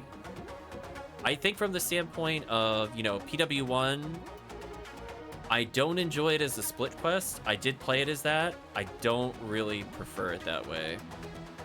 All 4 people in Seaside feels a little overkill, but I could see people doing 3-mans of it. So if we can't get like a full group, or if chat can't get a full group together, I think 3 is totally fine for Seaside, because it's meant to be kind of 2-manned. Having a 3rd just kind of balances out with a Force or a Ramaro supporting. Aside from that, we did a little new mop-up 5, which we didn't see any rare enemies. In fact, we barely see any rare enemies at all in the span of 4 hours, so thanks, Rare Enemy Week. But from the standpoint of drops, we got a spare Heaven Striker from one of our Lost Berserk batons, and new mop-up 5 was fine. We went through and did all the turn left at warps for the easy clear, which is what I do if I run that solo. I haven't run it solo, obviously, since it's coming to RBR, but just saying that is an option. And I think it went fine. Yeah, Tekkium, we got exactly, I think 1, unless there was a Del Rappy I forgot about, then maybe there were 2 rare enemies total. And I was saying to Chad, I'm not even sure if I count Condryu. like it's not on the same rare enemy as the others, and it was just a one of fun of. So I'll count it as 1.5 rare enemies recited in 4 hours. I want you to think about that. But like 100 and something candidates every time we clear Massive Attack, the fact that we have a 50% bonus to it when it's already a 1 in 500 and we're still seeing less than 1 in 500 is quite something. So statistically unlucky, but it is what it is. However, we did go up other value because Very Hard Mode decides that sometimes it wants to pull through. So we now have a spare Select Cloak, got a few PDs, we got a few Photon Crystals. Honestly, RBR wasn't too bad to us for Photon drops, and it's mostly just because of that drop rate increase. Honestly, that drop rate increase is doing some heavy lifting to make RBR worth playing over some of the other areas. So just keep that in mind, that even if it doesn't directly impact your rares of choice, that it does help with materials and PDs, and we've seen how strong drop rate week is in general. Unfortunately, I don't really think we should probably do any of those quests on very hard mode. Like, technically, if there was, like new mop-up 4, in theory, you could play it in very hard mode if you wanted to. But most of the value, unfortunately, in Episode 4 is on surface. But in theory, if you were an ID that cared about underground enemies, like you just really, really want to get that blue Jaya hunt in, or, you know, you find a quest like New Mop-Up 3 where there's a lot of Goron detonators or whatever, it's okay to poke around down there, but generally speaking, surface is where all the crazy value is at, sadly. But for now, chat, we're going to say goodbye to the stream as well as to YouTube. So if you did watch to this point in the video or the VOD, I'd like to say thank you for watching. And if I don't see you again in a couple hours, I hope you have a good day or a good night, depending on the time zone.